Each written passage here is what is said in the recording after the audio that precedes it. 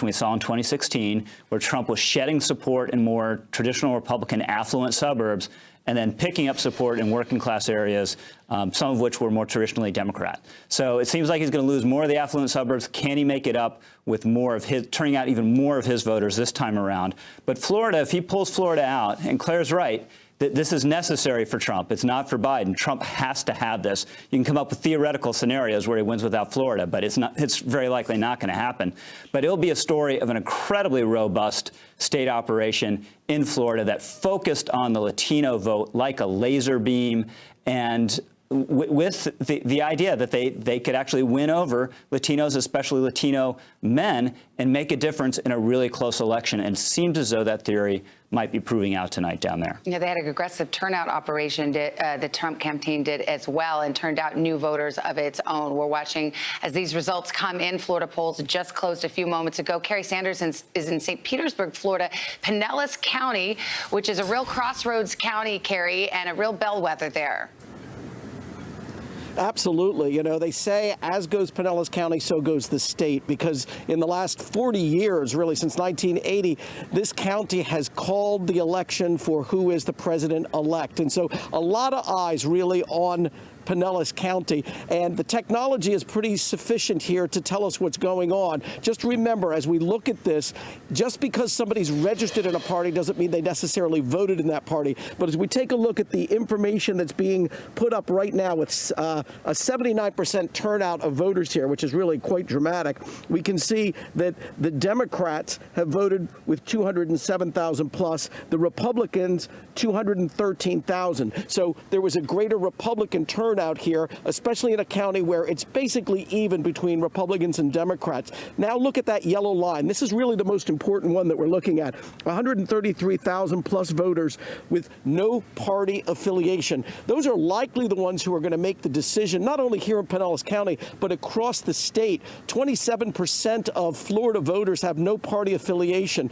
And drilling down, as the campaigns have done, is they were trying to woo those voters 65 and plus in age, those non-party affiliated voters. Those are the ones in 2016 who significantly lent and went towards Trump, giving him the election. And the belief is that that is the same group that will have an impact again in Florida with this election for president. One of the things to note that you all have been talking about with Miami-Dade and the Cuban-American population, just consider for a moment as we look at this, we have 930,000 Cuban-Americans of voting age, primarily in South Florida, but up along the I-4 corridor, sort of Orange County, Osceola, we're talking about in the Orlando area, we have 875,000 Puerto Ricans.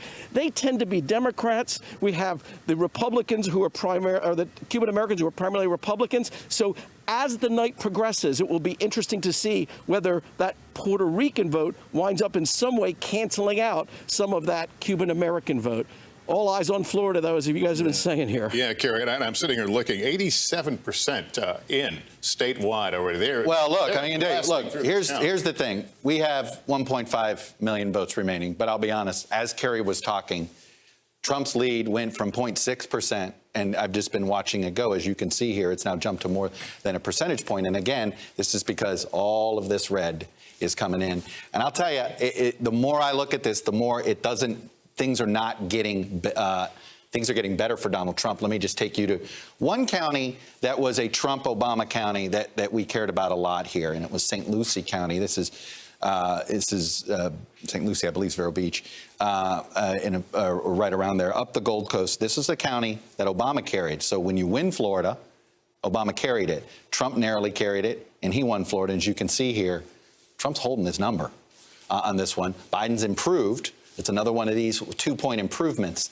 But the question is, it's not looking to me as if the numbers in this margins, that he's closing the margins enough to make up for. And the big one, we're gonna look at this and we'll see what the margin is right now. Yeah. Right, you look at 117,000. I could probably find the vote right here in Miami-Dade. If you just look 2 years ago, she won Miami-Dade by almost 300,000 votes. Right now, Biden's only winning Miami-Dade by 28 and 60, 88,000 votes.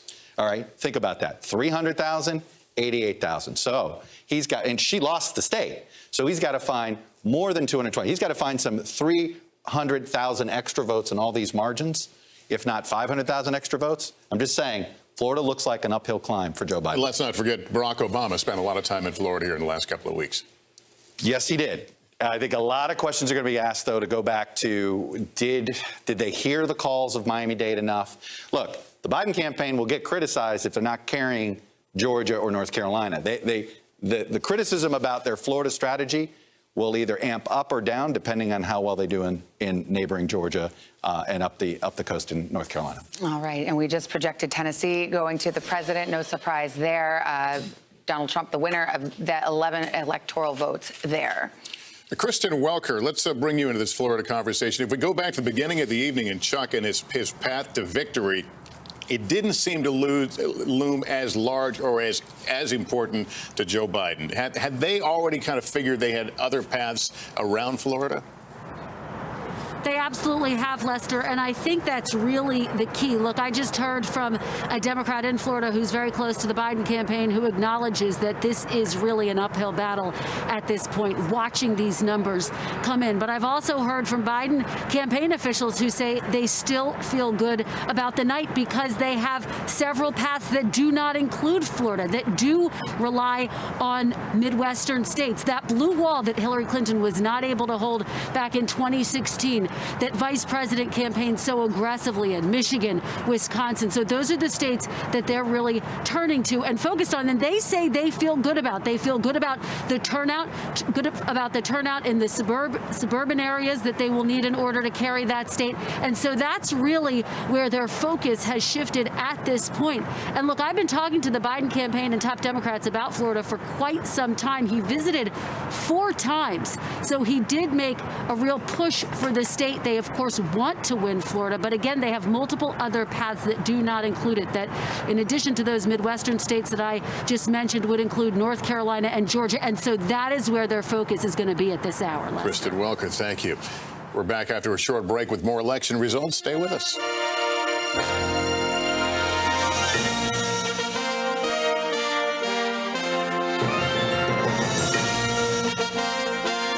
Good morning. Welcome to Today. We're glad to have you with us. This fall, we're right there with you, whether you're back to school. What do you guys think? We're excited? Or back to work. We're keeping you safe. I love being back. Every morning on Today.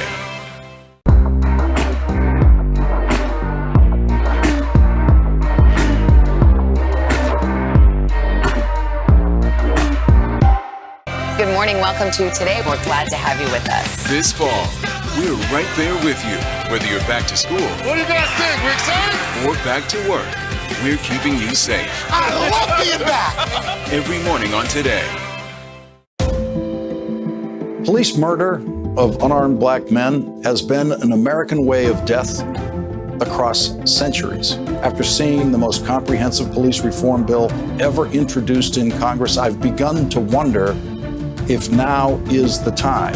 If now is the time the protesters finally win. The Last Word with Lawrence O'Donnell, weeknights at 10 on MSNBC. You ready to go to work? I'm so ready to go to work. She's Joe Biden's choice to be next in line. But who is Kamala Harris? Join me, Joy Reid, as I explore her life's journey from Oakland to Washington on my 6-part podcast, Kamala Next in Line. New episodes every Monday. Subscribe for free wherever you get your podcasts. A real close-knit group of nurses who pulled together when their boss needed help battling coronavirus. You're not just any patient, you're their friend. These folks saved my life. Thank God that there are people who want to run towards a pandemic as opposed to running away from a pandemic. Introducing the MSNBC Daily, featuring written perspectives by experts you know and trust for a better understanding of the stories that matter most. Check out the MSNBC Daily today at msnbc.com. You're watching NBC News Now. We've got some breaking news. Are people there concerned about what impact this could have on the election? It's news made for your streaming world.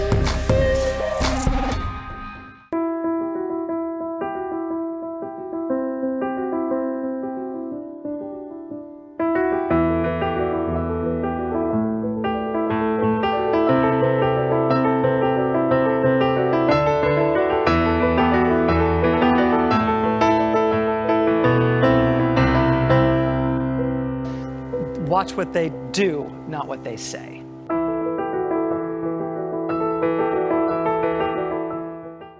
President Trump and Joe Biden hit the trail. At the center of this campaign, coronavirus. The story The battleground blitz as we enter the final stretch of the 2020 race. from every angle. If you were sitting here talking to Joe Biden and President Trump, what would you want to tell them right now? On the ground The winds fanning these flames are expected to last another 24 hours. and in depth. We now have 2 vaccine trials on hold. Should people be concerned? NBC Nightly News with Lester Holt.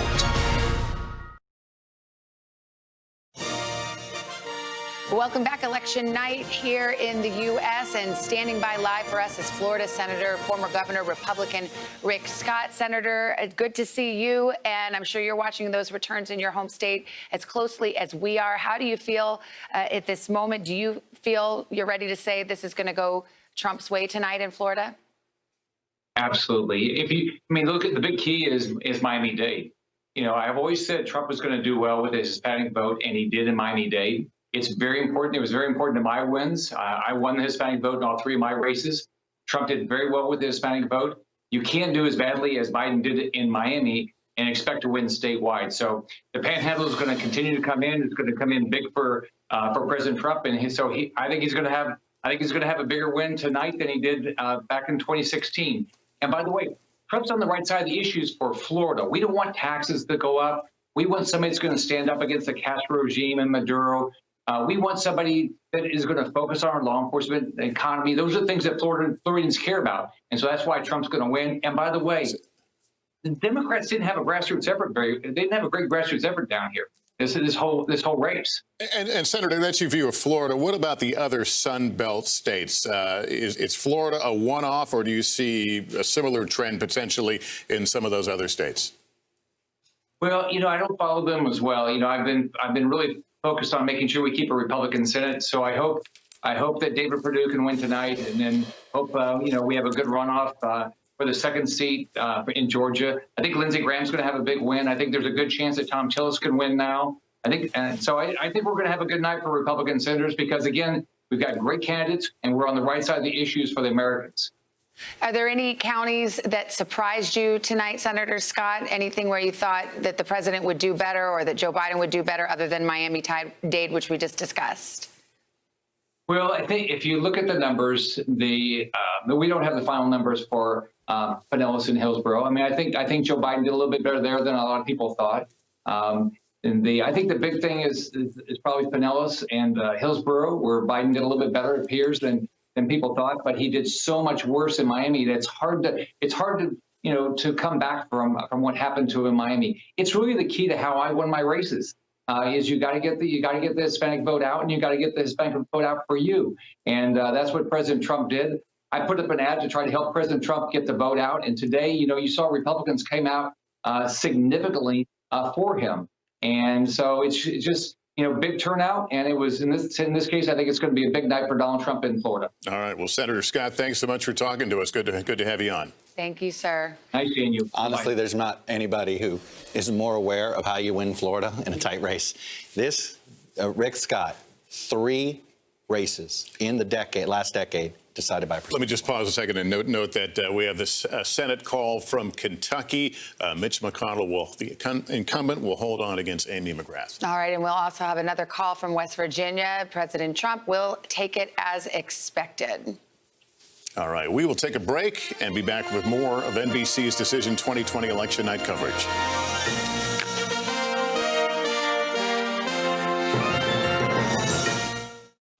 You ready to go to work? I'm so ready to go to work. She's Joe Biden's choice to be next in line. But who is Kamala Harris? Join me, Joy Reid, as I explore her life's journey from Oakland to Washington on my 6-part podcast, Kamala Next in Line. New episodes every Monday. Subscribe for free wherever you get your podcasts. Washington feels more chaotic than ever. It's my job to ask the tough questions, left and right, and help you make sense of it all.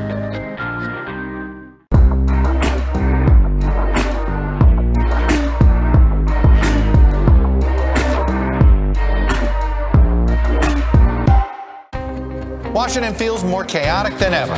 It's my job to ask the tough questions, left and right, and help you make sense of it all. You ready to go to work? I'm so ready to go to work. She's Joe Biden's choice to be next in line. But who is Kamala Harris? Join me, Joy Reid, as I explore her life's journey from Oakland to Washington on my 6-part podcast, Kamala Next in Line. New episodes every Monday. Subscribe for free wherever you get your podcasts. For breaking news in our changing world, download the NBC News app. President Trump and Joe Biden hit the trail. At the center of this campaign, coronavirus. The story. The battleground blitz as we enter the final stretch of the 2020 race. From every angle. If you were sitting here talking to Joe Biden and President Trump, what would you want to tell them right now? On the ground. The winds fanning these flames are expected to last another 24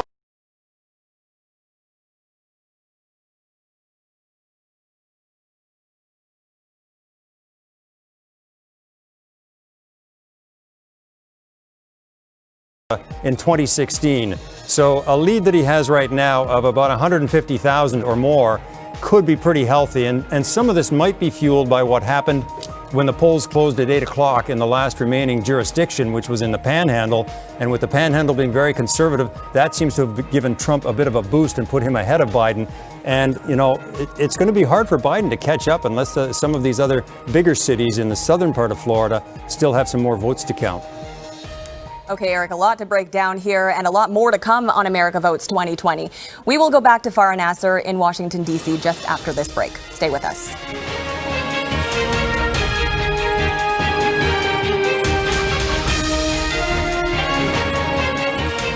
A mother's plea. But just come home or call or something. A father's instinct. Things never made sense to me from day one. And the police operation that finally uncovered the truth. It sends chills, even to this day. Crime Beat, Saturday on Global. Take a look. The Morning Show with Jeff MacArthur and Carolyn McKenzie. Jeff and I can barely have a conversation on the show, let alone harmonize. A full hour. Let me tell you something about homeschooling. Of star power. I feel like we're family now. I spent 2 days shooting the video and sucking in as much as I possibly could. But he thought it was going to be close. The exit polls indicate that. And look at the suburban and urban and rural splits here. You know, Trump's vote in 2016, he did, you know, it was sort of 38% of it was from the urban area. Well, we've seen while he's increased his margin, he's increased his vote share in rural counties in Ohio. He's decreased his share in suburban and in urban. So the question is, again, everything is a margin game here. Now, if you're Joe Biden, you'd rather trade suburban votes for rural votes, suburban counties for rural counties. There's just more raw vote there. Question is if it's enough. We've seen some suburban white vote has dipped 7 points from 4 years ago, and Hillary Clinton lost it by 8. Ohio's going to be close. All right, Andrew told us to watch those suburban women, and so we will. But we got to take a brief pause in the action now. More election night results to come. You're watching Decision 2020 on NBC.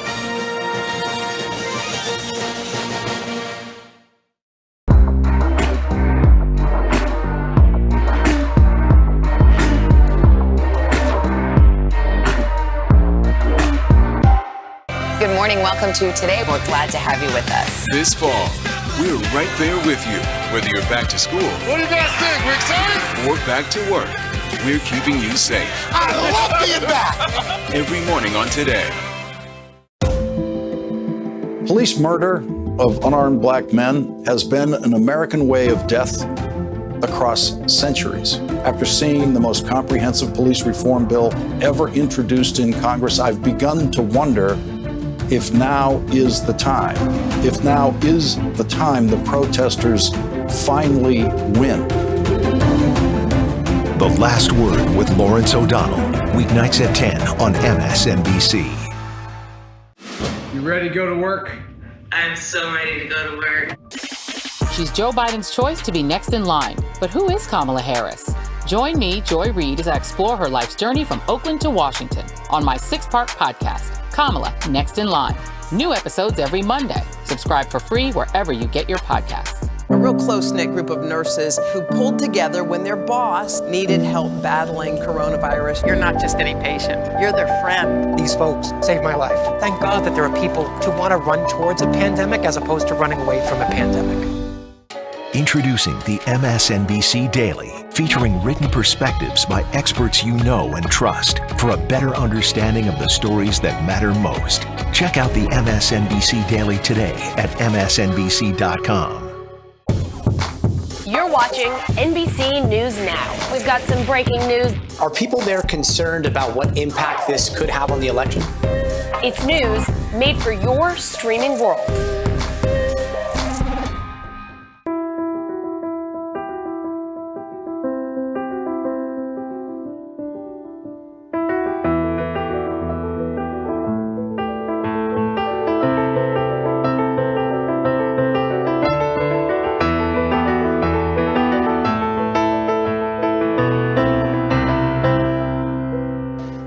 Watch what they do, not what they say.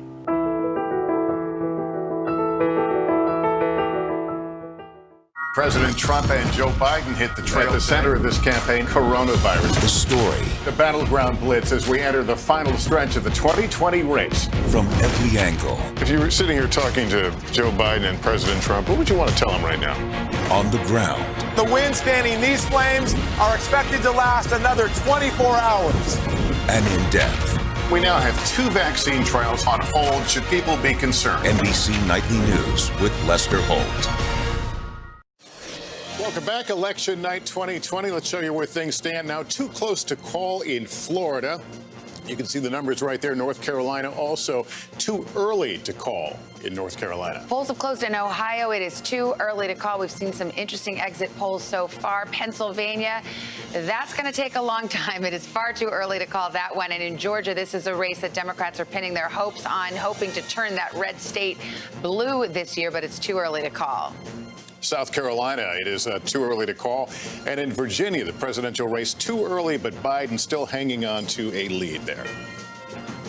Go to Andrea Mitchell right now. Andrea. Well, one of the important factors that Joe Biden was counting on was reaching out to seniors, having a big advantage with seniors on the coronavirus. But interestingly, in the exit polls, it shows that the economy was a more important issue than the coronavirus, and that Donald Trump was given better marks for handling the economy than Joe Biden. So still, the economy was the most important factor, which is seniors, which may be surprising, may be very important in Florida, also in Pennsylvania, which has a lot of senior citizens. Yeah, that could be a telltale exit poll for sure. Here we are saying Arkansas is up. Too early to call. The poll just closed there. And our map to 270. Let's throw it up there as we turn to Chuck. You see where it stands, Biden with the lead, but boy, it's early in the night. What do you get your eye on? Well, look, let me just run through all of the big states we care about. Not much in Pennsylvania's in, but you want to see what little bit is trickling in. And here, this is what I'm always curious about. We all are. Okay, our orange and our yellow. Boy, I can barely see it there. You know what that means? We got a long way to go in Pennsylvania. So let's, there's a lot of work to do in Pennsylvania. But let me take you over to next door, Ohio here. We told you before the break that there was some evidence in the exit poll. There's no doubt Biden is improving. Governor Mike DeWine said to me today on air, hey, essentially the first half of the vote should be Dem leaning. The second half should be R leaning. Look, I like to mess around with the Eries. We got Erie County. Erie County is going to be important in Pennsylvania, and Erie County could be telling here too. Right now, and it's only half the vote in, you see that Joe Biden is winning it. But you can see why I care about Erie County. When Obama carried Ohio, he carried Erie County. When Trump carried Ohio, he carried Erie County. So look, along the lake here, and I told you, along these lake counties, this is where Trump cleaned up. This is where Biden has to improve. Halfway through, don't pop any champagne corks if you're the Democrats here, but clearly Ohio much more competitive. Let me take you down to North Carolina right now, another state we're watching. More than 60% of the vote is in. What are we up to? 62 here. And I was talking about margins. Biden had a bad day in Miami-Dade. He's got a really good day in Raleigh and in the triangle here in Wake County. Let me show you something here. You see this split 82% in, 65-33. Let me show you Wake County over the last 3 cycles. As you can see here, Joe Biden, Wake County, this is Research Triangle. You guys know this. This is, hotbed, a lot of college-educated suburban voters here. And as you can see, this is a case where Joe Biden's outperforming his former running mate by a big-time margin. He's already got a ton of vote here. He's got almost double the vote of Trump here. And as you can see, Clinton only got 100,000 advantage there. So already big margins there. By the way, the story is the same in Mecklenburg here, which is Charlotte.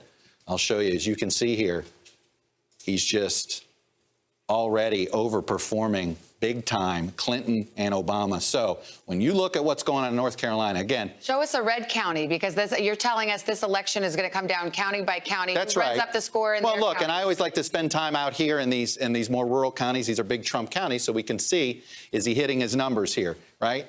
Biden, 3 points better. Okay, I'm going to go here, Henderson County. Again, rural county. Again, this is Biden, 8 points better. 78% in. Keep going down over here in this part of North Carolina. Rutherford County, another one. Biden improving by 3 points. This is the story across the board. And again, I do want to point out, and it's right down here. Look at this. I worried that my board wasn't going to let me write all the way down here on the edge. Continue to the next. Anyway, yeah, that didn't work out very well. But I swear to God, there's a 2% number here. I mean, it is amazing here that you're seeing that. Andrew's brought it up. I mean, that's Wisconsin, Michigan, and Pennsylvania. You're saying that there was a third-party vote that drew votes from Clinton in 2016. We don't have that same third-party vote this time. No, we don't. This is head-to-head, and it's a whole different Let's just take a look at Florida and check back in. And as you can see, the lead keeps growing for Donald Trump. So this is not looking like, yes, there's plenty of vote left. Let's look at our gray space here. Still got 1 million votes. So you can't sit here and call anything when you're separated by 225,000 votes here, 1 million votes, but you guys can do the math. Joe Biden's got to win a lot of those 1 million votes to make up a 226,000 vote deficit. Joe Biden here. began his Florida day is with looking, Mass at a Catholic church in Delaware, and then he visited a graveyard. A little red tonight. All right. Let's bring in Kate Snow and talk a little bit, go back to Pennsylvania if we can right now. Kate, you've spent a lot of time there. This is a place that we saw a lot of Obama voters break for Trump last time around, and then some second thoughts from some of those voters. You tapped into it. I tapped into it in my visit there last week. Describe the dynamics at play in Pennsylvania. Yeah, so I was in Western Pennsylvania, which I think is important to note right off, Lester, because Pennsylvania is a complicated state. It's not all one kind of voter. Where I was over by Pittsburgh, I was in Beaver County, which is northwest of Pittsburgh, right along the county borders, the Ohio border, and it has the Ohio River running right through it. That was steel country. That was a place where people had union jobs. They worked in the steel mills up until the 70s and into the 80s when those steel mills started going away. And what I found there is a lot of voters who said, look, I was a Democrat by tradition. My parents were Democrats. My grandparents were Democrats.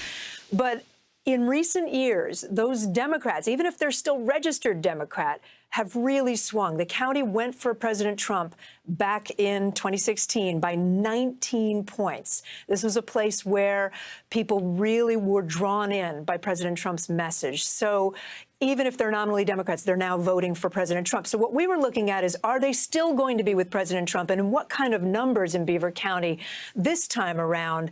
And I think what's interesting is I met a lot of people who said, yeah, we're still with him. I met a couple named Randy and Kathy who, again, used to be diehard Democrats, and now they're really into Trump. They've already, they had the big sign in their yard.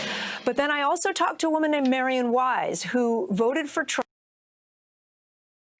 She said she never actually thought he'd win in 2016, but she was attracted to his message of drain the swamp.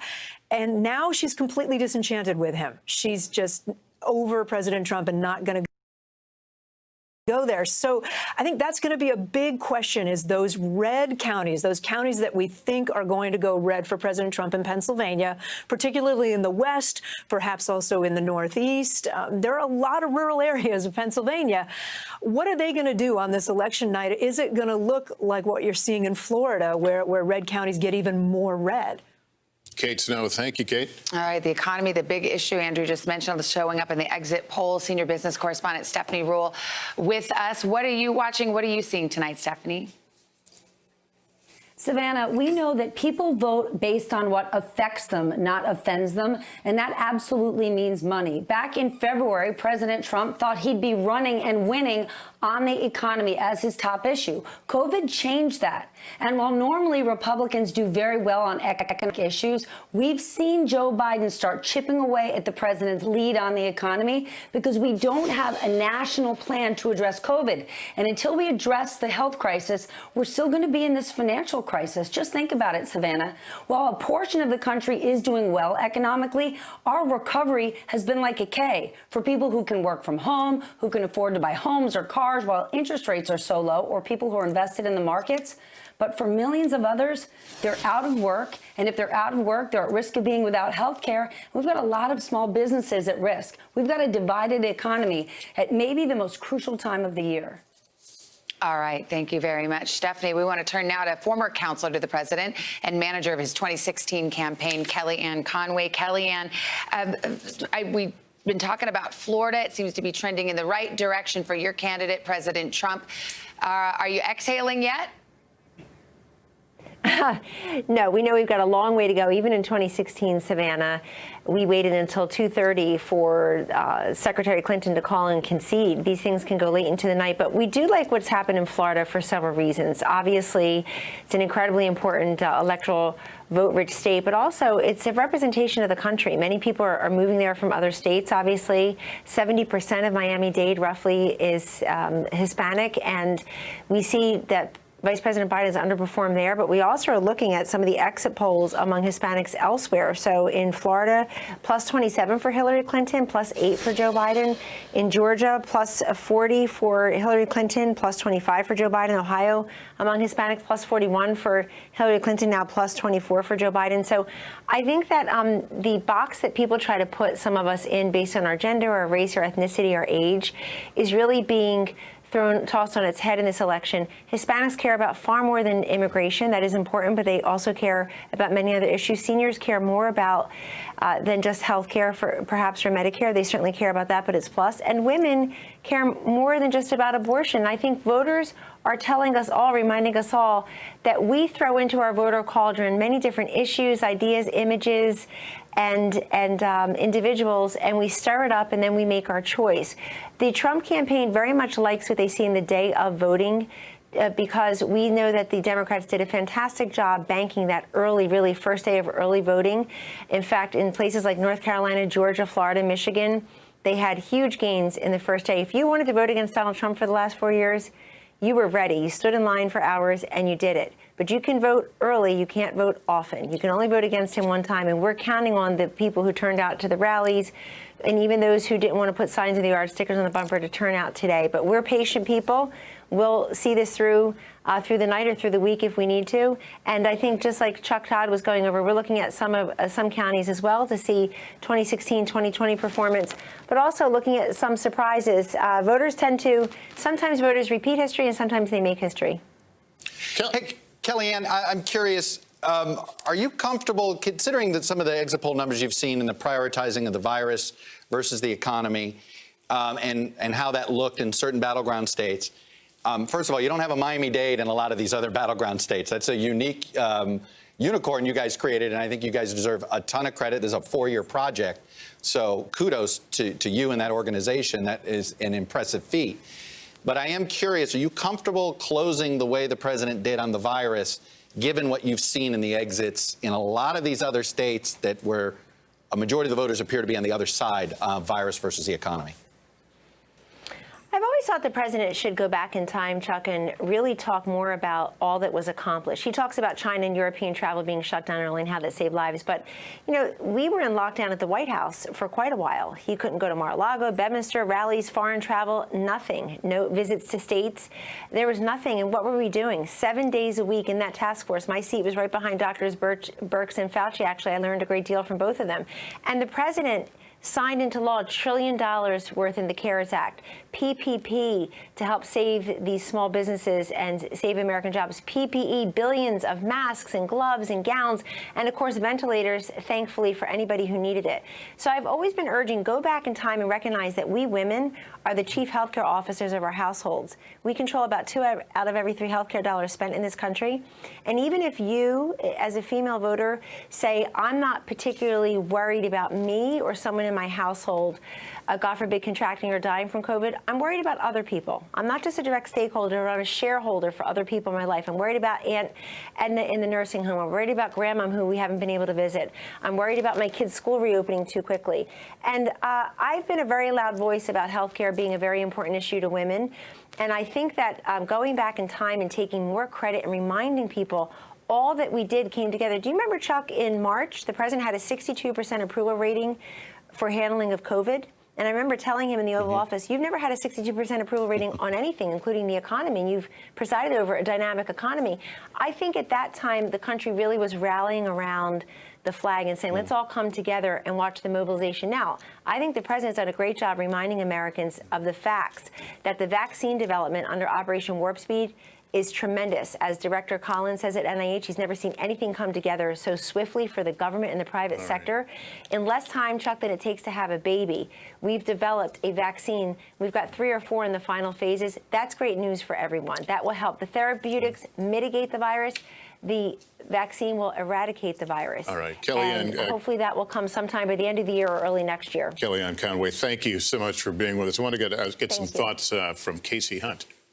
Well, at this hour, Lester, as I'm continuing to talk to sources across the country who are watching numbers in these key states, at Florida, I would say you were just talking a little bit about some of the reasons why Florida seems to be trending for President Trump. But Democrats I'm talking to are essentially saying that they're at the point where they're basically ready to write it off for Joe Biden. And they're starting to talk about the numbers in the suburbs, and they're pointing to Chuck Todd's mother's county, Seminole County, in the suburbs of Orlando, as a place to look to try and see if those kinds of trends are going to be replicated in other suburbs in Atlanta, for example, in Georgia or in Phoenix. So I think the way this conversation is changing tells you that they realize that they're potentially having a tough night here in Florida. There's also a couple House races in Florida where we may see some surprises, particularly Congresswoman Donna Shalala, who's a Democrat down in the Miami-Dade area, who may actually be on track to lose her race. And the House, remember, every member of Congress is up for re-election, and we have been anticipating that Democrats were likely to win seats in the House, potentially in the single digits. They would have considered double digits to be a good night, but that Shalala race potentially a warning sign for them.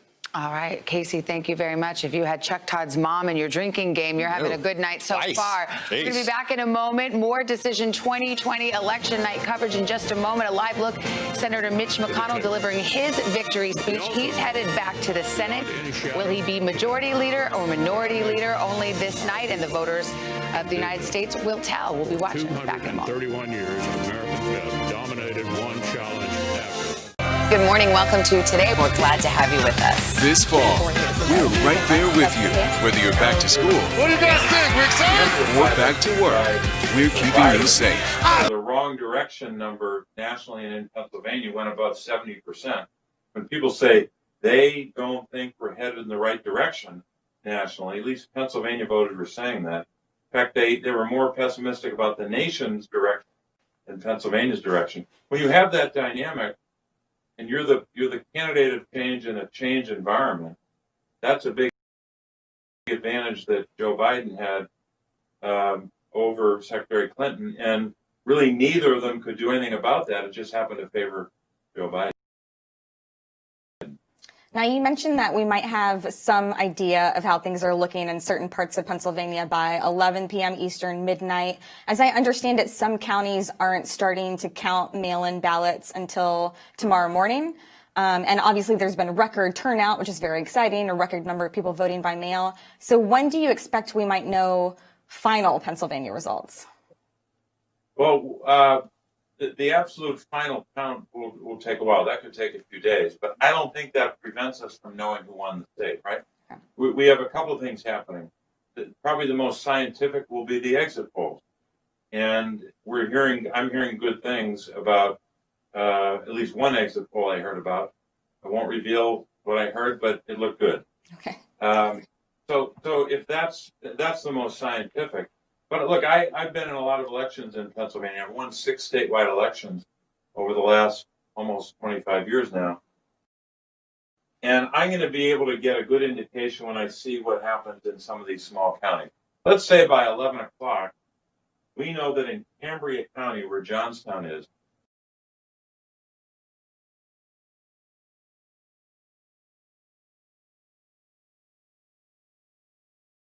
which 30 years ago was a deeply blue county, now is deeply red, right? If I'm polled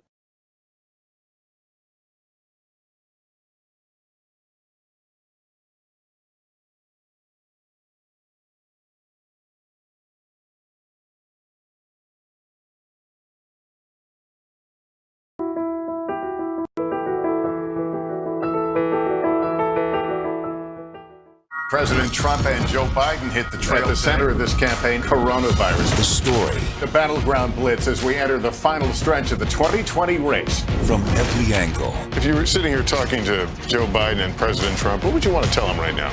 On the ground. The winds fanning these flames are expected to last another 24 hours. And in depth. We now have 2 vaccine trials on hold. Should people be concerned? NBC Nightly News with Lester Holt.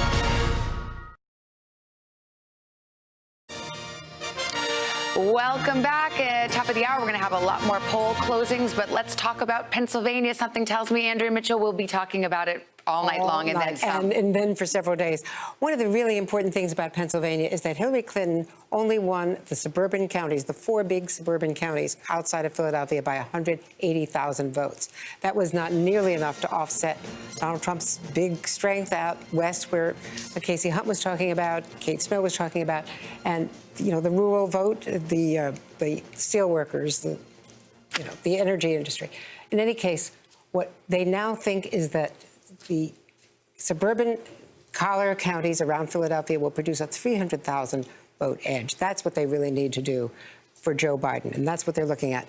The other thing was that it was 70-30 in those rural western Pennsylvania areas. 70-30 for Trump over yes. Clinton. Yes. They think that Joe Biden, coming from Scranton, being a working-class union guy, can shave that to 64-36, something of that nature. The other surprising thing is that, contrary to what the Biden people had expected, we're seeing in the exit polls that nationally, seniors are going marginally for Trump over Biden. People had thought that that would be a strong Biden vote. Seniors worried about health care, worried about COVID.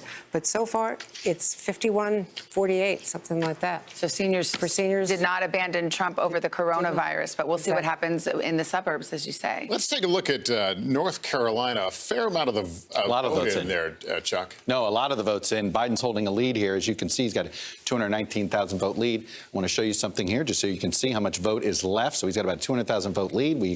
We think there's about 1.8 million vote still left to come in. And you see gray counties, for what, in case you're wondering when you see this, it means we have no vote in them yet.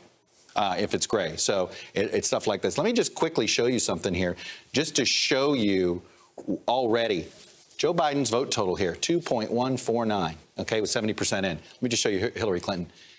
When all the votes were counted, it was 2.189. First of all, you could see turnout is way up, but you could see Democratic turnout in particular. And the story is right now in these suburban counties.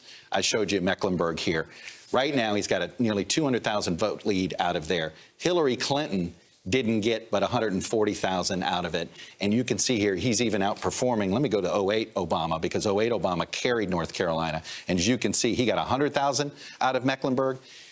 He could get 200,000. That's how you win the state of North Carolina, guys. All right. Thank you, Chuck. Joining us now, Jose Diaz-Balart. He's in Florida. He's the anchor of Weekend Nightly News and Noticias Telemundo. And Jose, the Florida story really focuses on the Latino vote and a massive get out the vote and persuasion operation dedicated to South Florida, a place you know well. I do indeed. Good evening. And it's going to be the story if indeed Donald Trump ends up winning the state of Florida. It could have a lot to do with specifically South Florida and the Latino vote in South Florida, specifically Cuban American voters, Venezuelan American voters, Nicaraguan American voters, and some Colombian American voters that for the last 3 years, Donald Trump has been working very consistently, insistently, and also there's been a very strong push for the last months that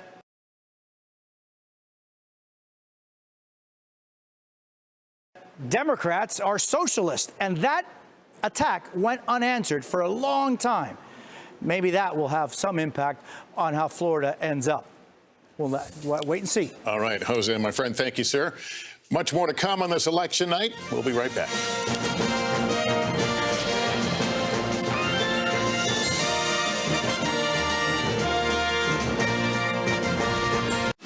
You ready to go to work? I'm so ready to go to work. She's Joe Biden's choice to be next in line. But who is Kamala Harris? Join me, Joy Reid, as I explore her life's journey from Oakland to Washington on my 6-part podcast, Kamala Next in Line. New episodes every Monday. Subscribe for free wherever you get your podcasts. Washington feels more chaotic than ever. It's my job to ask the tough questions, left and right, and help you make sense of it all.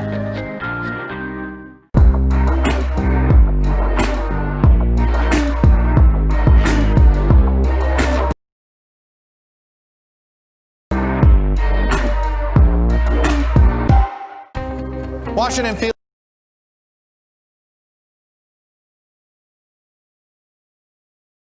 more chaotic than ever. It's my job to ask the tough questions, left and right, and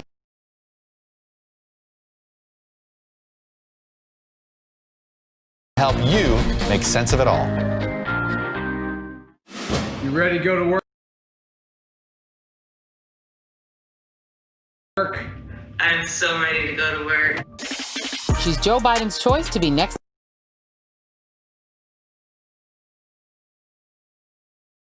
in line. But who is Kamala Harris? Join me, Joy Reid, as I explore her life's journey from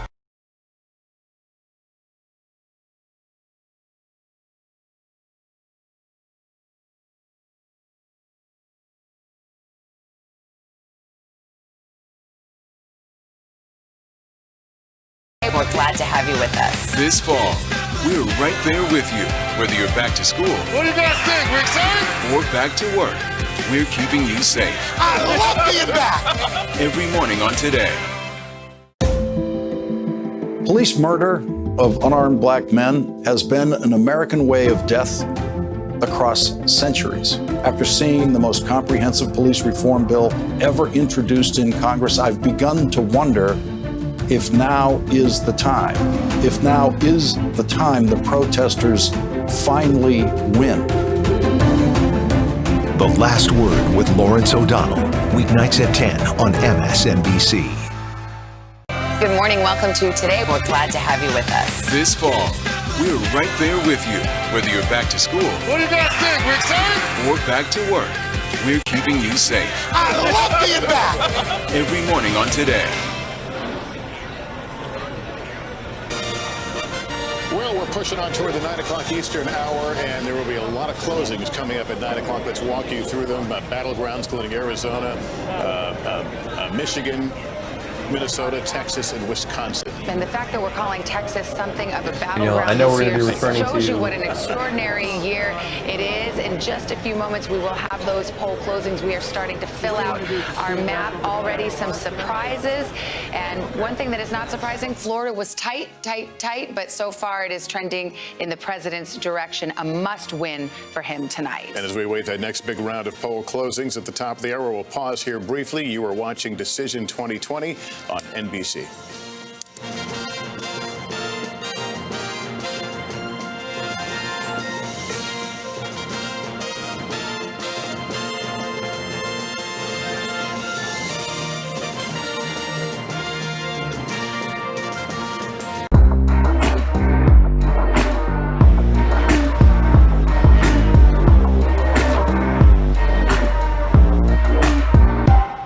Good morning. Welcome to Today. We're glad to have you with us. This fall, we're right there with you, whether you're back to school. What do you guys think? We're excited? Or back to work. We're keeping you safe. I love being back. Every morning on Today. Police murder of unarmed black men has been an American way of death across centuries. After seeing the most comprehensive police reform bill ever introduced in Congress, I've begun to wonder if now is the time. If now is the time the protesters finally win. The Last Word with Lawrence O'Donnell, weeknights at 10 on MSNBC. You ready to go to work? I'm so ready to go to work. She's Joe Biden's choice to be next in line. But who is Kamala Harris? Join me, Joy Reid, as I explore her life's journey from Oakland to Washington on my 6-part podcast, Kamala, Next in Line. New episodes every Monday. Subscribe for free wherever you get your podcasts. A real close-knit group of nurses who pulled together when their boss needed help battling coronavirus. You're not just any patient, you're their friend. These folks saved my life. Thank God that there are people who want to run towards a pandemic as opposed to running away from a pandemic. Introducing the MSNBC Daily featuring written perspectives by experts you know and trust for a better understanding of the stories that matter most. Check out the MSNBC Daily today at msnbc.com. You're watching NBC News Now. We've got some breaking news. Are people there concerned about what impact this could have on the election? Define the national. Made for your streaming world.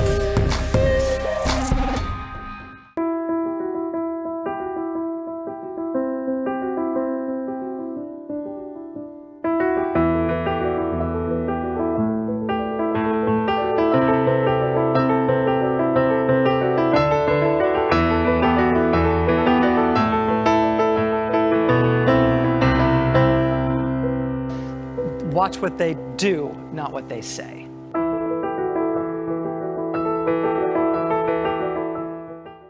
President Trump and Joe Biden hit the trail. At the center of this campaign, coronavirus. The story. The battleground blitz as we enter the final stretch of the 2020 race. From every angle. If you were sitting here talking to Joe Biden and President Trump, what would you want to tell them right now? On the ground. The winds fanning these flames are expected to last another 24 hours. And in depth. We now have 2 vaccine trials on hold. Should people be concerned? NBC Nightly News with Lester Holt.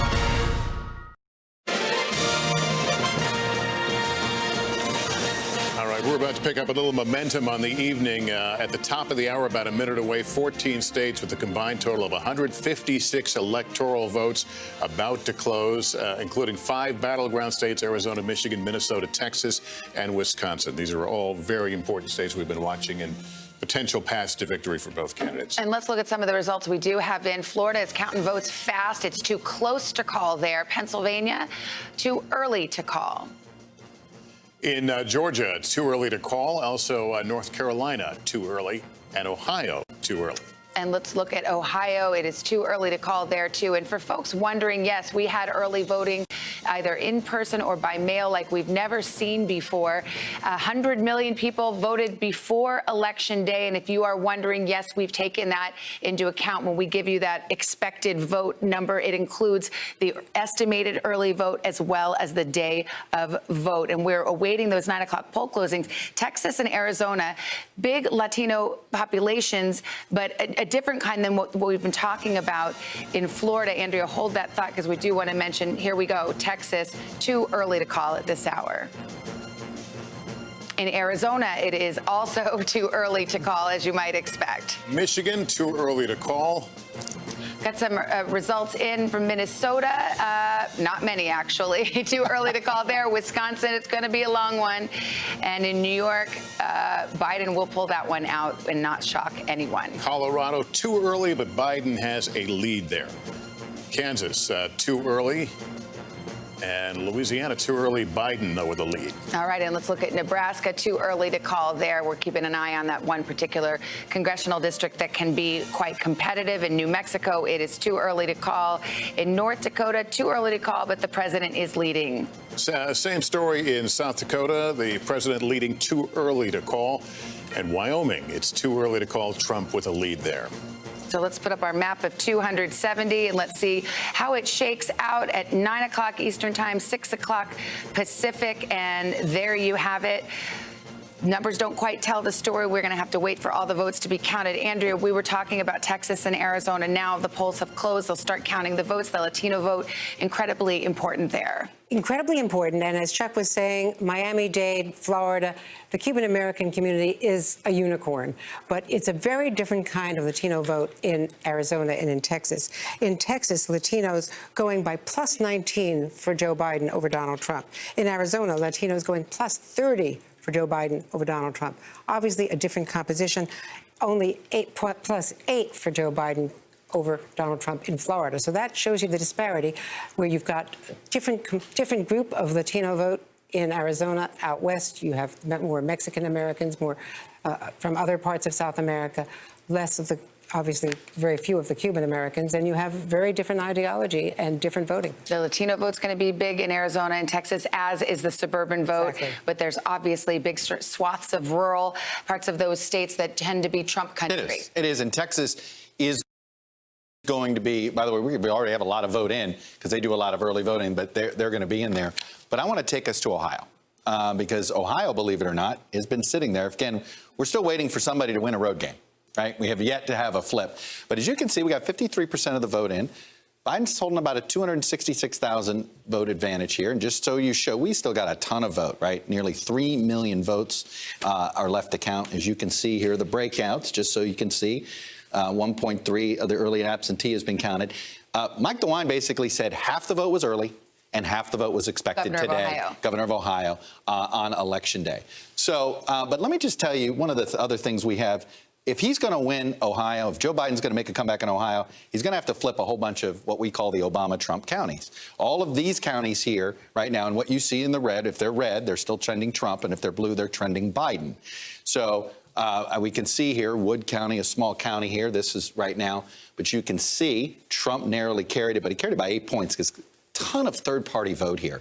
Ton of third-party vote in Ohio did really well. Johnson did much better there. But as you can see, this is a county that Obama carried. Biden hasn't caught his number there, but he's getting close, and he's obviously going to outperform Obama 12. So I'm going to be monitoring all of these Obama Trump counties, particularly in Ohio, because the only path for Biden to somehow pull the Ohio upset is if he's going to take most of these counties that Trump carried and flips most of them, if not all of them, back to blue. But polls have had the president pretty far ahead in Ohio. Well, all this year, it's been interesting. He's been ahead, but the margins have been smaller. It's been a little bit of older voters, and there is a bit of Joe Biden. It plays a little bit better in Ohio than maybe any other Democrat that had run for president during this primary. I want to put up Florida again because we've changed our characterization there, or have we? Okay, Trump now officially leading in Florida. 29 electoral votes are watching there. Chuck. Okay. I want to go to Kristen Welker, who's at Biden headquarters. Hey, Kristen, what's the talk there as Florida starts to slip out of their hands? Well, they are acknowledging that, Savannah, and I'm told by officials that they're in a wait-and-see mode, but they still feel very confident about their path to 270. And look, we go back to this idea that they fought hard for Florida, but didn't need Florida in order to win. There are a number of other paths, but the question is, what does this potentially mean about Georgia, about North Carolina? I put that question to a campaign official who said not a whole lot. Look, they think that the electorate is unique in Florida for all of the reasons that you've been talking about, particularly in the Miami-Dade area. They think that the president's attacks trying to characterize Joe Biden as socialist stuck. Obviously, that's a characterization that he would reject outright. But one top Democrat telling me they still feel very solid about their chances in Georgia and North Carolina. Now, what if they don't win either state? Well, officials tell me that is okay because Joe Biden still has a path to 270 without winning those two states. He would need to win Michigan and Wisconsin and Pennsylvania. And so that is why you have Joe Biden visiting Pennsylvania 14 times, more than any other battleground state since he won the nomination. That's why he was there again today in Scranton, in Philadelphia, really trying to drive up the vote in Philadelphia, in the suburbs. Of course, that part of the Obama coalition that did not turn out in force in 2016. He needs it if he's going to pull out a victory in the all-important state of Pennsylvania. Savannah and Lester. All right, let's bring in Hallie Jackson right now at the White House. Hallie? So we've been talking about Ohio. Chuck just had that up on the big board there. That's a really interesting state because the Trump campaign, folks that I've been talking to throughout the day and into the evening here, had been feeling confident about the way that was going to go based on some of the polling. I will eat this bag of coffee, Black Rifle, wonderful sponsor, if Ohio goes to Biden. And I also would be surprised to see Arizona go to Biden. So when people say that, guess what? Trump just needs to win either Pennsylvania or Michigan. If that map that I just laid out for you remains true, guess what? Biden needs to win Minnesota, not enough. Wisconsin, not enough. Add Michigan, not enough. Pennsylvania, now he gets over it. What do we think is more likely? That Donald Trump keeps the states that we've all agreed upon here and wins either one Michigan or Pennsylvania, or that Biden runs the entire blue wall? I think the former is more likely, and Michigan could go either way. But I don't think Ohio is too close for comfort, Ben. I don't want to say that you're a defeatist, but come on, there's no way Ohio's going for Biden. I'd be very surprised. I'm still getting over Ben Shapiro being cautiously optimistic. That for the rest of us, that's party time, you know. Stephen Crowder, cautiously optimistic for Ben is still very negative. Stephen, I have a question for you that transcends the political. Are you strapped right now? Yes. What are you wearing? This is a wonderful. Actually, I'm going classic. This is a .357 Magnum, Smith & Wesson Model 686. It's an old revolver that carries 7 shots. A .357 Magnum and some moon clips in here. So we have many guns in this office. We don't live in California. I don't know if you're in Nashville yet. Are you investigating a murder? Like, what exactly is going on over there? Well, you know what? I will tell you this. I wore it once for open carry, and I came home, and my wife just got very comfortable. So good enough for me, dude. I continue wearing it. Cannot argue with that My wife logic. likes suspenders, but who am I, Larry King? So I just wear the open carry, and my wife likes it. She's like, I really like it, and I enjoy it, and it makes me look tougher than anyone else on this stream, which is good, which is really all I was aiming for. If you didn't look tougher than the people on this stream, you'd be in real trouble. I will say, and I rarely pay you compliments. Dennis Prager's a big guy. He's like 6'5". Well, yeah, you don't want to wrestle with Dennis. That's for sure. But I rarely give you compliments on the account of I hate you and all. And I got to see you be waterboarded that time. You don't even need a gun. You're a freaking giant who practices Brazilian jiu-jitsu. I think that you're going to take good care of yourself. Well, thank you very much. But it comes quicker. But that being said, in the street, I've always avoided physical altercations, and I will say this to anyone who tells you this out there: if it does come down to a physical altercation, I'll take a gun. Just like the whole Gracie family who created the UFC. They're like, in the street? What, are you out your mind? I'm going to go bang, bang, shoot, you dead. So, yeah, it's nice to roll around on the mats and drunk uncle jiu-jitsu, but otherwise they're getting some .357 or my wall. The real reason that he knows Brazilian Jiu-Jitsu is just because that's how he gets to know people and greets them. Literally, the first time he came over to my house, he put me in a headlock and put me in a sleeper hold. Almost knocked me out. This is a fact. Absolute fact. That's a lie. I tapped out. Ben, correct that lie because you're an honest guy, and I don't want the alt-right people to go out there with ammo and perpetuating a negative stereotype. I did not walk up and choke you. I asked you, and you said, okay, be careful. And you forgot to mention that you had a hernia. You didn't.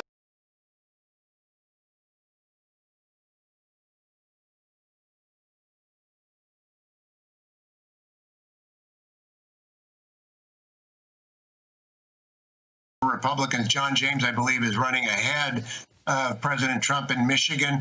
The early numbers on David Perdue look very good vis-a-vis John Ossoff. It looks like a runoff in the special.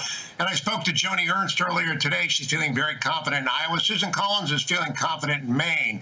And so as good as I feel about the president right now and the Senate, I go back to Ohio, which Chuck was looking at, my hometown of Trumbull County, is first went for the President Trump in 2016 for the first time for a Democrat since Richard Nixon in 1972. Can he hang on there? And the big difference in Ohio that I know Chuck knows, and you guys will know, is that Rob Portman is not on the ballot this time, providing an additional kind of ground game and strength. Rob Portman, one of the most popular Republicans in Ohio, is not on the ballot. He helped get the president over the line 4 years ago. So I'm watching that with great concern, but I am very cheered by the Florida numbers. There are some people, I know NBC has not called Florida, but some people have called Florida for President Trump. And so I'm very cheered that that's an early call. And I extrapolate that out to a few congressional districts in California where that voter who left a socialist country, that's how I'm characterizing it. That would include Venezuelans, that would include Nicaraguans, that would include people, of course, from Cuba. I think that vote, as Maria was talking about, is one that we've got to keep an eye on in the California congressional district that will matter. Right now, I'm pretty happy, with the exception of I would love to see Ohio get some more red votes pretty quickly. All right, Hugh and Maria, thanks to both of you. Thank you. All right, let's bring in Casey Hunt. I know you've got some reporting on North Carolina, which we're watching closely, Texas as well. That's right, Savannah. As I've been talking to sources on both sides of the aisle, I mean, one of the places that I try to look is to find agreement in terms of what we're seeing. And both sides of the aisle do seem to be in agreement that Thom Tillis, who's running for Senate in North Carolina, seems to be performing better, certainly than many of my sources expected he might. And I will say both Democratic and Republican sources who were pretty concerned about Tillis, if you were a Republican, and whether he was going to be able to hang on. And that, of course, raises questions about where things stand in the presidential race, which my sources are also saying is very, very close, but my Democratic sources are less optimistic about it than they were just an hour or so ago. And that's a trend that's holding across the Sun Belt, Texas as well. There was a chance that Democrats were perhaps going to take back the Texas State House. That has incredible repercussions as we head into a season of redistricting. They're now not optimistic that that's something that they're going to be able to pull off, although we still have a lot of data out there. There's also questions about Georgia. Senator David Perdue, a Republican who also potentially, we had talked about, was in danger from a Democratic challenger. Some of the conversations heading into the night were, would David Perdue's opponent get 50%? Increasingly, it's now looking like Perdue may be in much better shape.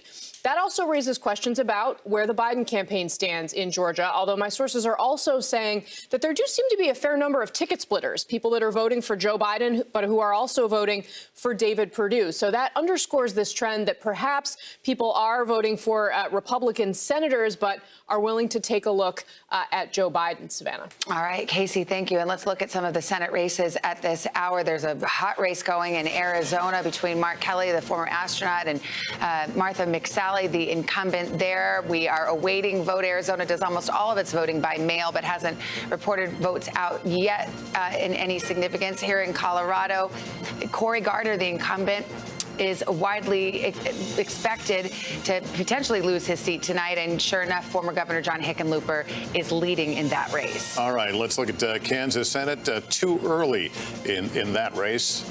Michigan's Senate race, too early to call there. That's another Democrat who some felt might be on the rope, so we'll watch that one. Minnesota's got a Senate race going. It is too early to call there. Same story in New Mexico, too early. Texas, John Cornyn, the incumbent, will hold on to his seat. We project him as the winner. And let's look at South Dakota. We are projecting that Mike Rounds, the senator, the incumbent, will go back to Congress. And here's how it's shaking out at this hour. That is the breakdown. Remember that Democrats would have to gain 3 seats if they win the White House to gain control of the majority, and 4 if the president is reelected. We'll keep our eye on that. We'll take a quick break. Stay with us. Much more as election night coverage continues right here on NBC.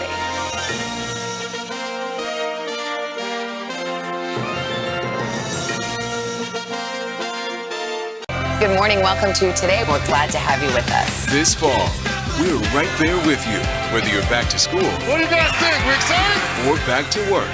We're keeping you safe. I love being back. Every morning on Today.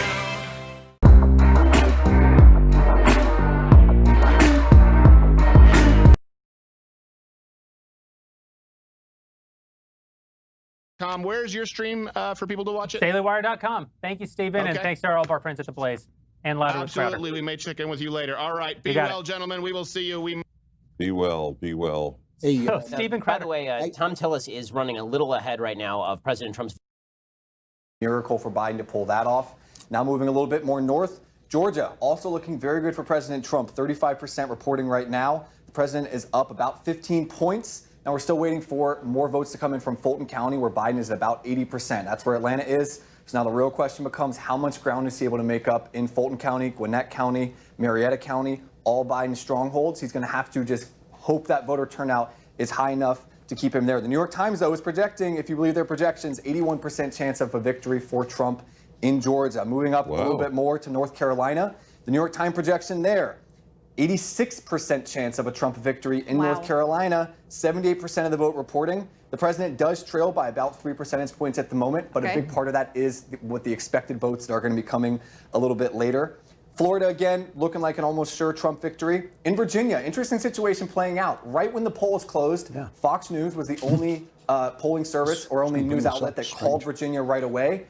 However, a lot of other outlets are holding off on calling it because right now President Trump is up 20 points with 40% reporting. Wow. And some of those counties, the reason people are holding off on holding, some of the northern counties, Arlington County, Prince George County, other ones like that, or Prince William County, other counties like that, traditionally places you'd expect Biden to perform, wasn't a huge voter turnout in some of those counties. So we're waiting for a lot of absentee ballots to come in. Those might be a little bit later to bring it more Democrat votes in. That's what the expectation is. But Virginia, much closer than people were expecting. Finally, the Republicans have lost their first seat in the Senate. Cory Gardner in Colorado wasn't polling well, and as expected, has lost. The Republicans down now to 53 in the Senate. Okie dokie. Thank you for that update. And we'll But be they'll back. take Alabama, right? We'll get Alabama. Yeah. Get a pickup. Yeah. To answer that question for you, Dennis, yes, a lot of outlets have already called Alabama, as you can see on the map over there. We're going to continue updating the map. And to update you here now about what's happening on social media, we have our very own Cassie Dillon. So right now on social media, all the talk is Florida. The left is very mad at Florida right now, to where the Daily Show has even put out a little video of blowing up Florida. So that's quite interesting. And then we also have Nicole Hannah-Jones of the 1619 Project announcing her next writing gig. She wants to write a piece about how the Latino community is contrived of ethnic category that artificially lumps white Cubans with black Puerto Ricans and indigenous Guatemalans, yada yada. So I guess the Cuban vote is now canceled out of the Hispanic community, according to Nicole Hannah-Jones. There's going to be actual purity tests now. But our lovely White House press secretary said that she's excited for the surge for President Trump in the Latino community, and it's happening right now, primarily in Miami.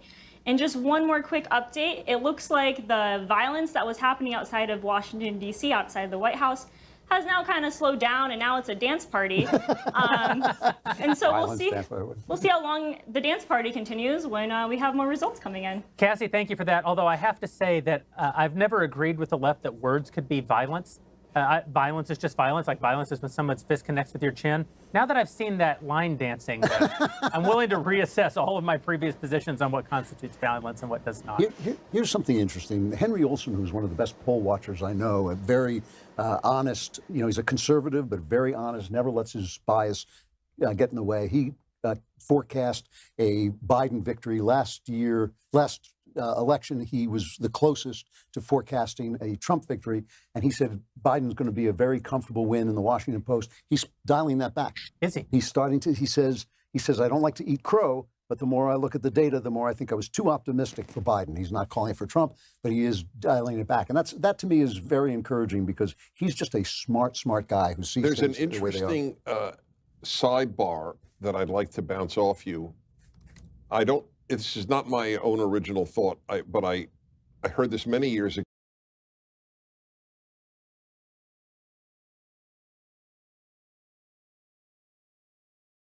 To see that theme now in a different region of the country where the Latino vote is just not turning out for Joe Biden as he expected, at least so far. Look, I'm going to take you to Georgia in a minute, but I do want to make a point about North Carolina that's very important. And remember what we were going to tell you about this? So 78% of the vote is in, right? That's a lot of vote. Remember what the orange means. The orange is the vote that took place before today, okay? The yellow is the vote that's coming in. And what we're waiting, basically, Biden's been sitting on his early vote lead. And what we're waiting to come in this last 21% of the vote in North Carolina is same-day vote. We know Trump won election day vote. The question is, did he win by enough to make up that margin? That's going to be how we're watching North Carolina over the next hour or so on there. So I just wanted to give you guys an update on that and realize what vote is out. And it's election day vote right now that we have not seen that much of in North Carolina. Let me take you to Georgia. It's just starting to come in. Some of the rural counties come in for me. I'll just give you an example. Here we are here. This is where either Biden wins or loses this. This is the Atlanta suburbs, the monster region here, and you'll see we still only have 1% of the vote in DeKalb County. So we've got a long way to go. But I want you to watch a county here. This is the next county out. The closest red county to Atlanta these days. Trump narrowly carrying it, and you can just see 4 years ago he carried it by almost 20 points. And this is the question, and you see here Romney carried it by 31 points over President Obama. So the question is, and it's the same story as Texas, right? How much of an advantage can Biden build out of Atlanta and its suburbs, and can he keep encroaching, keep finding some exurban counties like Fayette there that I'm telling you about, and then overcome that strong rural vote for Donald Trump? It's basically the same story almost in every one of these battleground states. All right, Chuck, thank you. We're going to take a quick break now. We'll be back with more Decision 2020 election night coverage in just a moment.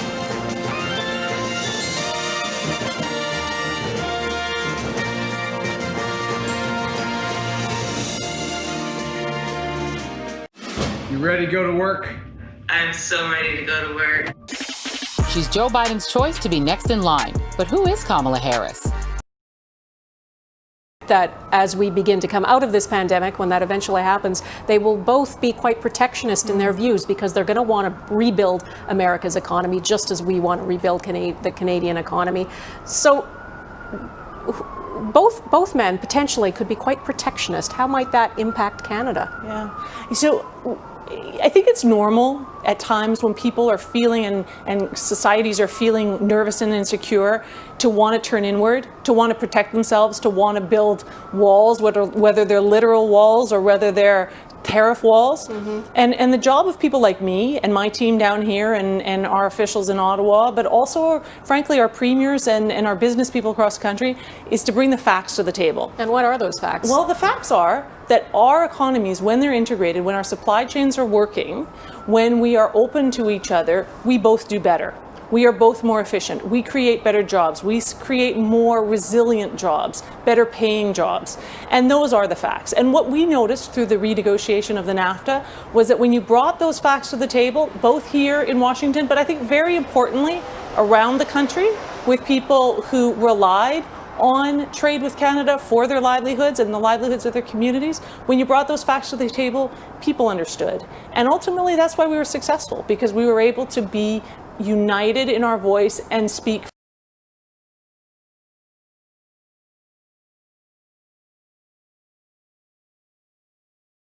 These people directly in the face. That's right. And that's what Trump was about. And then they have gone so insane over Donald Trump that I think everybody who is even remotely conservative looked at this and they went, wait a second, this isn't about Trump at all. Like, really deep in the cockles of your heart, it's not that you hate Trump until you're upset at me for voting for Trump. It's that you hate me. And so you hate Trump because Trump is just a stand-in for me. The evidence of this is that Donald Trump's character is probably the most widely known character of any character in modern media, right? Donald Trump has been famous 100% of the days of my life. And not just like a little famous, like rap stars rap about him famous, like he represented New York City. Like you could put Donald Trump in a movie, and they did frequently. He represented the idea of New York. He had affairs. We all knew there were strippers. All of that was known, and we loved him. We celebrated him. The left elevated him. They loved him, right up until he decided to represent us. That's only in that moment did they decide that there was a problem with his To me, one of the most telling statistics in the last 10 years is the fact that so many people were dying of opiate poisoning in the Midwest, in the middle of the country, that our life expectancy, the life expectancy of Americans, was dropping solely because of deaths by suicide, by suicidal behaviors. And nobody knew it until two Harvard researchers stumbled on it and were totally surprised. That means that a vast number of our countrymen were dying and nobody knew because they were in flyover country. But and even we on the right kept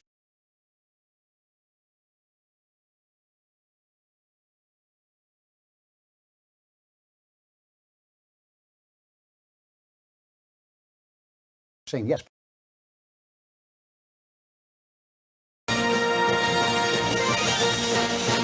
iPhones are cheaper because we're sending them out to China. We're making them in China. And Donald Trump got it.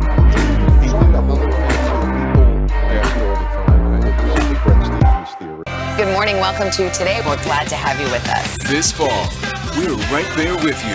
Whether you're back to school What do you guys think? We're excited? or back to work, we're keeping you safe. I love being back. Every morning on Today. Police murder of unarmed black men has been an American way of death across centuries. After seeing the most comprehensive police reform bill ever introduced in Congress, I've begun to wonder if now is the time. If now is the time the protesters finally win. The Last Word with Lawrence O'Donnell, weeknights at 10 on MSNBC. You ready to go to work? I'm so ready to go to work. She's Joe Biden's choice to be next in line. But who is Kamala Harris? Join me, Joy Reid, as I explore her life's journey from Oakland to Washington on my 6-part podcast, Kamala Next in Line.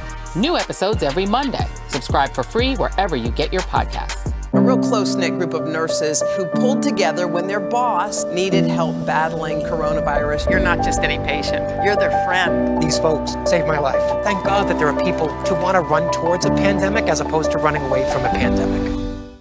Introducing the MSNBC Daily, featuring written perspectives by experts you know and trust for a better understanding of the stories that matter most. Check out the MSNBC Daily today at msnbc.com.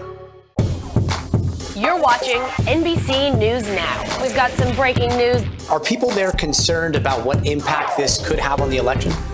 It's news made for your streaming world.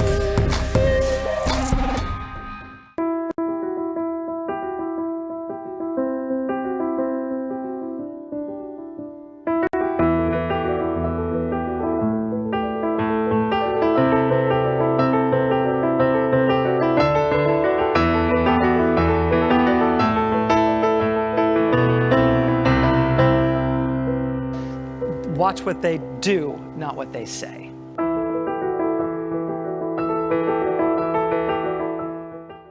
President Trump and Joe Biden hit the trail. At the center of this campaign, coronavirus. The story. The battleground blitz as we enter the final stretch of the 2020 race. From every angle. If you were sitting here talking to Joe Biden and President Trump, what would you want to tell them right now?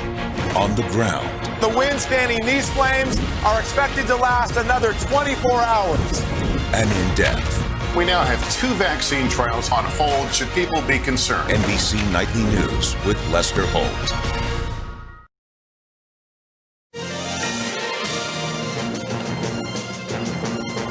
It is almost 9:30 in the east. Let's show you where we are right now. All right, Florida, too close to call, but the president is leading. A lot of the vote is in, so we anticipate a call coming up pretty soon. In Pennsylvania, it is too early to call, and that may well be a race that lasts 4 days. Let's look at Texas. This is a place that Joe Biden has tried to turn blue. It is too early in Texas right now. Arizona, it is too early as well. Let's take a look at Arizona, see how much vote is in at this hour. Too early to call. It doesn't look like they've reported any, but let's go to Michigan now. Too early to call there, but that is a battleground, one closely watched, one that Joe Biden has got to flip back to blue this year. North Carolina, too early to call. We've been watching it very closely. That's another one that the Democrats had hoped to flip. We've been keeping a big eye on Ohio as well. 60% in their 18 electoral votes. That's too early to call right now. And Georgia as well. This is another state that Joe Biden has tried to add to the expanded map. Too early in Georgia. The map's starting to fill out a little bit, but we've got the big remaining questions. I don't believe we've yet to call a battleground, Chuck. So well, we haven't, and we certainly haven't seen a flip yet. But Florida looks like we have an idea where it's heading because we're telling you we think Trump is leading here. We're at 80%. Let's look at how this is North Carolina. This, to me, is the next shoe to drop here, I think we see as the vote comes in. And as you can see, Joe Biden's margin is now less than 100,000, still 20%, still 1 million votes to go. Right now, the way that's eaten, let's see, it's these gray counties that we don't have anything in yet. And if you want an idea, this one next to Raleigh here, this is something that's expected to be a big Trump county. You know, this empty county here, Franklin's expected to be a Trump county. This one here, so you can see this is why there's pessimism on the Democratic side, optimism on the Republican side when it comes to where we are with North Carolina. And let me take you over to Georgia. Let's just get an update there to see. We're looking, this vote's trickling in here, 40%. We're still, until I see more than 1% out of DeKalb, we still got a long, long way to go in Georgia with the same game. But going back to North Carolina, that's what you're going to keep following. That should be the next shoe to drop, I think, before 11 o'clock. All right. All right. So let's turn to Andrea Mitchell right now. Talk a little bit about the expectations leading in tonight, the worries about Russia and Iran and meddling in our election. Any signs of any of that? No signs of any cyber. There was a lot of misinformation leading up to the election, but no signs of any cyber hacking. But we've now learned from 2 sources that U.S. Cyber Command did take offensive military action against government-linked hackers in both Russia and Iran. It was described by official sources to us as annoyances, not crushing blows, similar to what they did in the run-up to the 2018 midterms. We've seen no signs, as I say, of cyber hacking so far targeting this election from Russia or Iran, but they did take this action preemptively. Last time, they put them out of action for a couple of days, and then the government hackers were back in action again. But the biggest worry seemed to be more influence campaigns as opposed to And that physical we certainly saw changes. plenty of signs of, and that they announced a couple of weeks ago, and they've been tracking it.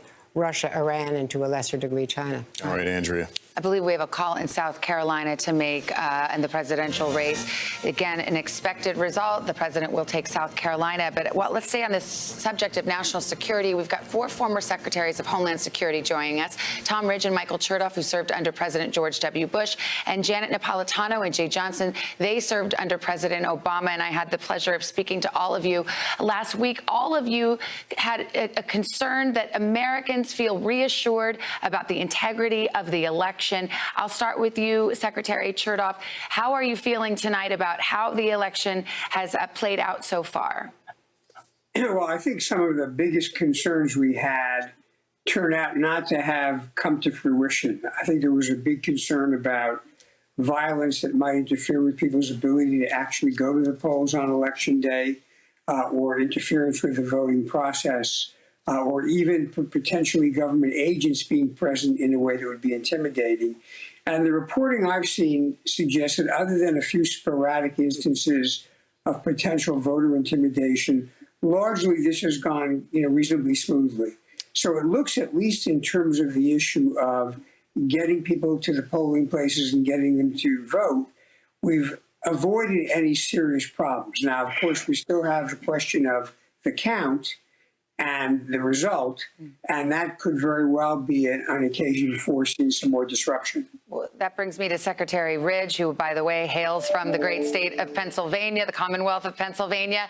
And when we talked earlier, Secretary Ridge, I think you said many, many times, November 3rd, today is the last day to cast your ballot. It is not the last day to count your ballot.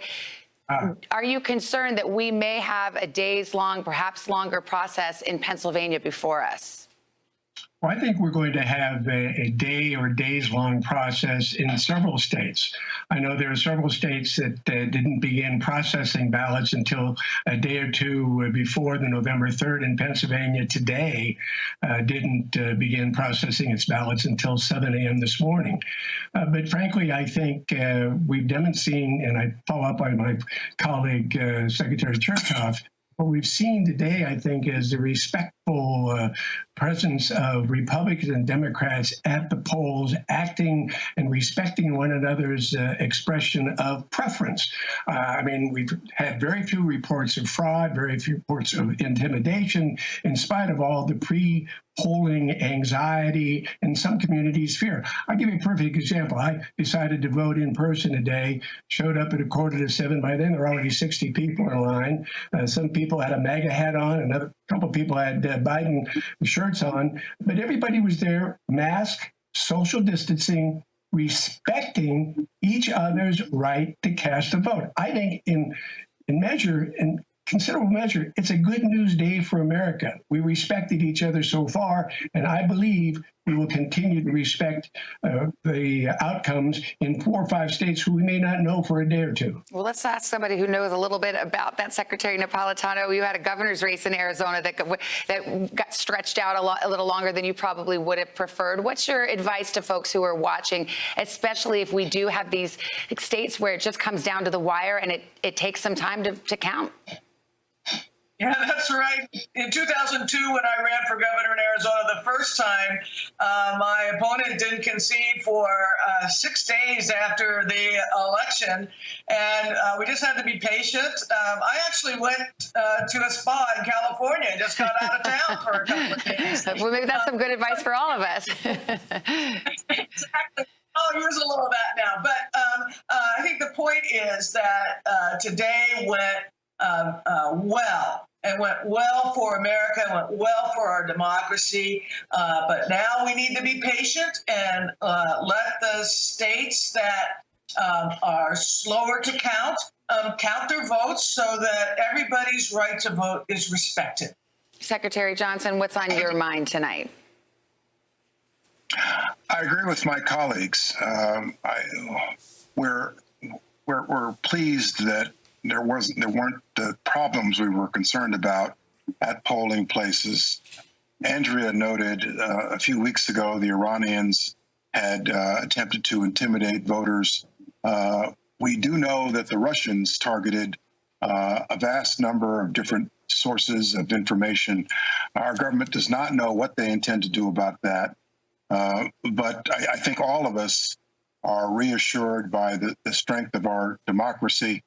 You know, my son is in the Coast Guard. He's deployed overseas right now, and he voted online several thousand miles away. He really wanted to vote.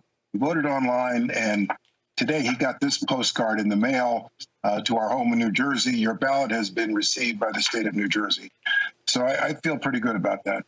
Well, 2 Republicans, 2 Democrats, 4 individuals who've served our country. Thank you for your time and for your care. We really appreciate it. Thank you. Thank you. Thank you. And it's, you know, it's worth noting we've not heard the word chaos much today. A lot of. Nor have we seen it. Nor have we seen it, obviously. Let's go to Hallie Jackson right now. Hallie, let's talk a little bit about North Carolina and how the president's campaign is looking at those numbers right now. Yeah, they're looking at them in, I think, a positive light, Lester. I just got off the phone with one source close to the campaign who's talking about how they believe that North Carolina could be potentially a good thing for them. It is going to be tighter than in 2016. Back in 2016, President Trump won by about 3.5 points in that state. Right now, the returns do show, as we're looking at the numbers here, I'm looking at the percentage, 80% of the vote in. The key thing is something that we have been talking about a couple of times tonight, those counties up there near Wake County by the Raleigh-Durham metro area where the vote still is not in. So those are some of the things that I think the Trump team is looking at. But they are feeling, I think, more positive about North Carolina. That was a state that they'd been optimistic about, but not necessarily slam dunk confident the way that they entered the night thinking about as it relates to Florida, for example. So still lots to watch in North Carolina. I will say, as it relates to Florida, I think there is a sense now from folks I've talked to in the last hour or so that they are looking or hoping to do some attempted extrapolation from where they performed well in Florida to see if that is going to extend into some of these other key states like Ohio, like Georgia. Those are the other 2 that I'm hearing a lot about tonight, Lester. All right. Thank you, Hallie. Let's go to North Carolina because we are watching to see what happens there. She's in Morgan Radford is in Charlotte, North Carolina. That's one of the places where the suburban vote could be key for Joe Biden. But Morgan, right now we're waiting for the day of vote, which could break for Trump. That's right, Savannah. We are at the Mecklenburg County Board of Elections, and this is actually where those physical ballots are now being reported from the precincts and being counted. I want to show you how it's working here on the ground because this is where the action is happening. They're bringing in these large blue bins, and in those bins there are 2 important things. There's one, the physical ballots, and I'll show you where those are being stored and sorted inside here on the right. But there's a second thing that's important. There are little USB chips, and over here to my left, that's where they're being counted. So the precincts are actually have their tabulations that are being counted in a computer that is not set up to the internet. But what's fascinating is that we've been talking all week about how this is a state that the Democrats have been aggressively trying to flip and turn blue. And so what they're focusing on inside those blue bins is to see just how blue those ballots are inside. They're focusing, one, on the suburbs. Hallie mentioned a few of the key suburbs here. How are those suburban voters going to vote? But secondly, they're looking at unaffiliated voters. When we spoke to state party officials from both sides, they said that north of 100,000 new registered voters registered as Democrats, registered as Republicans since 2016, but more than 400,000 new registered voters are unaffiliated. So the question is, what will be inside those boxes tonight? Yeah, Chuck, what does it look like, North Carolina? How much vote is outstanding? Well, we still have 20% of the vote outstanding. And I remember how I began the night with you guys, and I said, hey, I want to take you back to 2012. And even though this was when Barack Obama narrowly lost North Carolina, there was a lot of blue here on the border of South Carolina. These are some rural African-American counties. Now, let me show you what's going on. I told you this was going to be one of the keys. The good news for Joe Biden, he's blowing the doors off in these suburban counties. We showed you Charlotte. We showed you Raleigh. But remember I told you about Richmond, and I told you about Robeson. Where's Robeson County here? Right there. Told you about this one, African-American county. Look at Trump's number. He's got to be overperforming somewhere, right? If in order to make up that ground. Well, we found where he's overperforming. Number one, this was an important Obama county. These are some rural African-American voters not turning out. That's what this says, not turning out. Maybe they showed up on Election Day, and we shall see. But there's not a lot of vote left here. So when you're looking to see where the president overperformed in order to make up for these losses, They're worse in Wake County, worse in Mecklenburg, Wilson, Guilford. He's making it up, it looks like, in some of these border counties in South Carolina in particular. But this has to be a bit distressing that rural African-American vote is not showing up the way it showed up for Barack Obama. All right, Chuck, thank you. And we want to check in with Texas. It's still too early to call, but we are showing that the president is leading with approximately 74% of the vote in. We'll take a quick break here. More election night coverage when we continue Decision 2020 on NBC.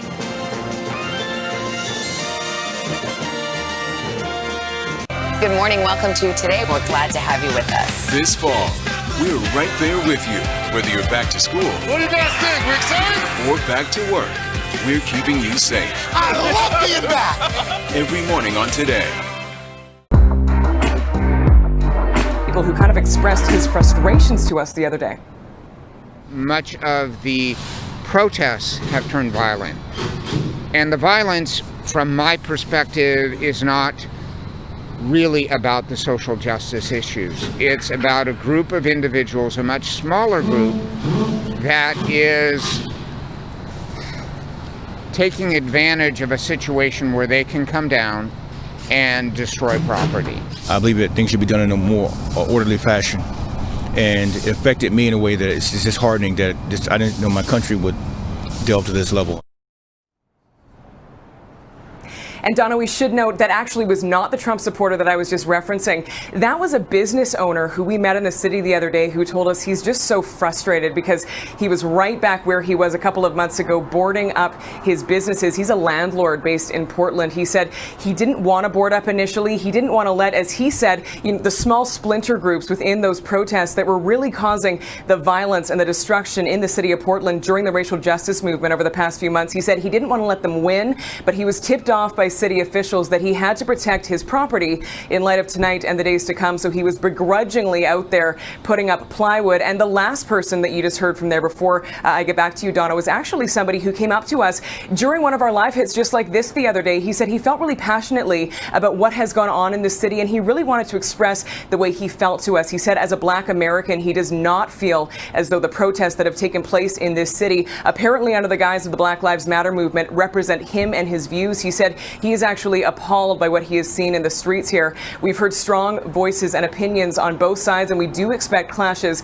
in some capacity tonight, Donna. The question is exactly what that will look like. It is eerily quiet in downtown Portland right now, but we know that could change. Yep, all right. We know we'll keep watching it with you. Sarah McDonald in Portland, Oregon. Thank you. I want to bring our viewers and our listeners up to speed on where we are in terms of the race for the White House. Right now on the bottom of your screen, you can see these are numbers that we are getting through the Associated Press. Right now, Joe Biden, 131 Electoral College votes, and Donald Trump, 92. The magic number to win, of course, tonight is 270. Still very early, though. Let's go to Jackson Prosco, who is here with me. Jackson, you've been looking more closely as we've been talking about some of the results coming in. Does it look like a little bit of a repeat of 2016 at this point? You know, it's hard to know right now because by this point in 2016, I think Hillary Clinton's team knew that the game was up, that they likely didn't have a path anymore. That's true. It's 10 to 10 yeah. Eastern, yeah. This time around, it's a completely different scenario. You've got states like Ohio and North Carolina, which again are in the nice to have column for Joe Biden, the must win column for Donald Trump. And right now they're too close to call. And so I think as we see those vote totals firm up in both of those states, it'll give us a better sense as to whether we're going to have a result tonight or if we're going to be hanging out waiting for Pennsylvania to count their ballots over the next few days. What are you looking for President Trump to make up the difference that he's in the Electoral College numbers? He is behind at this point. What states are you looking for him to grab to up those numbers? You know, I'm really curious about his performance in Texas tonight. We've talked about how it ended up in a toss-up category just in sort of the final few days of this race, and we've seen massive voter turnout in places like Harris County, which is home to Houston, one of the fastest growing cities in this country.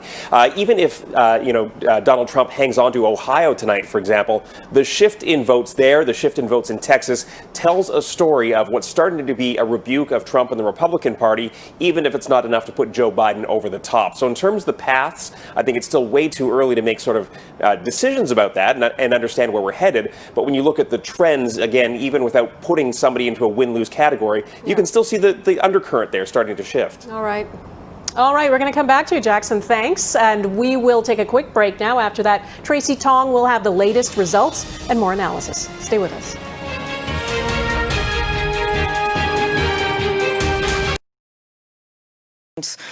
Attitude and how he's divided people, whereas Biden has said, look, I'm going to be the president for all of America. Red, blue, I don't care. I don't care if you voted for me, if you didn't, I'm going to be your president. Really important in the Midwest. So you think this thing's moving to the Midwest? How does that blue wall look tonight? It's looking pretty strong. The fact that we are so competitive in Ohio and doing so well in like the Cincinnati suburbs, the fact that Iowa is still in play, but it's mostly, as you know, those two states of Pennsylvania and Wisconsin, it's going to take a while to get their votes counted. They just started today, and I think your viewers know that, but they've got to remember that, whereas Minnesota and Michigan may be coming in sooner. And so it's going to be a lot about that. The fact that we've got 4 Democratic governors in those states that have been having to bear the brunt of leading through the coronavirus. People know that in our states, whereas the president has shoved everything down to these governors. You've got a lot of things going on where these states have changed politically since 2016. Senator, you've mentioned the blue wall. You've said it's going to stay strong, but of course you would have liked to have some cushion. Are you disappointed that so far, at least, the Sun Belt is not turning into a blue wave as some had hoped it might for Joe Biden, at least one of them? Well, we always know Florida is not an easy state. You didn't have a Senate race going on in that state. And the point is that from the very beginning, from the moment that Joe Biden announced, he has been focused on these Midwestern states. I know because I debated him, ran against him, did my Blue Wall tour. And one of the reasons that I endorsed him was that I felt that he would see the importance of these states where people felt left behind over the last decade. Donald Trump's policies, whether it's on trade, whether it's on manufacturing, have left a lot of people behind. And that's even before the pandemic started. Real quick, Senator Klobuchar, let's talk about your home state of Minnesota, because Republicans had hoped to make it competitive. They have visited there. It was close in 2016. Hillary Clinton only won it by 1.6%. You feel good about Minnesota going blue for Biden tonight? I do. We have a really strong statewide campaign. We've all hung together. We've got some key congressional races that I hope at some point you guys will get to. Tina Smith is doing well. I predict she will win. And we've had a huge voter turnout, despite some efforts by the Republicans at the last minute to stop votes from being counted. So we feel good about our state. All right. Thank you, Senator Amy Klobuchar. Appreciate it very much. All right. Andrea Mitchell is here. You know, that's a part of the country where the president really tried to hammer home this message of law and order and take back the streets and Antifa. Right. How did that go? What's the exit polling tell us? The exit polling is telling us that it did not take with suburban white women. Overwhelmingly, their most important issue was the economy, and more than half believe that Black Lives Matter is a good thing, had a positive attitude toward Black Lives Matter. Nearly half believe that there is racial inequality in the justice system. So that whole law and order appeal after the demonstrations and the protests, some of which did turn violent, did not take hold in that appeal to suburban white women voters. All right, Andrea, thanks very much. We've got some Senate calls, or at least some characterizations to show you. South Carolina, this is Lindsey Graham, who's faced an onslaught of money from the Harrison camp, but too early to call Graham leads right now. Yeah, I think they'd have a better chance if Kamala was on the ticket in the front. The incumbent is headed back to Congress rather handily. You said it already we'll yourself. Keep an eye on that one congressional district in Nebraska that often flips, and we'll see how that is going in a few moments. We'll take a break here. Be back with more Decision 2020 election night coverage after this. You ready to go to work? I'm so ready to go to work. She's Joe Biden's choice to be next in line. But who is Kamala Harris? Join me, Joy Reid, as I explore her life's journey from Oakland to Washington on my 6-part podcast, Kamala Next in Line. New episodes every Monday. Subscribe for free wherever you get your podcasts. Washington feels more chaotic than ever. It's my job to ask the tough questions, left and right, and help you make sense of it all.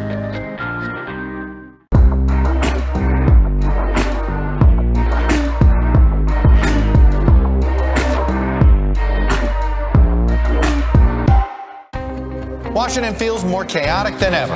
It's my job to ask the tough questions, left and right, and help you make sense of it all.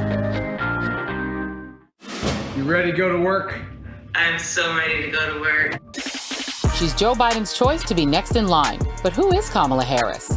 Join me, Joy Reid, as I explore her life's journey from Oakland to Washington on my 6-part podcast, Kamala Next in Line. New episodes every Monday. Subscribe for free wherever you get your podcasts. For breaking news in our changing world, download the NBC News app. President Trump and Joe Biden, 20 race. From every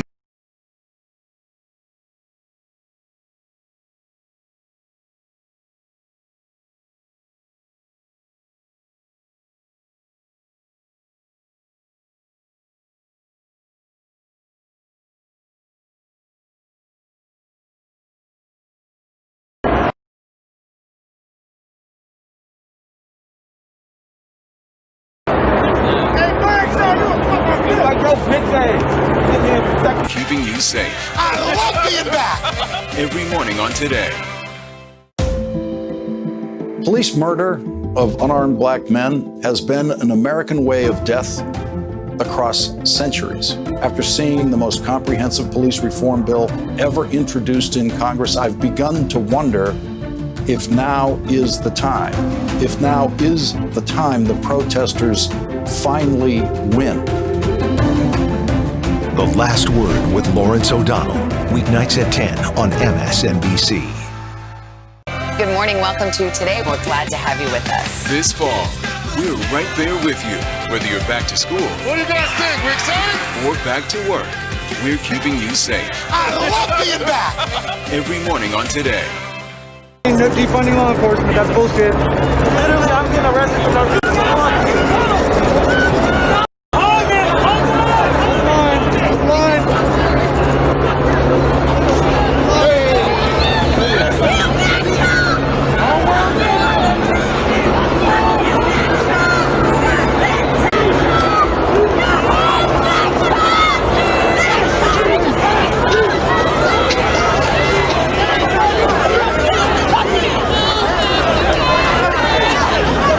The foreign policy of this administration, Pompeo, Secretary Pompeo, been hammering that home.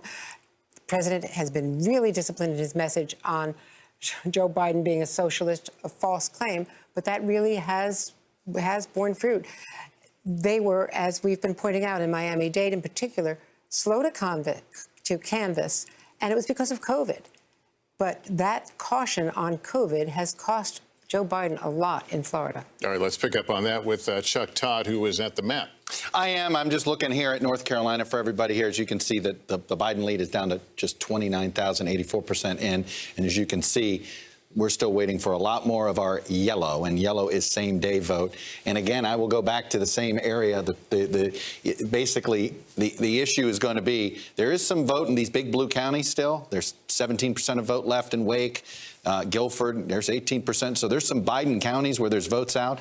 But if you look here, there's still, this is going to be a Trump county. That's going to be a Trump county. So this still looks like a nail biter in North Carolina, but I understand why the Trump people feel good. All right, Chuck, thanks very much. We'll be back with poll closings in 4 more states at the top of the hour, including battlegrounds Iowa and Nevada. But first, you're watching Decision 2020 on NBC.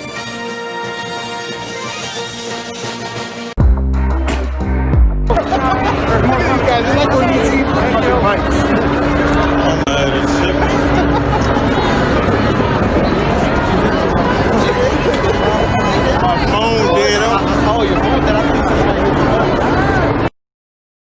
Oh, your phone that I think somebody.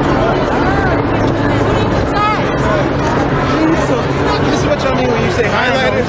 Bro, this is what you mean when you say highlighters. I believe you can know what you like. He couldn't say the student, and he keep like all that bullshit. He bitch ass bumping motherfuckers like this. Like he told me I keep being bumping motherfuckers, bumping motherfuckers be wrong. We good. Stupid motherfuckers. Average black people up.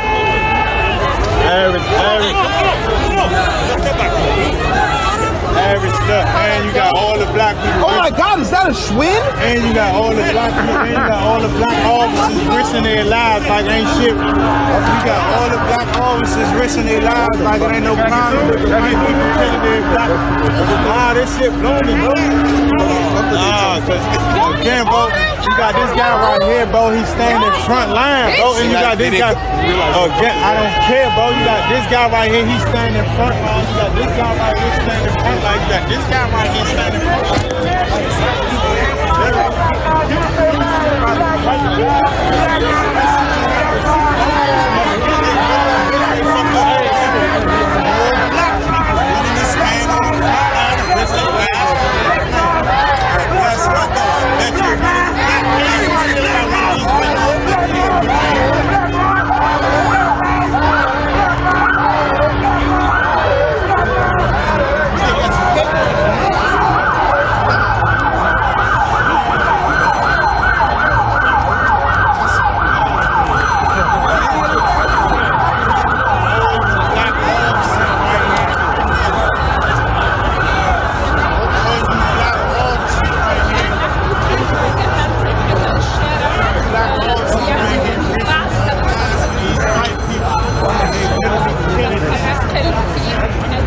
Do you have any idea what the crime was committed? No, I don't.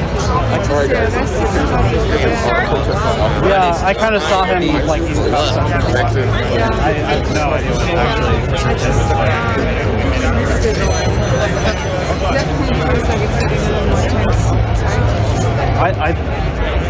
for a while I've been thinking about this as like probably like midnight.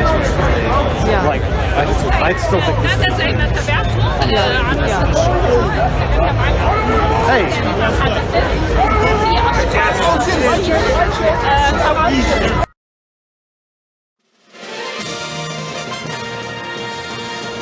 About a minute before 10 o'clock here in the East, and we've got Iowa, Montana, Nevada, and Utah about to see their polls close in under 50 seconds. We'll have some characterizations for you in a minute, but here's where we stand right now. Okay, Florida, too close to call, but the president is leading 93% of the vote in there. In Texas, we are characterizing it as a Trump lead, though it is too early to call at this hour. New Hampshire, too early. Biden is leading in New Hampshire right now. In North Carolina, it is too early to make the call. Ohio, also too early. Georgia, lots to watch there. Too early to call. Votes are still coming in there. In Virginia, former battleground Vice President Biden is leading, but it is too early to make an official call there. And in Wisconsin, it is far too early to call. They have a lot of votes to count there. And Pennsylvania, it's too early to call. Minnesota, too early. Same story in Maine. And Arizona, which I don't think we've seen any vote come out of Arizona. Yeah, there's Maine and Arizona, which the polls closed about an hour ago. 85% of the voting is by mail in Arizona, and they're allowed to tabulate and count well before Election Day. But we await the great state of Arizona, my home state. And let's look at Kansas. Too early to call, but as expected, the president is leading. Now we've got some calls to make here at 10 o'clock. Iowa. Iowa, first off, is too early. Nevada, too early. Let's see what's going on in Montana. Not only do they have, of course, the presidential race, but a pretty competitive governor's race. Too early to call. Polls just closing there. And in Utah as well, too early to call. Let's look at the road to 270, the map, and show you where things break down right now. And right now, Biden with 89 electoral votes, Trump 72 on the road to 270. Everybody kind of holding on to the states they were expected to hold on to. We haven't had any shockers yet, any flips. We do have something to report in the Georgia Senate race. There's actually 2 Senate races, and this one will advance to a runoff. Raphael Warnock there, the Democrat, having sufficient votes. We're projecting to get to that runoff, which will be held in early January. Chuck. Right, and the question's going to be which one of Loeffler or Collins joins Warnock in there. By the way, a little nugget on Virginia that Mark Murray just learned. Virginia is the exact opposite. They've been only doing Election Day vote. They're going to count their early vote starting at 11 p.m. So if you're wondering what's going on with Virginia, That'll tell you about Virginia. Texas, you noted why is Trump ahead? Well, I can give you one. I can get you one reason why he is. I'm going to take you to those Trump 2018 counties. These were counties that both Beto O'Rourke in that Senate race against Ted Cruz, where he made us think maybe Texas is a battleground state. I want to show you around the Austin media market here. Austin, Travis County is a huge, big Democratic center. So these two adjacent counties here, Beto won them both. But I want to take you to Hayes here, number one. Biden's winning it by 12. Beto won it by 16. Again, Beto O'Rourke lost the state. But the point is, and this was something Casey Hunt was learning from her sources, that there appears to be that Biden, while doing pretty well, is underperforming, particularly in the Austin media market. And this shows you right here. It's another reason why we have classified Trump as leading. And by the way, speaking of leading, I want to quickly, one place we want to take you is Ohio, and we've been showing you, remember Biden had the early lead. Well, the Republican vote is starting to come in. As you can see, the county map's getting redder, and the president now has a lead of about 100,000. You can see what we're seeing here, the early absentees. So right now we have a lot more election day vote. There's still some early vote to count. So we've got a long way to go in Ohio. We know it's about a 50-50 split, the early vote, which we know favors Biden, the election day vote, which favors Trump. So watch for our orange and yellow lines here to see if they become 50-50. But the yellow, anytime you see yellow, that's usually a pretty good sign for President Trump. All right, let's bring in Kristen Welker now. She is at Biden headquarters. How are they feeling about the numbers and what we're seeing here? Well, Lester, with Florida looking increasingly out of reach, of course, they are focused on North Carolina and on Georgia. One campaign official acknowledging that both of those states look very close.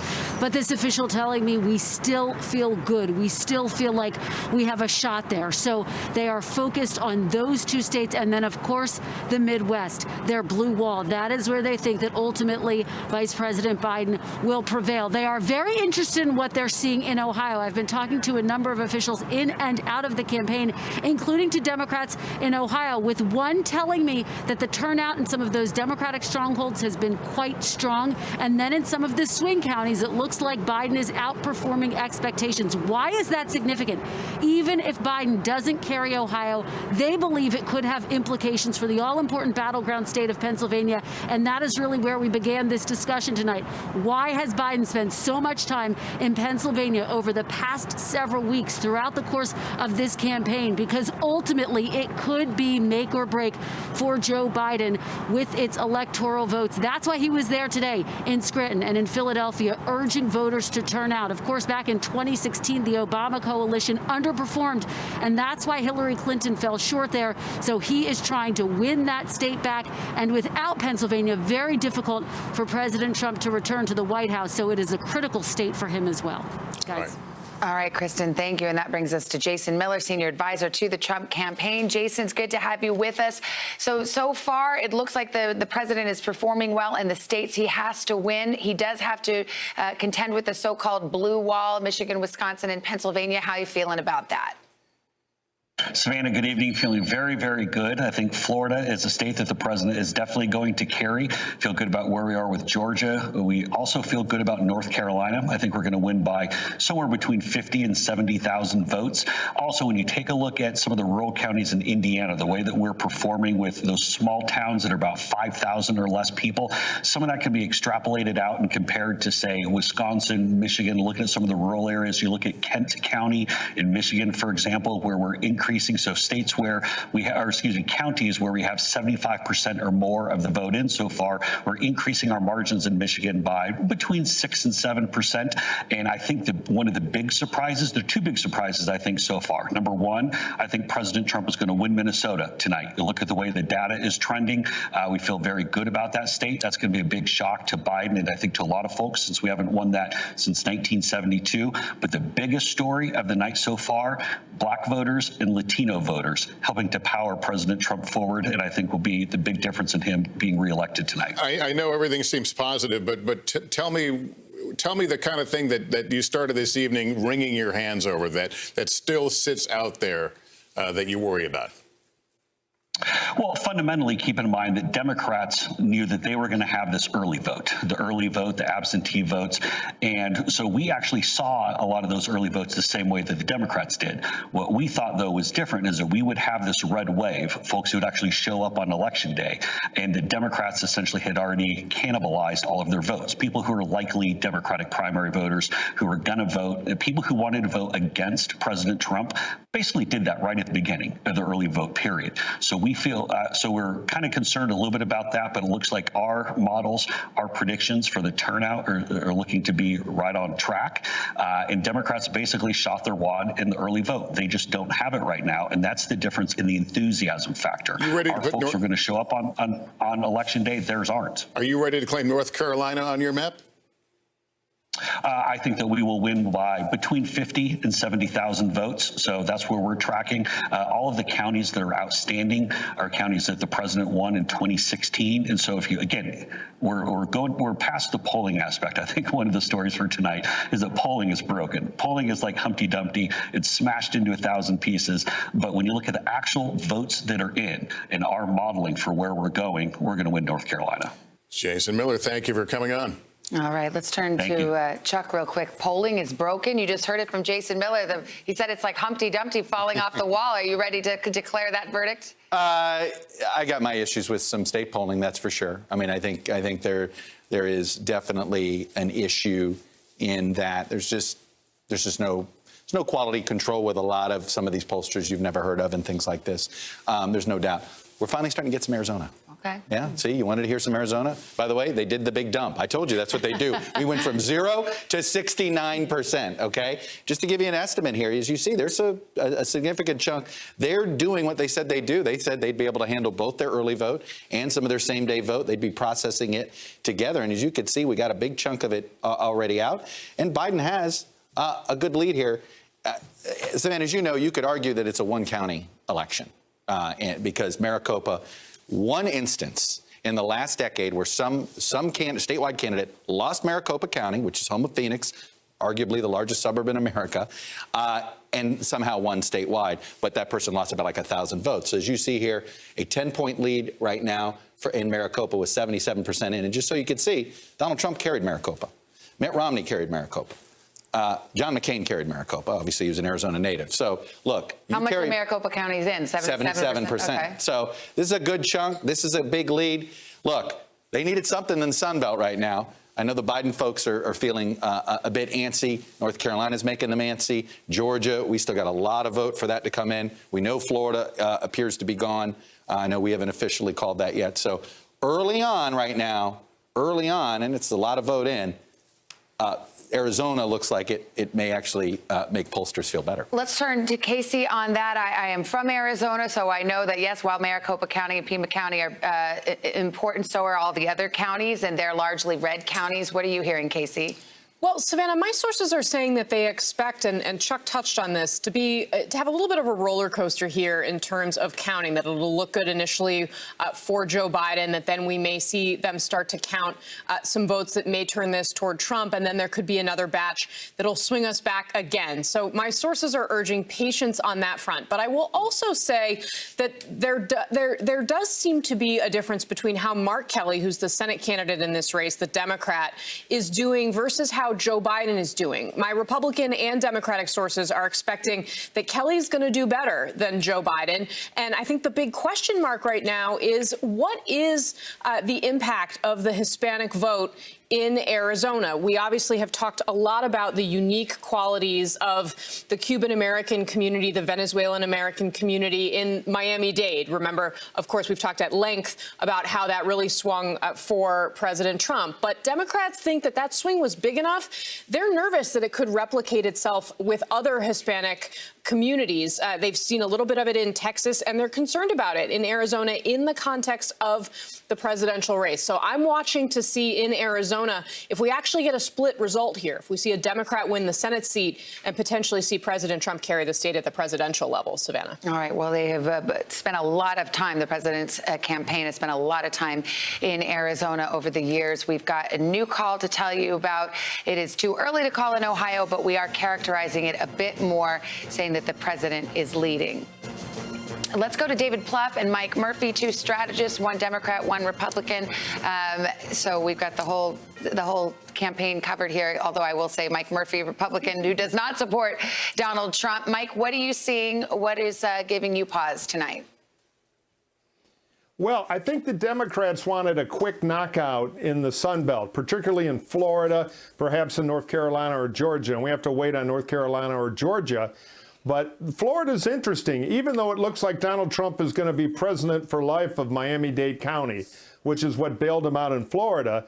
Biden did very well switching some swing counties there, which is a good sign, I think, for Arizona. And what I'm seeing in Ohio, which is a tight race with Biden in the hunt in a lean Republican state, is a very good sign for Michigan and Wisconsin and Western Pennsylvania. There's no Miami-Dade County in Michigan, Wisconsin, or Western Pennsylvania. So we just got to wait and count it, and it's going to take a while. But the quick knockout, that's just not going to happen tonight. David, has there been too much reliance going down the stretch on this Sun Belt strategy, and are the paths now considerably more narrow, or appear to be more narrow for Biden? Well, I think the Biden campaign is focused like a laser on Michigan, Pennsylvania, Wisconsin. You had some other states come into play. Look, North Carolina is going to be very close. I think you're going to see a lot of votes still coming in the Atlanta area. That's going to make Georgia close. Arizona, I imagine that will tighten, but the 70% that's in looks good for Biden. So I think Arizona is crucial, obviously. And then I agree with Mike. I look at Ohio. It would be nice to win it, but that was a long shot. What does it tell you about Western Pennsylvania, about parts of Michigan and Wisconsin? And so, yes, this is not going to be an early night. It's not going to be electoral college landslide. But until you show me numbers that suggest that Donald Trump now is the favorite in Arizona or Pennsylvania, I think Joe Biden still maintains the best route to 270. And the question in Arizona is some of the weakness we see in the Rio Grande Valley and then certainly in Miami-Dade with Hispanic voters. Does any of that carry over to Arizona? And when we really unpack the precincts, we'll get a sense of that. All right, David and Mike, gentlemen, thanks very much. Before we pause for a quick break, an update from North Carolina's governor's race. And the incumbent, Cooper, will win, will continue to be governor. All right, and in New Mexico, we've got Joe Biden prevailing in that state. It'll pick up New Mexico's 5 electoral votes. We're back right after this.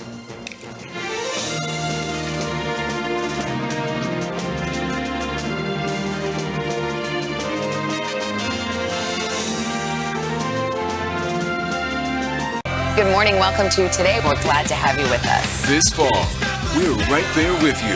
Whether you're back to school. What do you guys think? We're excited? Or back to work, we're keeping you safe. I love being back. Every morning on Today.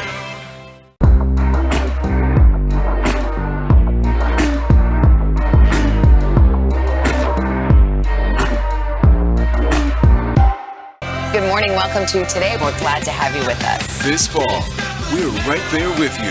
Whether you're back to school. What do you guys think? We're excited? Or back to work, we're keeping you safe. I love being back. Every morning on Today.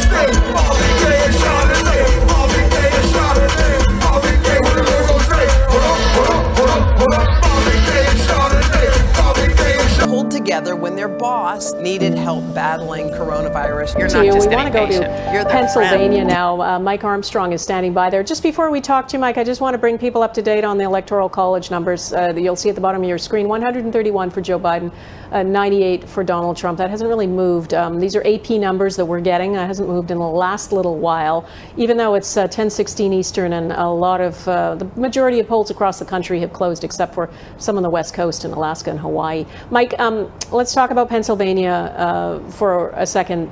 You know, President Trump has been warning, well, he's been warning about they're claiming a lot of bad things are going to happen in this election, that there's going to be fraud, that there's going to be cheating.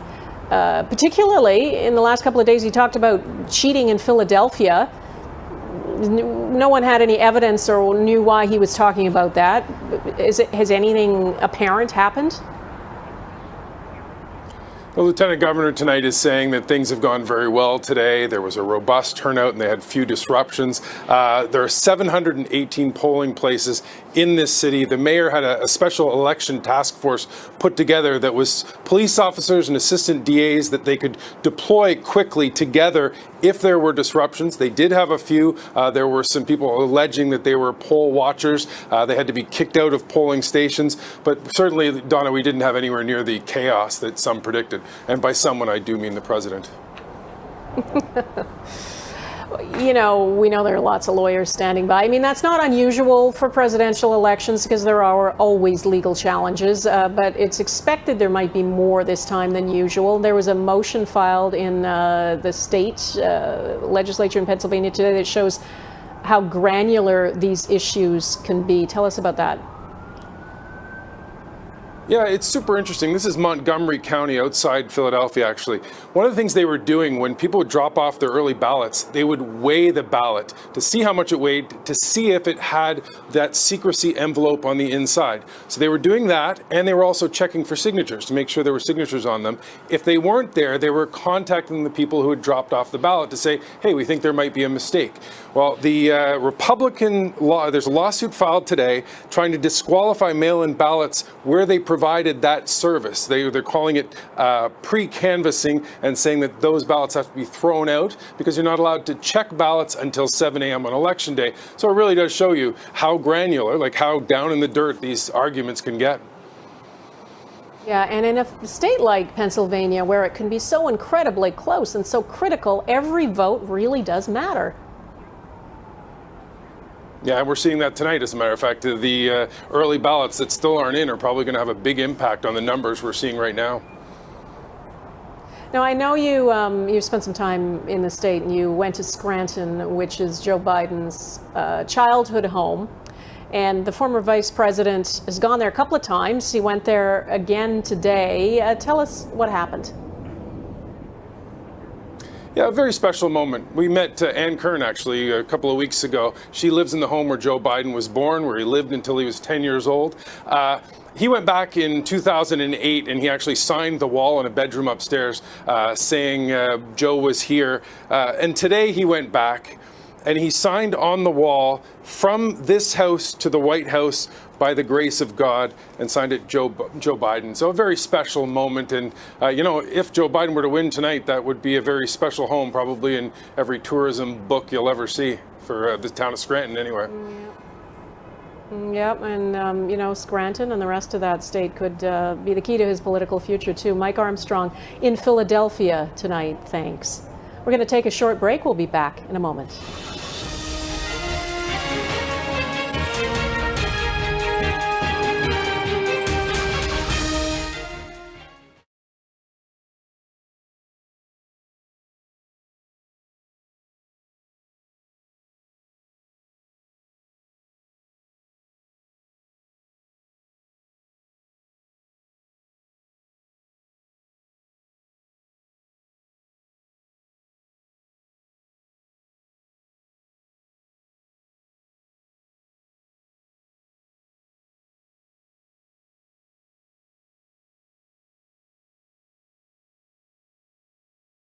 As anything else, because you look, it's basically Biden's number and Clinton's number. They're not that different, 95% in. So you've seen in other places where there's some huge Biden overperformance here.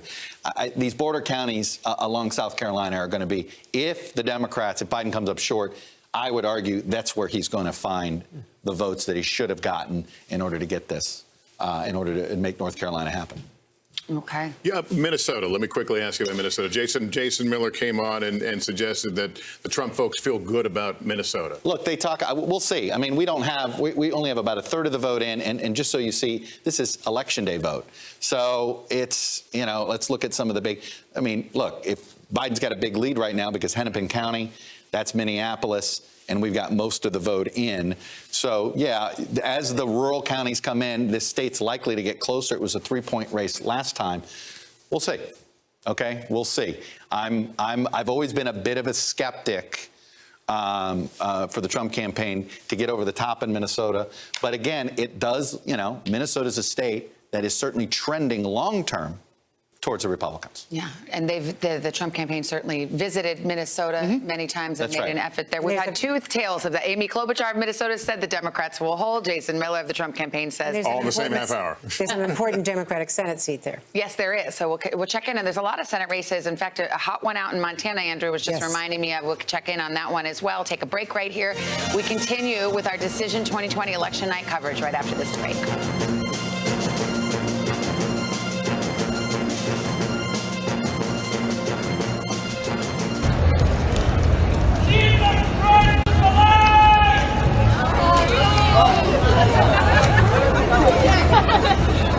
That's the whole point of the Bible.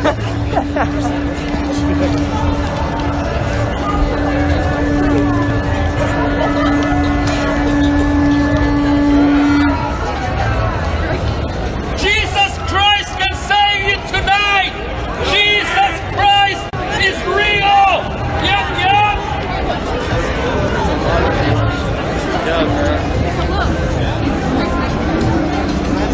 Saludos, buenas noches.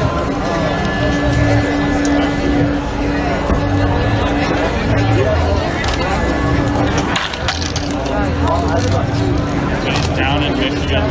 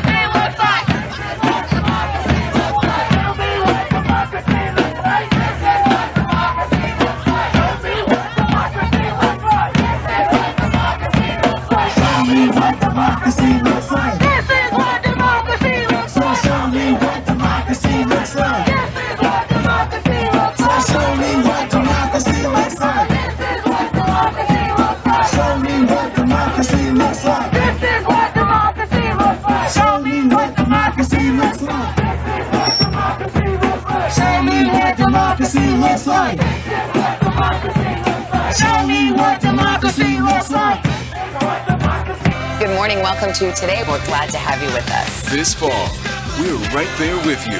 Whether you're back to school. What do you guys think? We're excited? Or back to work.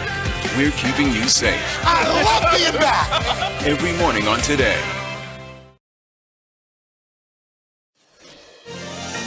As we come back from a break, a new call to make. This in the House of Representatives. NBC News projects that Democrats will maintain control of the House of Representatives. All 435 seats in Congress up for grabs on the House side. And so Nancy Pelosi, Andrea, will remain House Speaker. But we don't know by what margin. She said she's going to run again. And the progressives may make a run at it if it's a narrower margin, but she will retain control. She says she wants to be Speaker again. All right. Well, we're going to take a break. Much more election coverage ahead. Stay with us. You're watching Decision 2020 on NBC.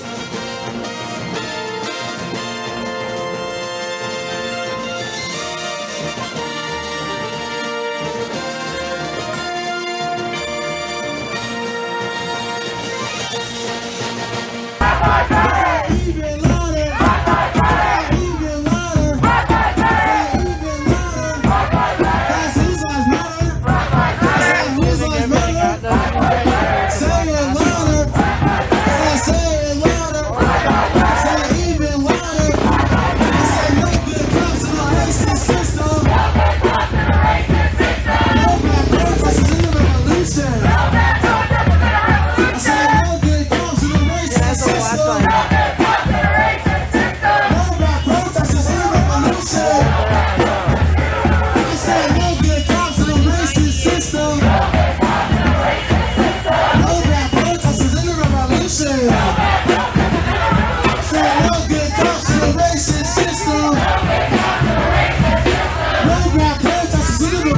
revolution. Say no goes to the racist system. No bad protesters in the revolution. Cause always on murder.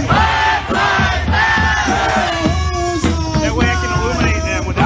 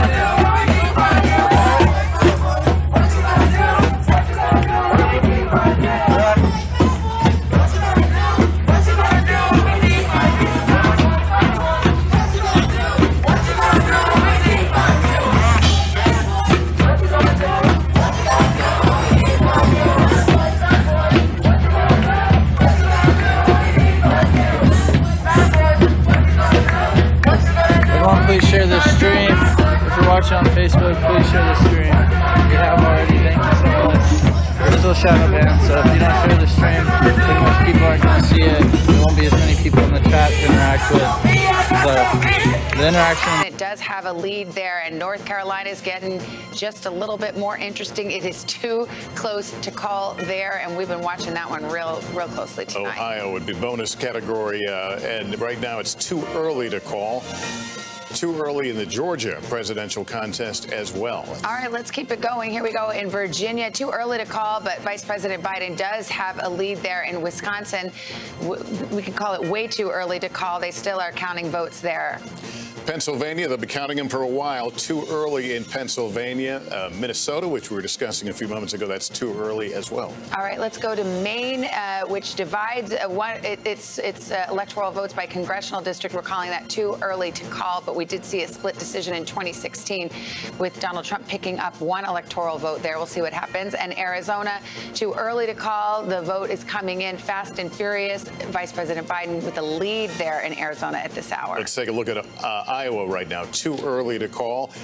Nevada is too early as well. All right, Montana, too early to call. We'll keep an eye on that race, and hope to give you some Senate races in a moment here as well.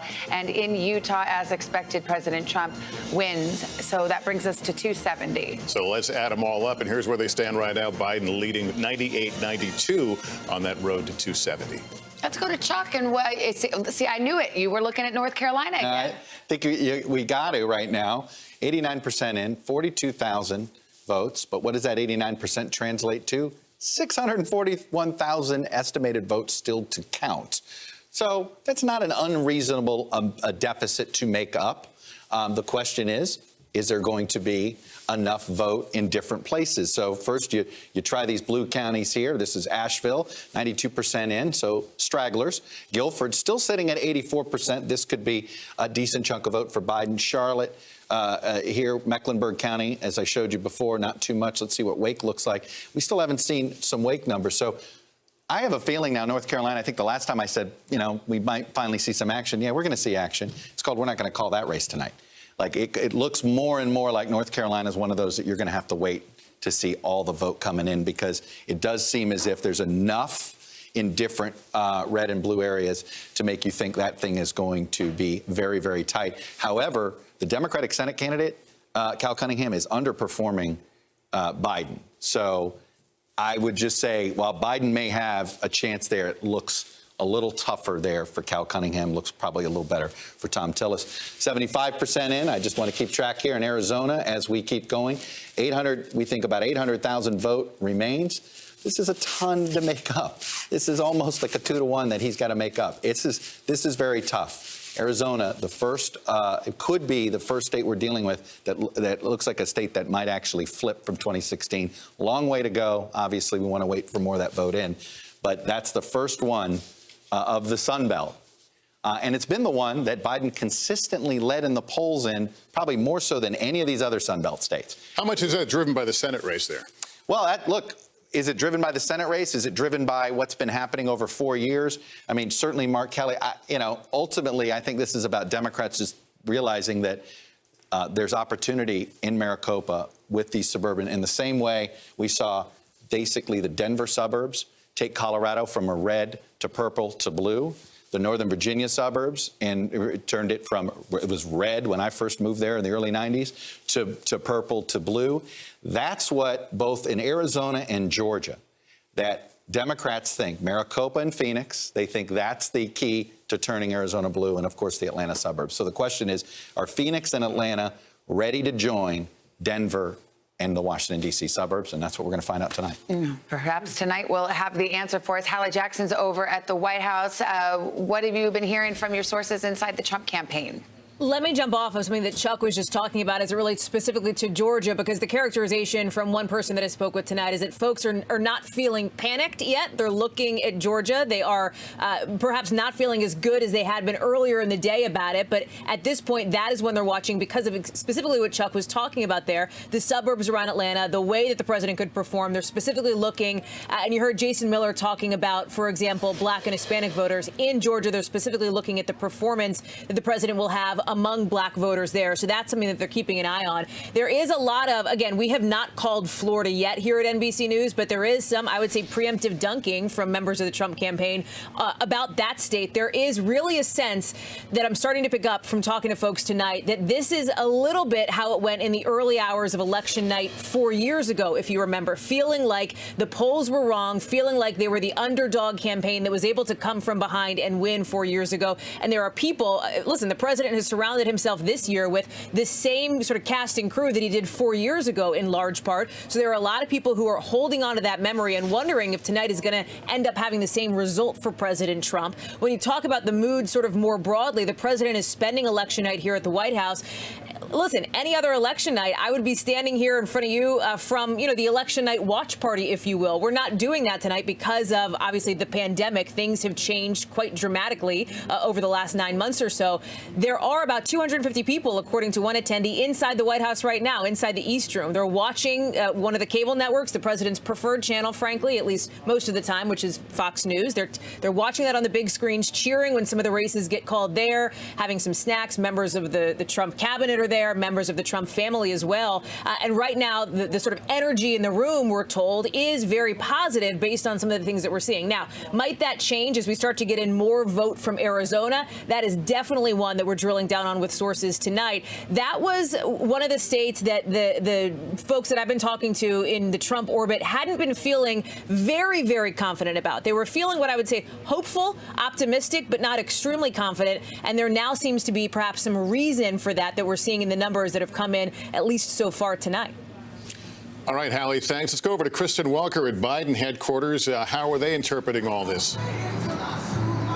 Well, the focus right now is on the Midwest, Lester, and I can tell you that they are watching what's happening in Ohio very closely.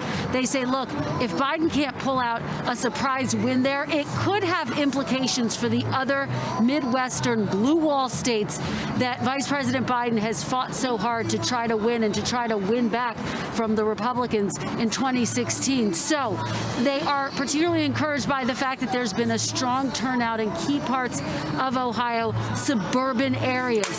One of those key areas that they're looking at, Cuyahoga County, of course, that's the area around Columbus. They're also looking at another area that Mitt Romney and Donald Trump won back in 2016. That's Delaware County. Biden has got that to within about 5 points. So they say, look, he's outperforming expectations. They are encouraged by that. But this underscores, again, the fact that they're saying even if he doesn't pull out a win in Ohio, it could have implications for a state like Pennsylvania, where, of course, Vice President Biden has spent so much time over the past several days.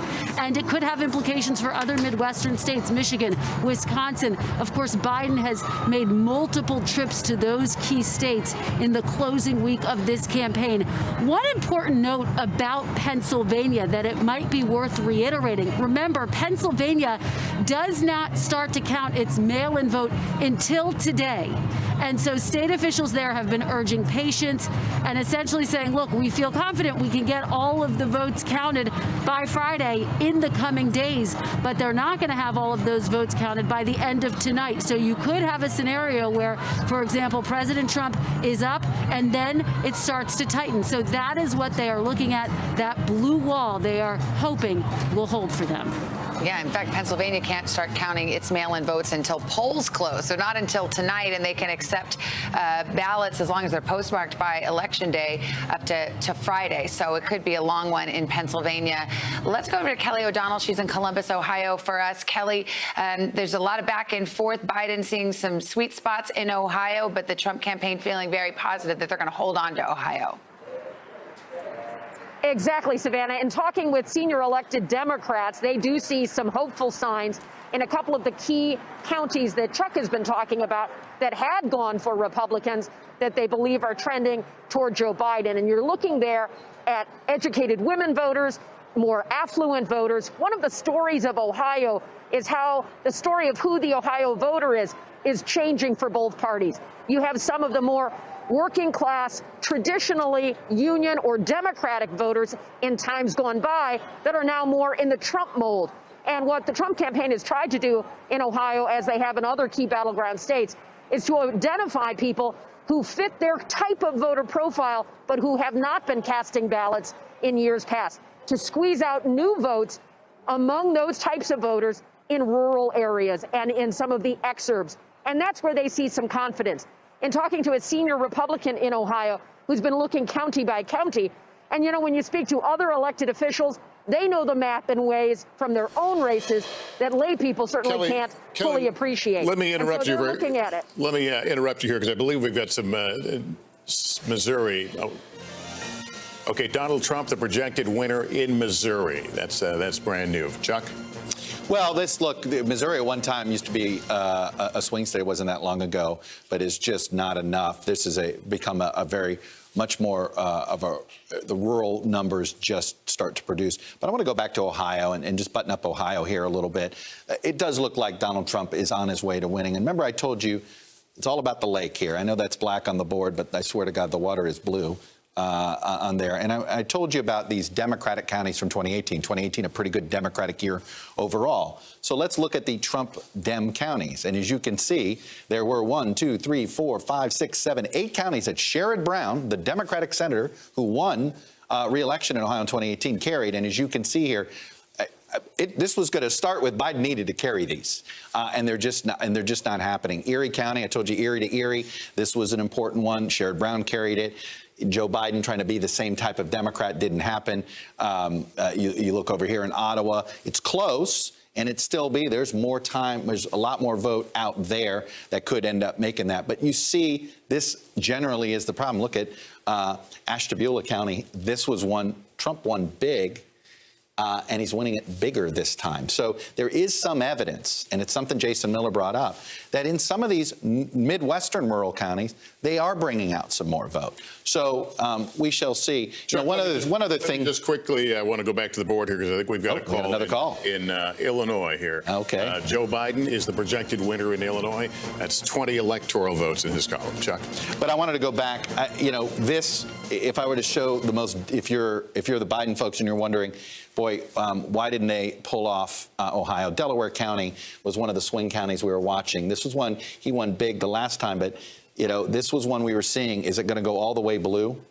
And it doesn't look like it's going to go all the way blue. But you see here, this is one of those suburban counties. So this is why David Plouffe is saying, hey, I'm liking what I see in Ohio. Yes, they're not going to flip Ohio, but he looks at expanding that they did better in the Columbus suburbs, and they're thinking, and I could tell you this, that's Kent County, that's Grand Rapids. Can I give you a homework assignment for your next time visit to the well? Let's look at Nebraska and look at that congressional district because it's getting to be interesting to see what happens there. But let's every electoral vote is going to count. Every electoral vote is what we're potentially telling count. people. That's what I'm kind of getting at there. Let's go to Kate Snow in Ohio, and Kate, as we're seeing from the map there, it's trending in the president's direction. So I'm not in Ohio, just to be clear. I'm in 30 you're Pennsylvania. Rock. Oh, no, I'm in 30 Rock. Oh, well, come on over. We've got snacks. Yeah, sorry. But I was in Ohio really recently. What I want to pick up on, Savannah, is what Chuck was just showing. He was just showing the county map and the close counties in Ohio that he was looking at. One of those up in the corner is Trumbull County. Trumbull County is a county in Ohio where Lordstown is. And back in 2016, it went to Trump by 51%. Before that, it had been an Obama county, okay? So it was 60% for Obama, then it swung completely and flipped to 51% for Trump. And look where it is right now, 10-point lead at the moment for President Trump. So it has stuck with Trump. I just talked to the mayor of Lordstown a few minutes ago who said they're having a really good night out there. So that's evidence of what Chuck was just talking about, that some of these red counties in Ohio may actually be overperforming. He also mentioned Ashtabula County. Chuck pointed that out a minute ago. It is up even higher than it was in 2016. If you remember on Nightly News recently, I did a story with some farmers where we stood in a big barn and they were all talking about Donald Trump and how much they support the president. That's Ashtabula County. To go back to Lordstown for a minute, the big issue there has been jobs. You'll remember maybe the GM plant in Lordstown shut down in 2019. There was concern that some Trump supporters would blame the president for that shutdown, and some do. I talked to a woman who works with GM now, trying to help people transition. A lot of families have been separated where, dad has to move to another plant with GM now and commute back, and it's split up families. So one woman I talked to said she's absolutely moving away from the president. She had supported him back in 2016. But then a whole lot of other people, including the mayor that I just mentioned in Lordstown, they feel like jobs are being produced because Lordstown Motors has moved in, which is building electric pickup trucks. There's a battery plant, and there's now a home goods distribution center going up. So more jobs are coming. So a lot of people crediting the president with bringing jobs. Okay. All right, Kate, thank you. We've got from 30 Rock, I might add. A lot more to come. Stay with us. Decision 2020 election night coverage rolls on after this break.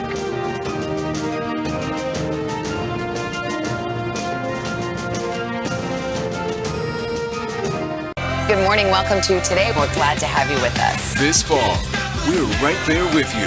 Whether you're back to school. What do you guys think? We're excited? Or back to work, we're keeping you safe. I love being back. Every morning on Today.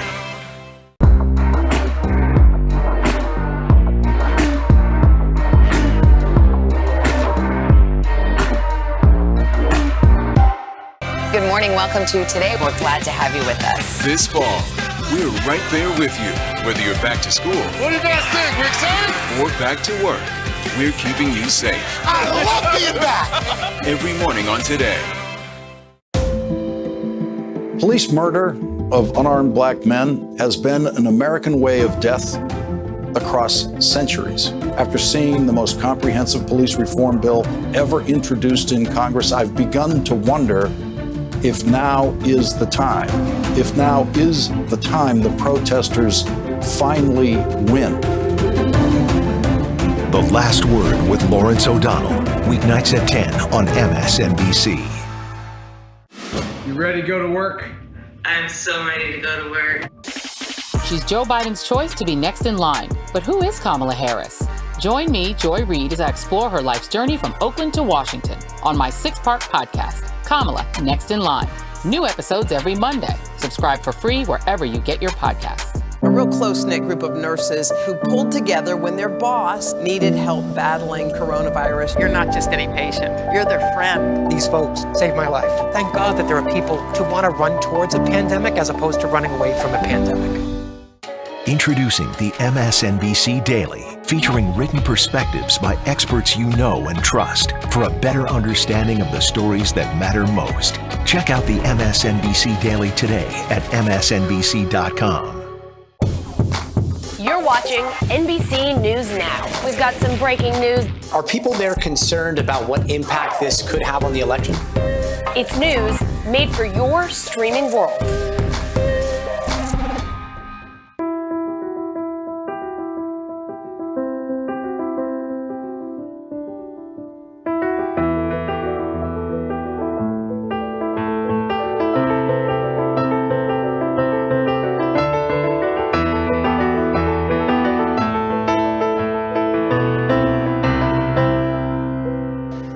Watch what they do, not what they say.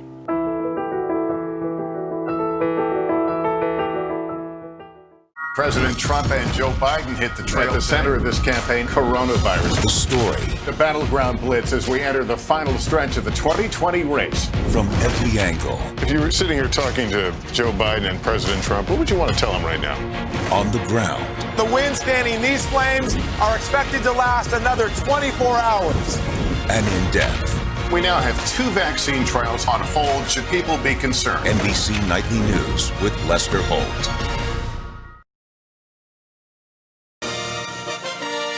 Hello, everyone. We are just back on the air here. We want to show you some Senate numbers right now. And this is starting off the state of Louisiana.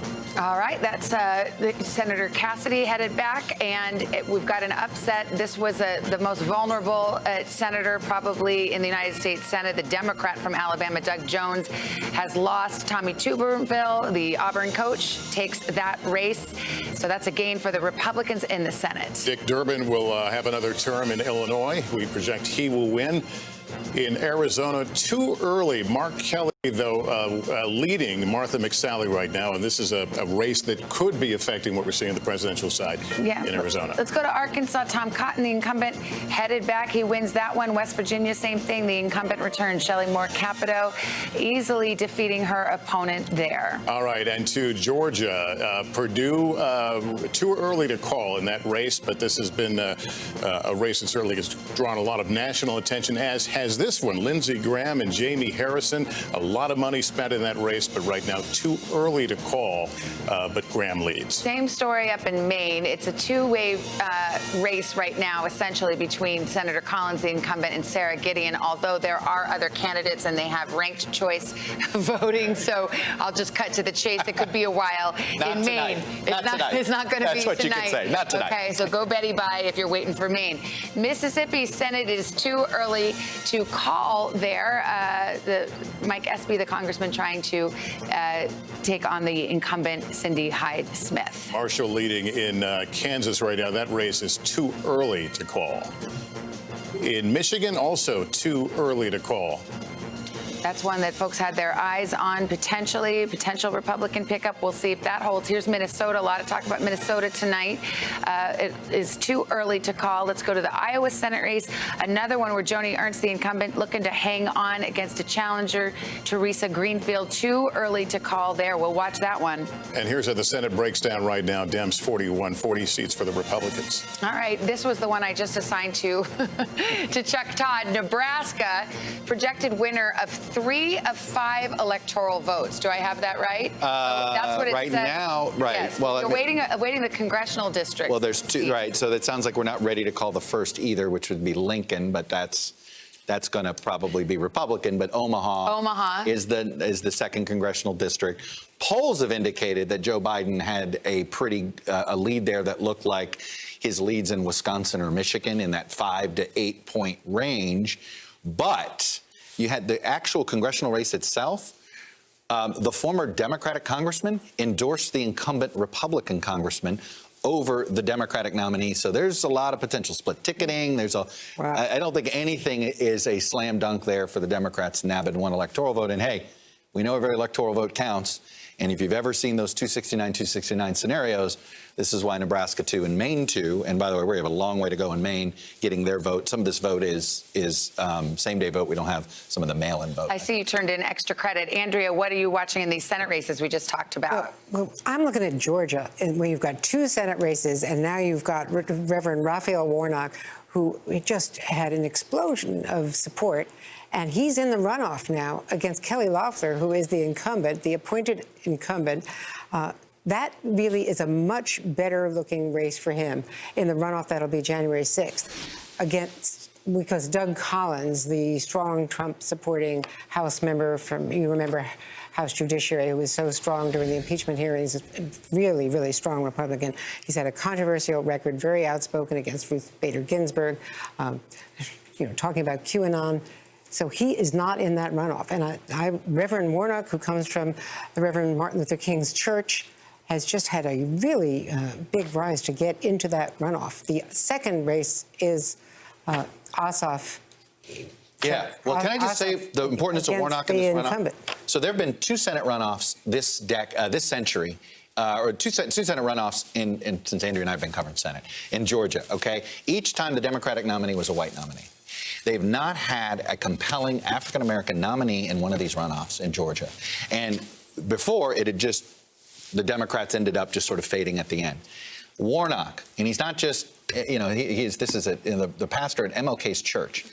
It is one of those things that both Senate seats, if they end up in runoffs, that is a huge value add for the Democrats. And I know I've talked to some Senate Republicans who worry about that nightmare scenario of Warnock helping to drive up. This is where Stacey Abrams, the work she has done over a number of years, has really, at least in this Senate race, paid off. We have to see what happens with David Perdue. Let's see what the whole Georgia Georgia ball of wax looks like before we just give out credit yet. David Perdue is the incumbent against Ossoff, John Ossoff, and that remains to be seen. We'll take a short break and be back with more. We've got poll closings at the top of the hour in 4 states with a total of 78 electoral votes, including Big Blue California. Stay with us.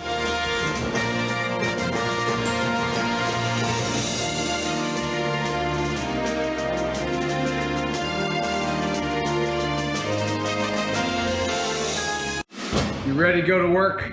I'm so ready to go to work. She's Joe Biden's choice to be next in line. But who is Kamala Harris? Join me, Joy Reid, as I explore her life's journey from Oakland to Washington on my 6-part podcast, Kamala Next in Line. New episodes every Monday. Subscribe for free wherever you get your podcasts. Washington feels more chaotic than ever. It's my job to ask the tough questions, left and right, and help you make sense of it all.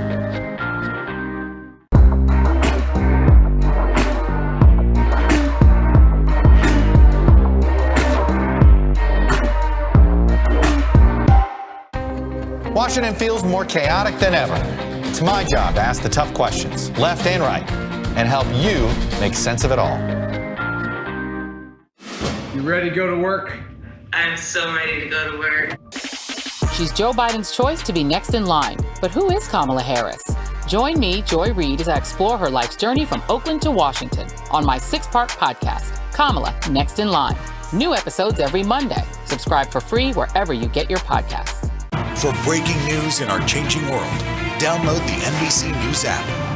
President Trump and Joe Biden hit the trail. At the center of this campaign, coronavirus. The story. The battleground blitz as we enter the final stretch of the 2020 race. From every angle. If you were sitting here talking to Joe Biden and President Trump, what would you want to tell them right now? On the ground. The winds fanning these flames are expected to last another 24 hours. And in depth. We now have 2 vaccine trials on hold. Should people be concerned? NBC Nightly News with Lester Holt. Good morning. Welcome to Today. We're glad to have you with us. This fall, we're right there with you. Whether you're back to school. What do you guys think? We excited? Or back to work. We're keeping you safe. I love being back. Every morning on Today. Police murder of unarmed black men has been an American way of death across centuries. After seeing the most comprehensive police reform bill ever introduced in Congress, I've begun to wonder if now is the time. If now is the time the protesters finally win. The Last Word with Lawrence O'Donnell. weeknights at 10 on MSNBC. Good morning. Welcome to Today. We're glad to have you with us. This fall, we're right there with you. Whether you're back to school. What do you guys think? We're excited? Or back to work. We're keeping you safe. I love being back. Every morning on Today.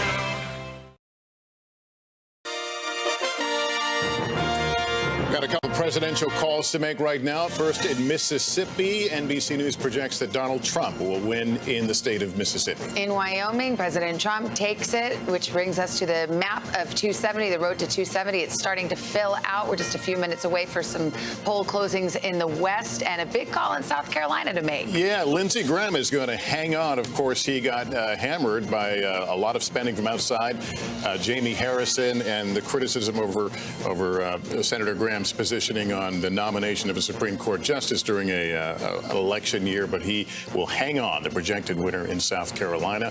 Now to that three-way race we were talking about in Georgia. This will advance to a runoff on January 5th. Let's go to Casey Hunt, who covers Capitol Hill. Casey's Lindsey Graham, he fought hard for it, but he holds on. He really did fight hard, Savannah, and his challenger, Jamie Harrison, raised more money than any candidate ever in a race that was not for president of the United States. Just a huge amount of money. And so that's what Lindsey Graham was up against in what was a difficult, he felt, needle to thread between President Trump on the one hand and his concerns about suburban women on the other. But he is going to hang on here. And this story is part of a narrative that's shaping up to be much better for Republicans who are trying to hold on to the Senate than they frankly thought it was going to be when we all sat down here at 7 o'clock tonight to talk about how this was going to play out. That Georgia runoff that you guys were all just talking about is actually part of that story. Don't forget, Republicans in Washington really wanted Kelly Loeffler to hang on to that seat. Doug Collins was somebody that's farther to the right. They thought that Raphael Warnock might have a better chance to beat Doug Collins. They've gotten the race that they wanted in that Georgia runoff, and they're still holding out hope that David Perdue could win with 50%.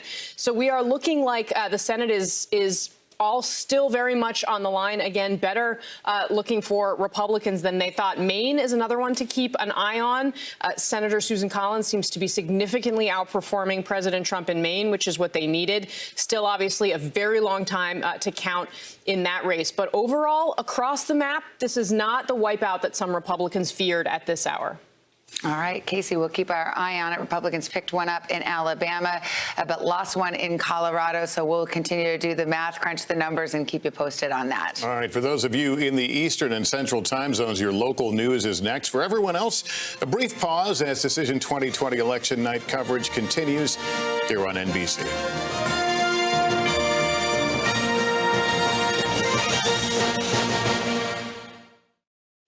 You ready to go to work? I'm so ready to go to work. She's Joe Biden's choice to be next in line. But who is Kamala Harris? Join me, Joy Reid, as I explore her life's journey from Oakland to Washington on my 6-part podcast, Kamala Next in Line. New episodes every Monday. Subscribe for free wherever you get your podcasts. Washington feels more chaotic than ever. It's my job to ask the tough questions, left and right, and help you make sense of it all.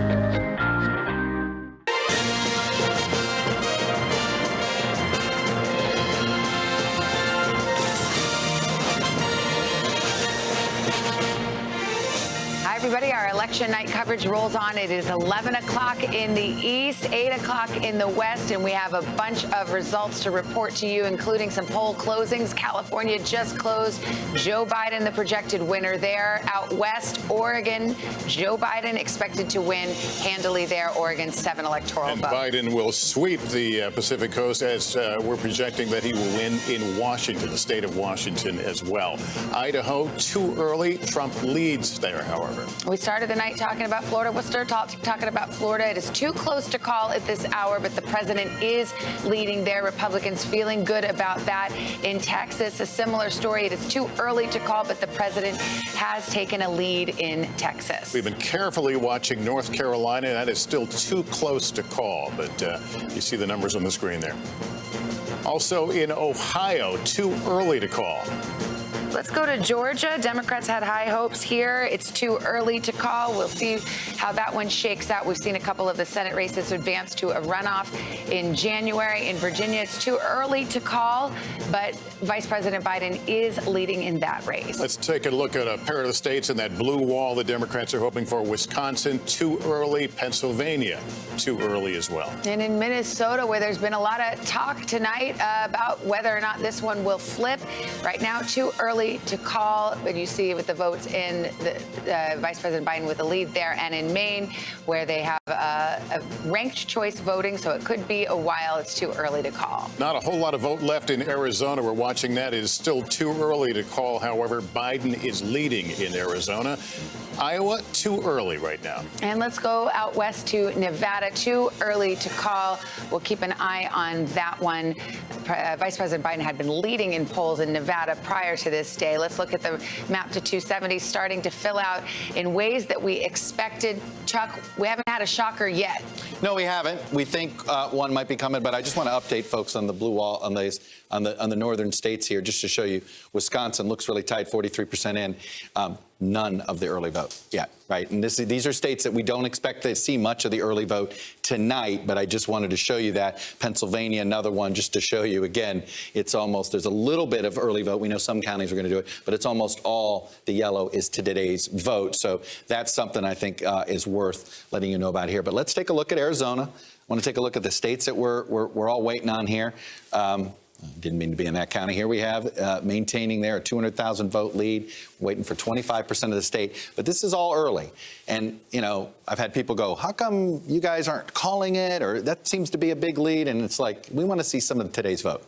Right. This is all in the mail. We want to see some of today's vote. And I think that's going to be something there. Let me take you to Georgia here, because we're starting to finally get some real numbers in, 62%. We still have a lot of vote in and around Atlanta. All right. Just Gwinnett County, only 17% reporting. And let's take you to DeKalb, 24% reporting. Fulton, only 43.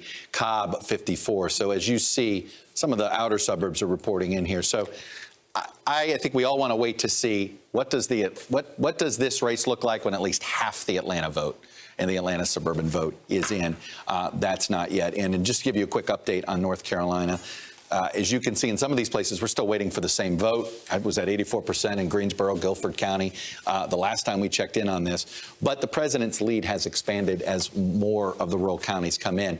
I have to say, Jason Miller said that they were going to win the state by 75,000. He thought right now they have a 73,000 vote lead. But again, there's a whole bunch of stuff. I think Biden might cut this, but not quite make it. But again, really not good news the way this is going on the Senate side of things. For the Democrats, really good news, looks like, for Tom Tillis. All right, who was considered one of the more endangered incumbent Some thought senators. the second or third most endangered. Yeah, okay. Let's get the read on the ground from Philadelphia. That's where Rahima Ellis is. Rahima, good evening. Good evening, Lester. Take a look behind me. You can see red lights, flashing lights from police just outside of City Hall. And they're here because of what is going on here at the Pennsylvania Convention Center. This is ground zero for the counting of 400,000 ballots that have been mailed in. 350,000 mail-in ballots are going to be counted right on the second floor of this convention center. And one of the things that's so important here in Philadelphia and Pennsylvania is they did not start counting mail-in ballots like some other states until this morning. And they're saying it's going to take them not hours, but days to do it. So far, they've said they've got an army of people doing this, counting about 10,000 an hour. 75,000 have been counted so far. They say they're going 16-1 Democrats, but that doesn't tell us how they voted. It just tells us who voted. Why is this so important? This state had been solidly Democrat. Obama won it twice, and then by a surprise, Trump won it by less than 1%, or some 44,000 votes. So that's why people here are saying every single one of those mail-in ballots is important. The other thing that's important is they're going to be counting them not just for hours, but for days, because they've been given a 3-day extension. And so they have up until Friday. Ballots that have been postmarked by today, the United States Postal Service will be delivering those ballots right here for them to be counted up until Friday. And The governor of Pennsylvania has said to everyone, be calm, be patient, and be confident. Every single one of your votes will be counted. It's just going to take some time. Lester? All right, Rahima, thanks. Gadi Schwartz is in Phoenix, Arizona, the aforementioned Maricopa County, where the action is tonight. Gadi, what are you hearing? What are you seeing?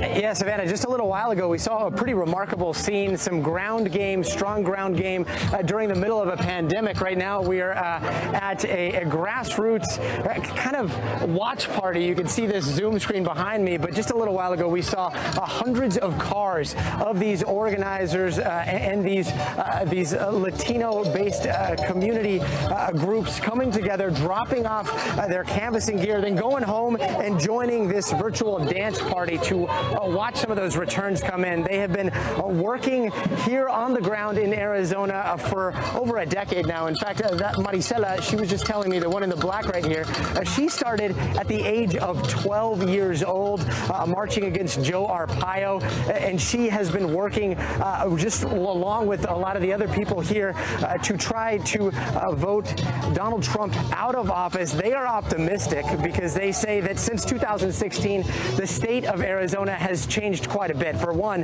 we now have 700,000 more registered voters than we did in 2016. And when you talk to them, they'll tell you very quickly that they registered 100,000 of those 700,000 new voters. So that's something that they're looking at. But right now, we're looking at about 75% of the vote in. We know that that's about 2.4 million people that have cast their ballots that they've already got up. We know 2.6 million people voted early. So the rest of those vote numbers should be coming in a little bit later tonight. We know that around Maricopa County, We got a chopper overhead. Air 1. That's Air 1. Yep. What is it? Or did you say that's Air 1 or did you say what is it? Yeah, I was just trying to clarify. Oh yeah, it's Portland Police Bureau's surveillance plane. They have two of them, Air 1 and Air 2. They're like a twin engine. That's a chopper. Oh really? Yeah. Wow, that's new. Air 1 usually circles. I've never seen a chopper follow us before. That's weird. There were two last weekend. Oh wow. I've never seen that in Portland before. I was told that two were both flying. Okay, right on. Yeah, usually the County registrar. So they were able to get those ballots out in October, get them processed. And the reason they were able to process them so quickly and starting to drop those results right now is because of the massive investment the Orange County registrar has made with taxpayer dollars, millions of dollars invested in new technology to make this possible. Now, Orange County, of course, a long time favoring of moderate Republicans, going for McCain and Romney, then going for Hillary Clinton back in 2016. But what we continue to see is a very smooth operation throughout Orange County. I talked to the Orange County registrar today, spent the day with him, and he said in terms of fraud and issues with ballots, concerns about ballots, it's only about 1% so far. And they have this system where they bring in the ballots, they open them with a high-speed machine, and they match those signatures as part of that process. And so all of that signature matching that so many people have been concerned about across the country is actually done by specially trained workers here in Orange County. So far, very smooth across the board. Lines relatively manageable because of that huge surge in mail-in voting, guys. Jolene Kent, thanks very much. With us once again are NBC News political contributors Claire McCaskill, former Democratic senator from Missouri, and conservative columnist and editor of National Review, Rich Lowry. Thanks to both of you. Senator, first off, Donald Trump has just been declared the winner of your home state. And he's seems to be doing well in Ohio. Does it give you great concern about the blue wall and Joe Biden's strength as this race seems to be pushing now toward the Midwest?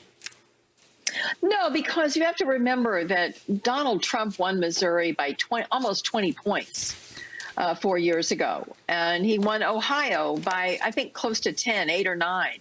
So in Wisconsin, in Michigan, and Pennsylvania, it was all like less than 1 point. So they were close to being in the other column in the last election. That's why the strategy has been from the beginning to take the 3 states back that Trump won in a very close election with a candidate, frankly, fair or unfair, had very high unfavorables, unlike Joe Biden, who still ended up at the end of a presidential campaign with more people saying they like him than not.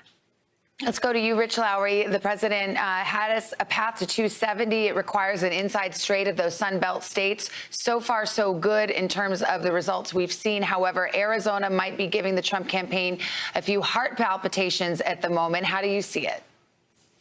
Yeah, so the question of this night, Savannah, always was, could Trump get to Pennsylvania? Could he get to the point where Pennsylvania would matter and potentially be decisive? And it looks like he's going to make it there. Even if Arizona falls off the map, he can still win Pennsylvania and get to a 269-269 tie, which he'd probably win in the House for complicated reasons we don't need to get into right now. We don't want everyone really breaking into the liquor cabinets, bringing up this possibility. But he's getting to where Pennsylvania is going to matter. That seems clear tonight. And also the odds of Republicans holding the Senate, as Chuck alluded to earlier with Tom Tillis, the Republican incumbent, looking better in Pennsylvania, the odds have increased over the course of the night. And even if Joe Biden wins, if there's a Republican Senate, that would mean his legislative agenda would basically be dead on arrival from the beginning. So far tonight, Republicans are feeling pretty good. Andrea? Just a caution flag on Pennsylvania because of that 3-day vote. That was a Supreme Court decision, giving them 3 days to count the early votes, which, as you point out, could not be counted until the polls closed today. They've got 3 days to count that early vote. That's a lot of votes that are out there in Pennsylvania. If this is close, that's going to matter. The president has been complaining about it every single day. At every stop, he talked about this, how it's unfair, that he's going to have his lawyers out. The lawyers have seen more Republican challenges in Pennsylvania in the last couple of weeks than in any other state. They've lost the big one in the Supreme Court on the 3-day vote, but they could do another end run around it. The Biden team is ready for that. They have some of the best lawyers in the country, all ready for exactly what they expect to happen. I think that's why Chuck called that the nightmare scenario. It all comes down to Pennsylvania because they'll be sending in the lawyers, and nobody wants that. No. Nobody wants the lawyers. All right, Rich and Claire, we'll get back with you guys in a few. Spoken like a lawyer. NBC News election, you meant that in a really nice way. Election night coverage will continue in just a moment.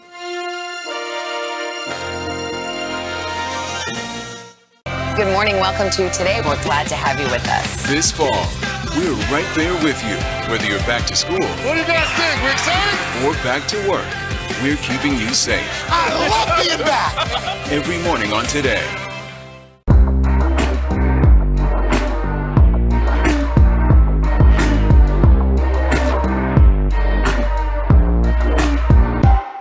Good morning. Welcome to Today. We're glad to have you with us. This fall, we're right there with you. Whether you're back to school. What do you guys think? We're excited? Or back to work, we're keeping you safe. I love being back. Every morning on Today. Police murder of unarmed black men has been an American way of death across centuries. After seeing the most comprehensive police reform bill ever introduced in Congress, I've begun to wonder if now is the time. If now is the time the protesters finally win. The Last Word with Lawrence O'Donnell, weeknights at 10 on MSNBC. You ready to go to work? It's one of the I am chanting. That first thing that you think of, comment that right now. Let's fill the comments with these names. People who've lost their lives due to police brutality.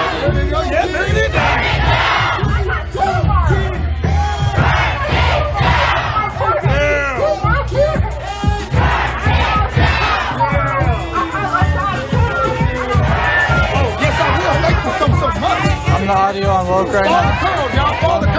If you're on Woke right now, come hop on my Twitch stream, say what's up. Follow me on Twitter, Instagram, Facebook, YouTube, everything. Adam Costello TV, let's go. If you're watching on Facebook, please share the stream, spam those heart reacts. Run it up, I came right out here after work, drove 2 hours to show the see that. What's more important? What's more important?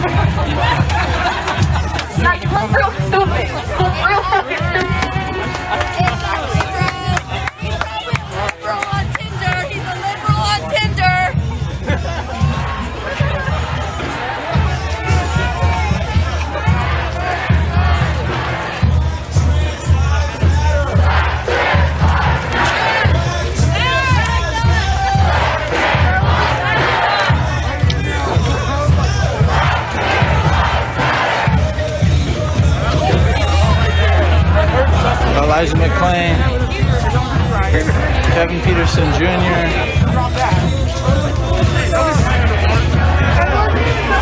What up from Woke? What up, Donut Expert? Dope, yeah. If you're on Woke, come over here, say what's up.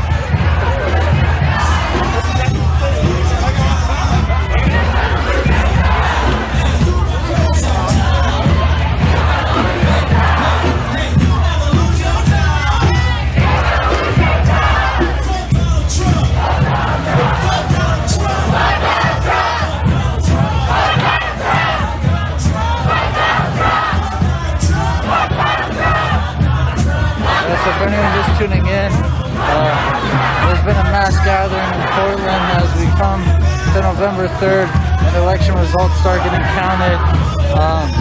Results are slowly coming in with Biden ahead right now at the moment. So there's a huge march going on in Portland, Oregon right now. We started over here at Revolution Hall, across the waterfront there, across the river. And we're marching to what I believe is downtown Portland. So I'd say the crowd size right now is like, I haven't gotten to see the whole thing. It's so long on the road. I'd say 500 to 800 people.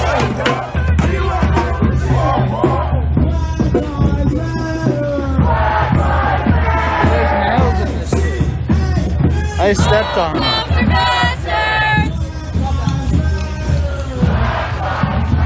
Fucking nails in that piece of wood. Script change, yes, there are little ones here. Truth right now is the truth right now. Black Lives Matter.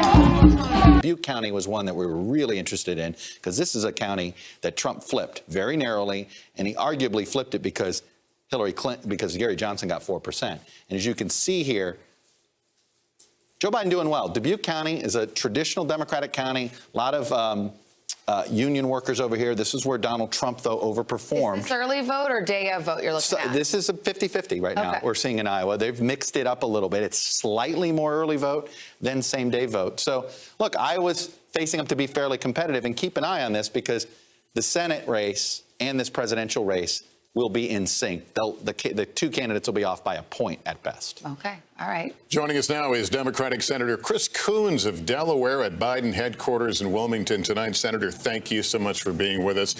So walk me through it. So maybe you pick up Arizona, you lose Florida, maybe you lose Georgia, maybe you lose North Carolina. What's the likely or most the shortest path to 270 for Biden? Well, Lester, as you just pointed out, there's several paths for Joe Biden to be elected our next president. But we have to remember, over 100 million Americans voted early, whether in person or by mail. And as Chuck was just pointing out, there are different rules in different states for whether they have already counted and are already reporting that early vote, or whether they're just beginning counting it and won't report it for several days. I'm hearing encouraging things about Ohio, about Arizona, about Iowa. So I think there still remain several paths for Joe Biden tonight, while President Trump has a very narrow path. And frankly, I'd rather be in our camp than his tonight. We have to remember that every vote needs to be counted before we conclude this election. Vote counts happen at the state and county level, and we have a number of states and counties that have already indicated they won't be done counting votes for several days. Senator Coons, with the exception possibly of Arizona, it looks more and more like Joe Biden is going to have to rely on that blue wall, turning Michigan, Wisconsin, and Pennsylvania back into the Democratic corner. How do you feel about what you've heard from your sources on the ground about how the industrial Midwest is playing out for Joe Biden? Well, I've been texting and calling with my Senate colleagues as well as local elected officials and organizers in several states today, the ones you just referenced, and I'm optimistic. I think we're ultimately going to have a great outcome for Joe Biden and Kamala Harris. They've had the right message from the beginning of this campaign about bringing people together, getting us out of this pandemic and building back stronger our economy. But we just have to be patient and make sure that every vote gets counted in what ultimately may be one of several paths towards a victory by Joe Biden tonight or tomorrow. The Trump campaign threw out Minnesota as a possible pickup for them. Do you see that in the cards? Is it something you're worried about? I really don't. What I'm hearing from Minnesota elected officials I've touched base with is that although Minnesota is a state where you can show up and vote at the last moment, they don't see anything that's happened on the ground today that suggests to them that Donald Trump may unexpectedly take Minnesota. Senator, we have to say congratulations to you. You won your race. Turns out you also had a campaign to run. But what about what's going on in the Senate? I know Democrats had high hopes of taking back this Senate, but some of the races are not turning out as expected. In particular, North Carolina, Thom Tillis, the Republican incumbent, appearing to do better than many expected. Well, so far I've been encouraged by the outcomes in Colorado and likely in Arizona. I'm sorry for my colleague Doug Jones, who you've called to not be reelected, but he's done a great job in the Senate. And I think there's other news tonight that is encouraging in Georgia and in other states. But in several states that we expect to pick up Senate seats in, it is still too close to call. All right. Senator Coons, good to talk to you. Thanks so much for your time. Thank you. We will take another quick break here. We'll continue with our coverage right after this.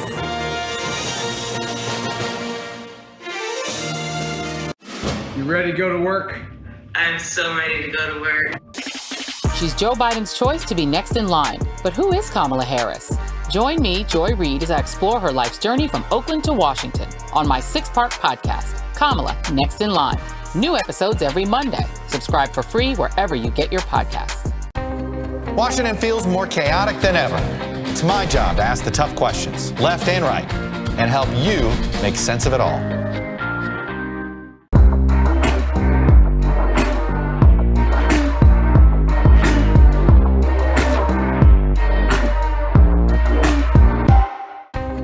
Washington feels more chaotic than ever. It's my job to ask the tough questions, left and right, and help you make sense of it all. You ready to go to work? I'm so ready to go to work. She's Joe Biden's choice to be next in line. But who is Kamala Harris? Join me, Joy Reid, as I explore her life's journey from Oakland to Washington on my 6-part podcast, Kamala Next in Line. New episodes every Monday. Subscribe for free wherever you get your podcasts. For breaking news in our changing world, download the NBC News app. President Trump and Joe Biden hit the trail. At the center of this campaign, coronavirus. The story. The battleground blitz as we enter the final stretch of the 2020 race. From every angle. If you were sitting here talking to Joe Biden and President Trump, what would you want to tell them right now? On the ground. The winds fanning these flames are expected to last another 24 hours. Shut it down!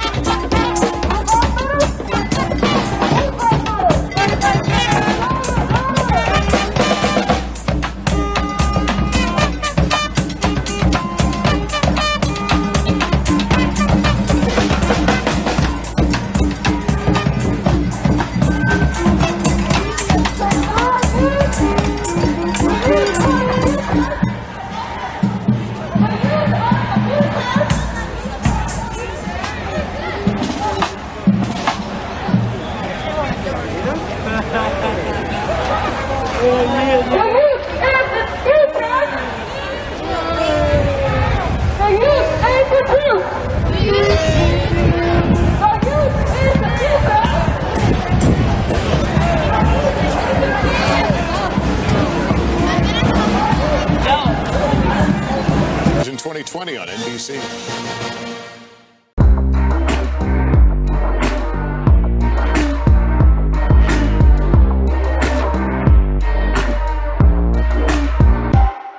Good morning. Welcome to Today. We're glad to have you with us. This fall.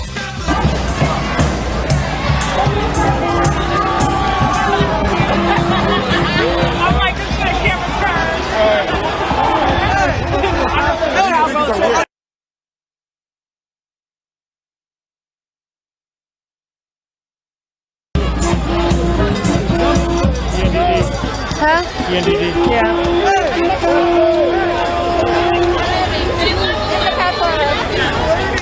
Hey, family.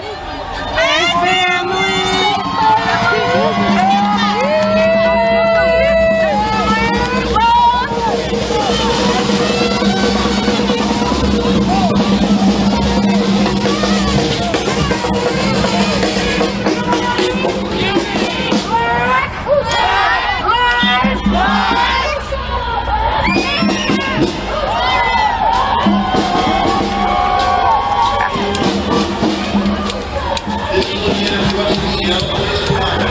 Oh, there goes the dispersal order of SPD. There, okay, y'all know I gotta come over here. Do you got gas mask? I got mine.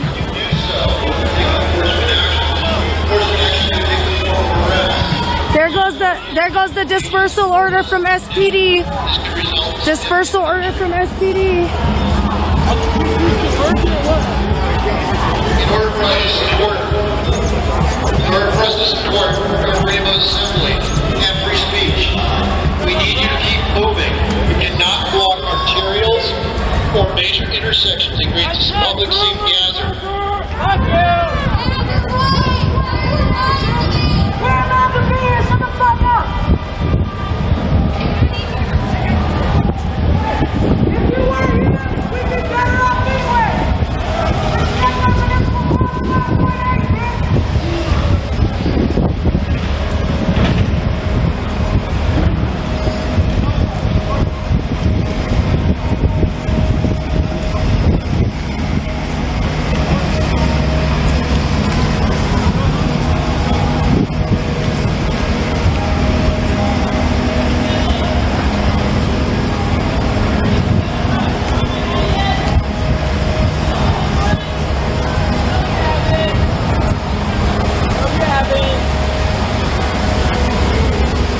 I want my hat back.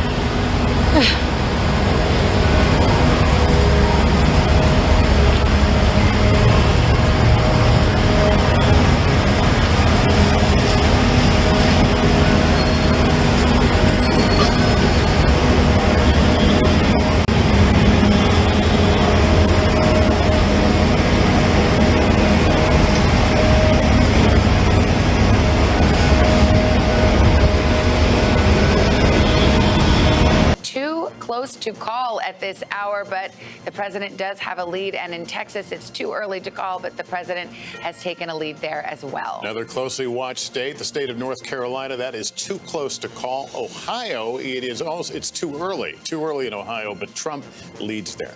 Let's look at Georgia. Democrats had been hoping for this one. It's too early to call. We'll see how the votes shake out there. What are you looking at, Chuck? Well, look, I just want to update folks. I know everybody's wondering about a few states here. I'll start west to east. Arizona, I told you we've been 75% reporting. We're stuck. We don't have any new vote, so not anything new to report there. We still have Biden leading. Let's go over to North Carolina, which we haven't called. We're still stuck at 95% reporting. So we may be in one of these sort of wait and see modes, if you will. This still looks pretty good for Donald Trump, North Carolina, and here. And in Georgia, it is trickling in, as you can see, but let me just go in and around here. Still 24% in the Atlanta, in DeKalb County. We got only half the vote in Fulton, which is Atlanta itself. Cobb, 66%. By the way, I want to show you a little bit something here on Cobb. Cobb has made a remarkable transformation, okay? It's literally swinging almost 20 points, and we've seen this move that's been happening there, and you see from 2008, it may swing as much as 20 points. So it's just an interesting, and Cobb County, of course, is where Newt Gingrich launched the Republican revolution that brought the modern Republican Party today that Donald Trump leads, was essentially founded right there in Cobb County, which is now turning blue. Is Georgia a swing state for this election only? I think Georgia is a state that is headed into purple territory. We're seeing tonight. This is going, when all the votes are counted, this is going to be a very tight race. And frankly, it's going to be a bit of a coin flip. We got to see how much vote actually comes out of these Atlanta suburbs. But one thing about tonight is, and I do think Joe Biden has come up short in the Sun Belt, but these are very competitive races. We are moving, and look, our population has moved that way too. Within a decade, we will spend more time on the Sun Belt on election nights than we do in the Rust Belt. For now, though, Joe Biden needs the Rust Belt. All right, Andrea? And when you come to the Rust Belt, the Biden people, the Democrats I'm talking to in Michigan and Minnesota, well, you talked to Amy Klobuchar earlier, they are relatively confident because what you're seeing is the election day vote. The early vote is not yet being counted. You've got 3.2 million votes out there in Michigan, and they believe that those votes are trending 61% Democratic, just based on the profile of what they're seeing. So as you heard from Senator Coons, they're not really that worried about Michigan and Minnesota. Let me turn to Casey. Casey, what are your thoughts right here? Are we seeing any real surprises here? Well, Lester, I would say that while I agree with Andrea and my Democratic sources are saying that, you know what, we should have expected this exact scenario to play out tonight. They call it the red mirage.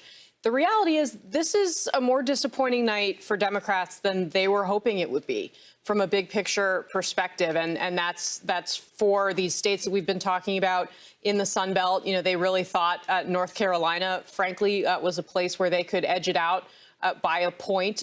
Georgia is still, I think, an open question, as Chuck was just outlining, for all of the reasons to do, particularly with the suburbs of Atlanta. I think Florida was probably expected, but Texas, of course, something that seemed in play late in the race. And some of these polls that, frankly, they were media polls, they were internal polls to the campaigns, to the super PACs. I mean, we had so many numbers to work with. And just like in 2016, frankly, most people who were reading those polls were all thinking that we might see a major realignment in the Sun Belt in this election. And that's just not happening. And Democrats were also very confident about potentially taking as many as winning back as many as 15 additional seats in the House of Representatives. And instead, they're seeing some surprising losses in places like Miami-Dade County. They didn't pick up a couple of seats in Texas that they were really optimistic about. A congressman in Staten Island, New York, it looks as though he's losing.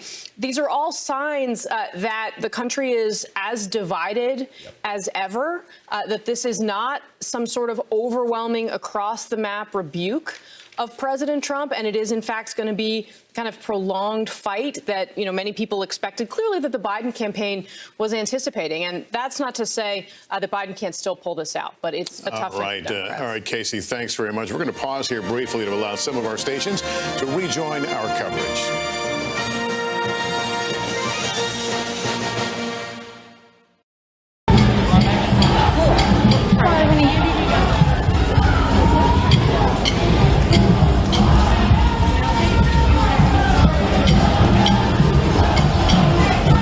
Where's Lou?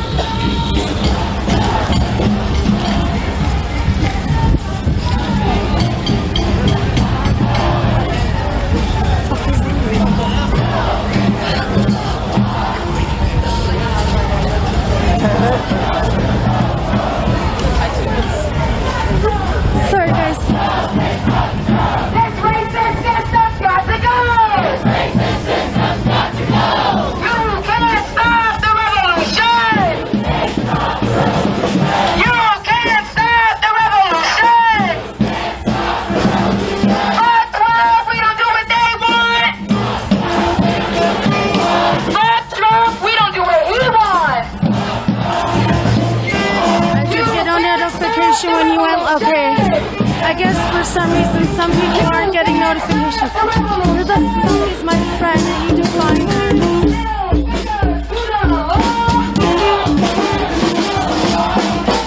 Look, we have the real map, and you'll see here, faded blue, faded red are where I've manipulated it. I'm putting them where they're leaning now. So North Carolina and Florida and Texas, I'm putting in Trump's column. Arizona, Nevada, I'm going ahead and I'm putting some of Maine and some of Trump in that column. So I just want to show you where we are, and you start to see here how narrow this is. So let's assume here that Biden can hang on to Minnesota, Wisconsin, and Michigan. These are the three states he had 5+ point leads in. See his electoral vote number there, guys? Sitting at 265. And this is making some assumptions here. I'm just, now you see that if Georgia doesn't come through, if Iowa, now any of these three can put them over. Iowa could, but I think Iowa's going to tilt Trump. Georgia, we're waiting on Atlanta. I'm not ready to classify that. But look what it comes down to. Scranton. Well, we we decided knew that months ago. Scranton says better than Pennsylvania, because you got to kind of like, do it like that. But I'm just saying the paths have narrowed for everybody. We are looking at a close election, and this feels a little bit like 2004 meets 1976. For those of you thinking about presidential elections, both of them were close races, and both of them were races that took us a long time to call. And Michigan may not come in until Wednesday night or Thursday, according to the text I just got from Democrats there. Okay. So it's all over but the counting, but the counting could take a while. We need to roll up our sleeves. Yes. I'm just saying, we're getting close to midnight. Maybe the coat comes off. We roll up the sleeves. Maybe we get the pencils out. We got a lot of adding to do. After midnight's when Chuck gets loose, so watch out. You don't want to see that, folks. Let's go to Kristen Welker. She's at Biden headquarters. How are they feeling? Are they sweating it? Well, look, they are certainly watching a couple of these states quite closely, and I think one is Arizona. One person close to the campaign telling me they feel encouraged by Arizona, because if he wins Arizona, then he doesn't necessarily need to win Pennsylvania. But as Chuck just mentioned, these paths are really narrowing. So if Biden wins Arizona, then he has to have a sweep of those Midwestern states. He has to hold on in Michigan, in Wisconsin. He cannot afford to lose any of those states. That's why you saw Biden barnstorming those states in the final days of this campaign. But where did he spend his most time? In Pennsylvania. Where was he today? In Scranton. That's, of course, the place where he was born. He visited the place where he grew up. And so it becomes so critical that the Biden campaign gets the type of turnout that they were pushing for in the suburbs, in the area in and around Philadelphia, that the African American turnout is strong, because it wasn't what it needed to be back in 2016. And so that is why Biden visited Pennsylvania more than any other swing state, 14 times. Now, we can't overstate this enough. The counting of those mail-in ballots is just beginning in Pennsylvania, and so they are urging everyone to be cautious and to brace for what could be a days-long process of counting these votes, but they say they're going to do it. They say they are going to count every vote. Now, some Democrats have privately been quite critical of Biden's strategy. They've said he hasn't been aggressive enough, that he's been too cautious. Of course, he's been campaigning against the backdrop of COVID. I put that question to one of his campaign officials earlier today. Were they concerned that he wasn't out enough in a place like North Carolina and in Georgia, which we see now are just so incredibly tight? This official said, no, look, we feel confident that we left it all out on the field. Biden reiterated that. But undoubtedly, some Democrats are looking at this map, and they are thinking quite seriously about that. But at this hour, again, there is still optimism within the campaign. All right, Kristen, thank you. Let's turn to Trump campaign senior advisor Corey Lewandowski, who joins us now. Corey, you've been through this before. You were there in 2016. There's a lot for you to like on this map, and there's stuff to give you pause, namely Arizona, which is leaning Biden at this hour. How are you feeling about your chances? Obviously, we're very cautiously optimistic. But that being said, if Joe Biden wants to become the president of the United States, he has to defeat Donald Trump in a series of states. And one state isn't going to be enough. Look, Donald Trump had an enormous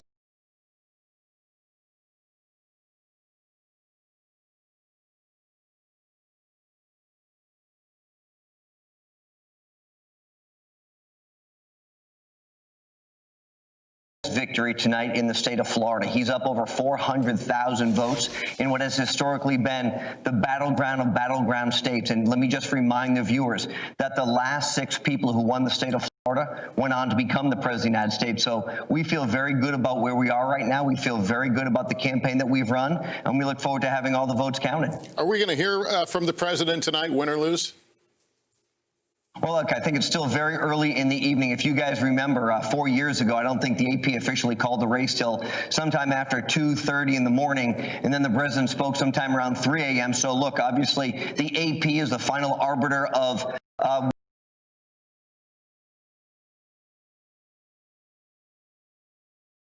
where the race stands. They're still very early in this race, so I think it'd be premature as we sit here right now in the 11:30 hour to think about having anybody come down and call anything. Oh, I wasn't suggesting calling, but I was wondering if we would hear from him at some point.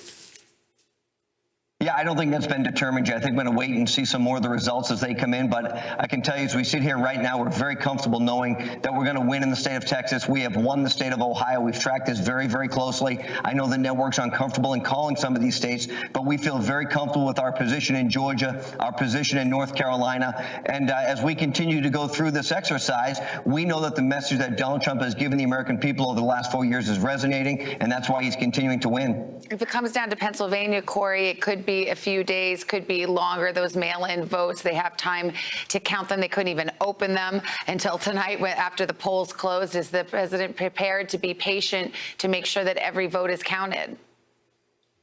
Well, of course, look, the president, of course, he wants the votes counted. We have to make sure that it's done properly. And if they're postmarked on time and they follow the rules, then of course that's the case. And look, right now, as you look at the numbers in Pennsylvania, we're very, very happy again with what our performance has been. This is a state that Joe Biden claims to be his home state, even though he hasn't lived in it in 65 years. He claims Pennsylvania as his home. The truth is, we're exceeding our expectations in the state of Pennsylvania. We believe we're going to win the state of Pennsylvania. But once we win in Michigan and Wisconsin and Arizona and potentially Nevada, the state of Pennsylvania potentially does not come into factor as much it may have if, those states change hands. Corey Lewandowski, thank you for stopping by, and thanks for your time. Thanks, Corey. Thank you. Hallie Jackson joining us now from the White House with more of the view there. Hallie?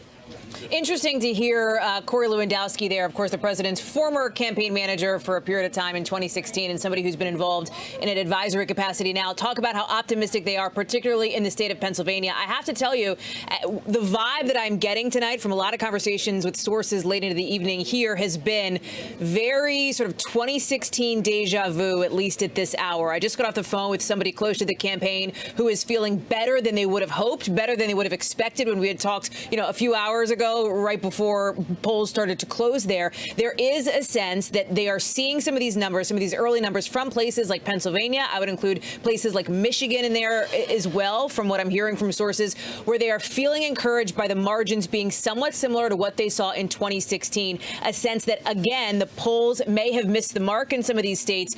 The state of Arizona, as we're showing that, NBC News, to be very clear here, has not made a call in that state. I do think there is an acknowledgement that that is not going right now in President Trump's favor. I think it's notable that Mr. Lewandowski did not reference the state of Arizona there. But those are, I think, some of the themes that we're looking at is, can the president pull out a what you could characterize fairly, I think, as a come from behind, or at least a come from a dead heat kind of win from a very narrow path, to be able to do that again tonight. There is some optimism here. And I will tell you, there is no expectation that this night is going to end anytime soon. The folks who are behind me in the White House, in the East Room, in the Grand Foyer, and some other spaces inside the White House are planning to stay for quite a while. This thing is going to go for sure into the morning. And from some people that I've talked to, there is no anticipation that we will actually get a decision before the morning hours at the earliest. Savannah. All right. Hallie Jackson, going to be a long one. We'll fit in a quick break right here. We'll continue with Decision 2020 election night coverage in just a moment.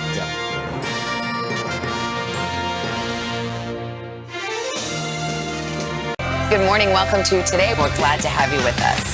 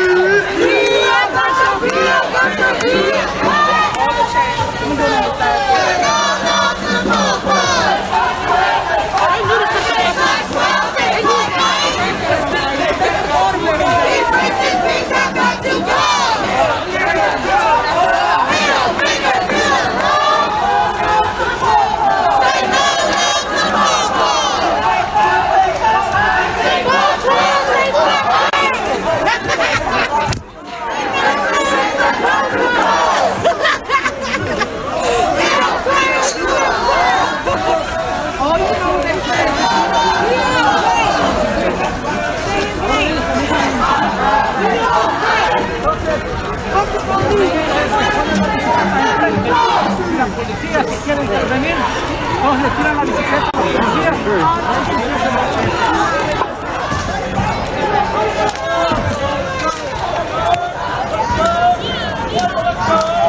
Hey, where are you?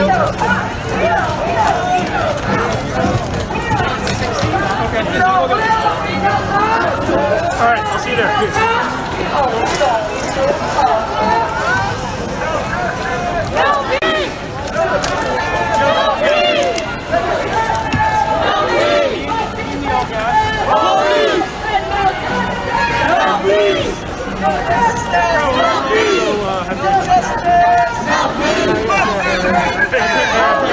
All right, next time, bro.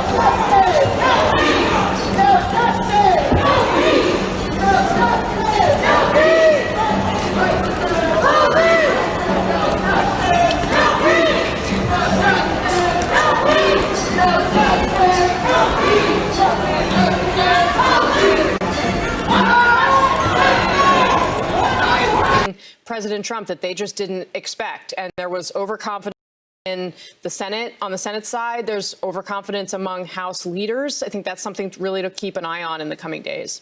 All right, Andrea. And one of those races that's still out there is Montana, where you've got the sitting governor, Steve Bullock, a popular governor who's taken some tough measures on coronavirus, but has not had much opposition to it.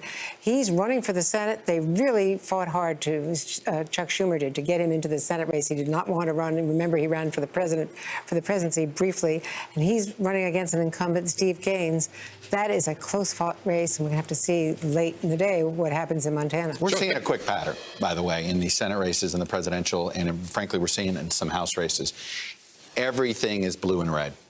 We are not seeing split ticket voting the way we used to see split ticket voting. We've known that that's been disappearing, but I'm just watching all of these. The Senate nominees and the presidential vote is linking up across the board. We thought maybe in a place like Kansas that had sort of that Senate race had sort of created its own unique personality. Could the Democratic candidate, she's a former Republican, could she win over swing voters? And it's just, people are not splitting their tickets. I know that Sherry Bustos, who's the Democratic chair of the DCCC, she represents a Trump district. She used to win swing split ticket voters. She's struggling tonight. She may not win. And I think it's this phenomenon. It's red or blue. All right, we'll continue with our coverage, election night coverage, after this short break.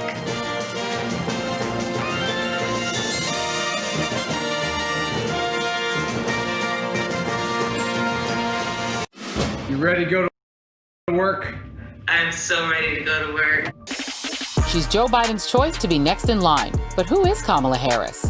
Join me, Joy Reid, as I explore her life's journey from Oakland to Washington on my 6-part podcast, Kamala Next in Line. New episodes every Monday. Subscribe for free wherever you get your podcasts.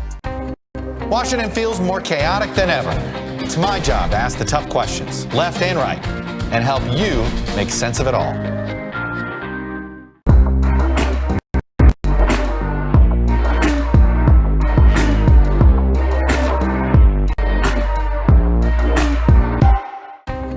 Washington feels more chaotic than ever. It's my job to ask the tough questions, left and right, and help you make sense of it all. You ready to go to work? I'm so ready to go to work.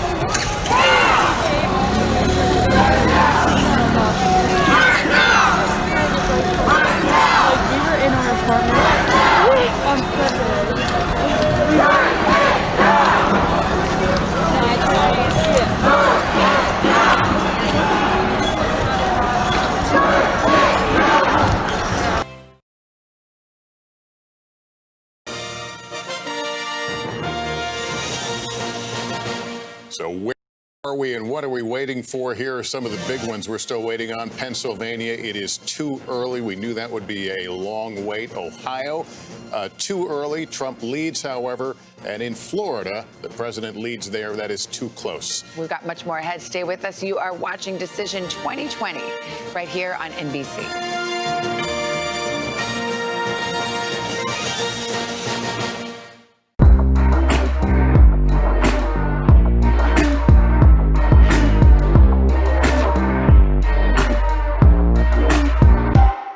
Good morning. Welcome to Today. We're glad to have you with us. This fall, we're right there with you, whether you're back to school. What do you guys think? We're excited? Or back to work.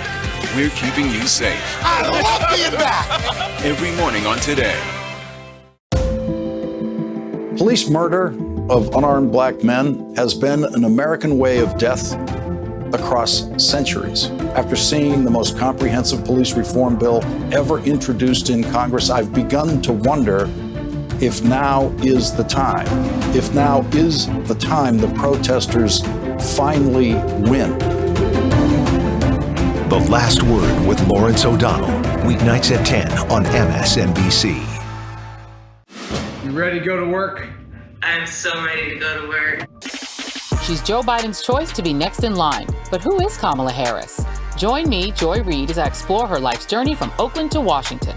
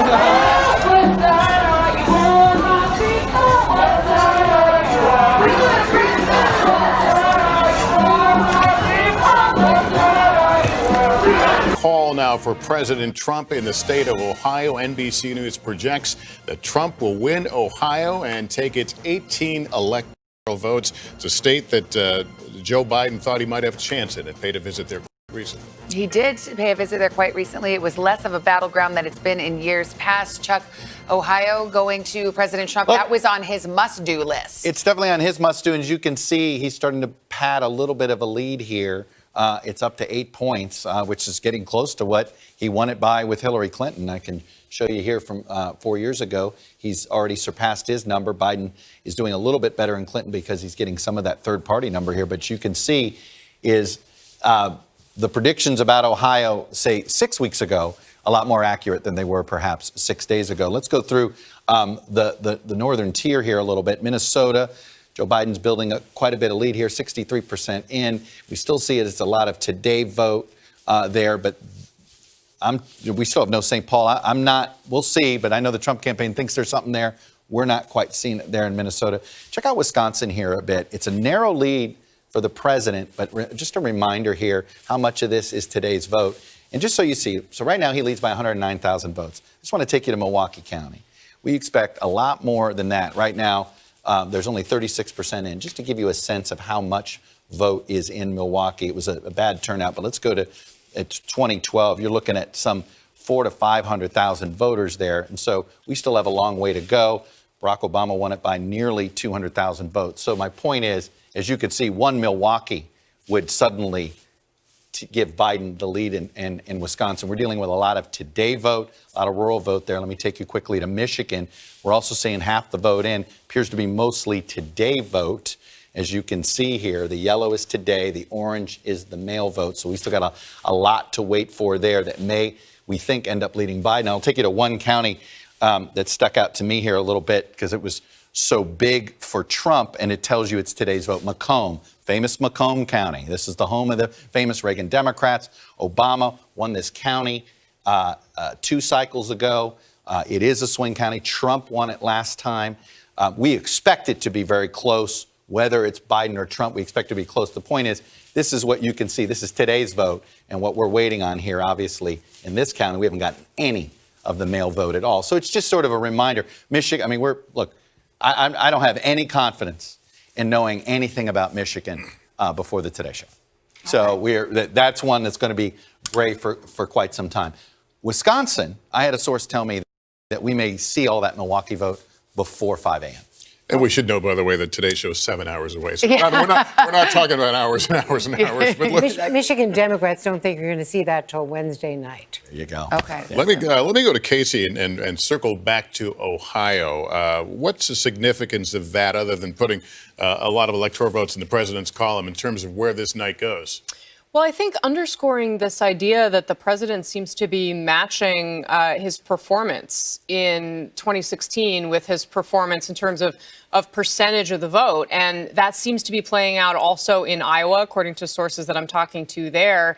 And I think the question then becomes, has Biden done the work that he needs to do in these other Midwestern states? I mean, we clearly are seeing that a lot of the polling was not right in some of these Sun Belt races and states. Question is that going to be the case in these other places as well? And I think clearly the jury is still out on that. Democrats are nervous about some of the way things are looking, particularly in Michigan, although I think at the end of the day, they expect that they're going to pull that out. But you could see a Republican win the Senate race there, which, when we were talking earlier this week, that seemed like the Republican pipe dream, picking up a Senate seat in Michigan, not necessarily completely off the table now. And I think Democrats who are looking at the early returns from Ohio were hoping that what they meant was the suburban vote was going to come in for Biden in a big way, that around Cleveland, around Columbus, perhaps suburban women, perhaps who had been turned off by President Trump, some of the people who helped Democrats flip the House in 2018,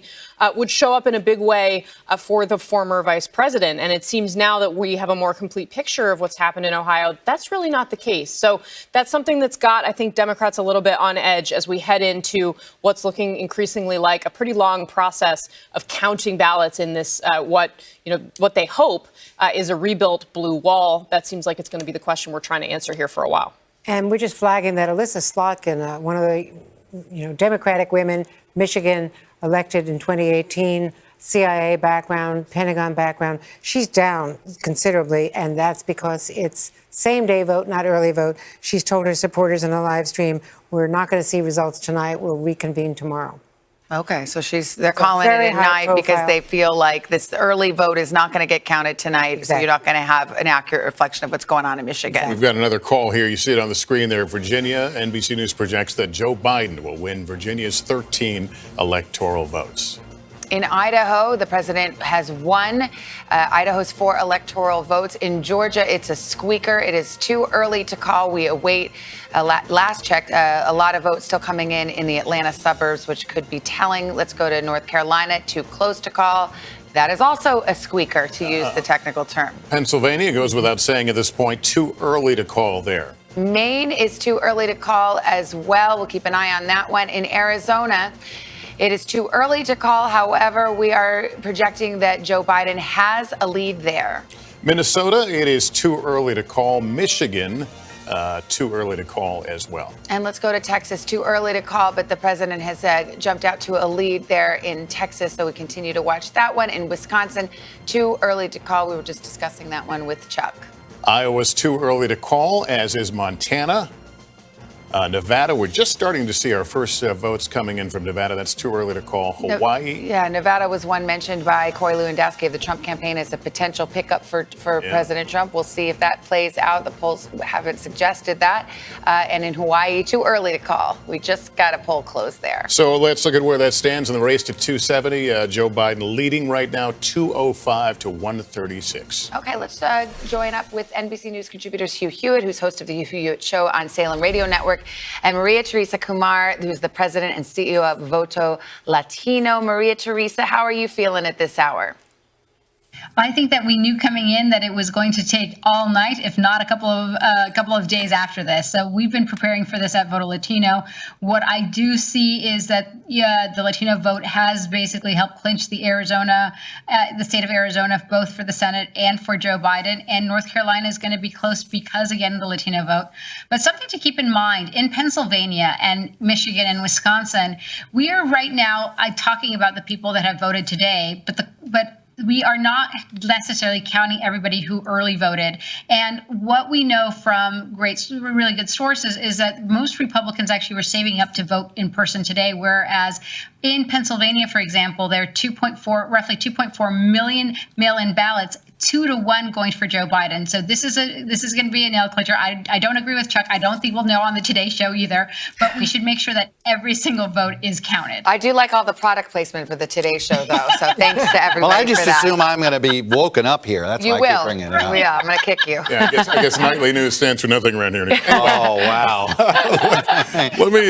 You have a more reasonable time slot. That's true. Don't make us get up early. Hugh, let me bring you to this conversation. So, based on what we're seeing right now, it looks like the president has bought himself a ticket, at least as far as Pennsylvania. Does anything that's occurred tonight shed any new light on what Pennsylvania might look like? I do want to look over the border from Pennsylvania to Ashtabula, Mahoning, and Trumbull County, which went decisively for the president. To the extent that they are still counting those late votes in Pennsylvania along the spine of Pennsylvania and Ohio, that bodes very well for the president's totals in Pennsylvania because, as Chuck pointed out earlier, Ashtabula, Trumbull, and Mahoning are where Joe Biden had hoped to reclaim some of the Obama voters, and he did not get them. I think it's a three-state election, Michigan, Wisconsin, Pennsylvania. I think it's been a three-state election for 4 years. The good news for the Republicans tonight, it appears that the Senate will be a Republican majority. I don't actually see how, even with a runoff in Georgia, that Democrats can take control of the upper chamber. They've won in Arizona, apparently beating Martha McSally. They've won in Colorado, but they've lost Alabama. Susan Collins looks pretty good. And it looks like Nancy Pelosi will be back as Speaker of the House.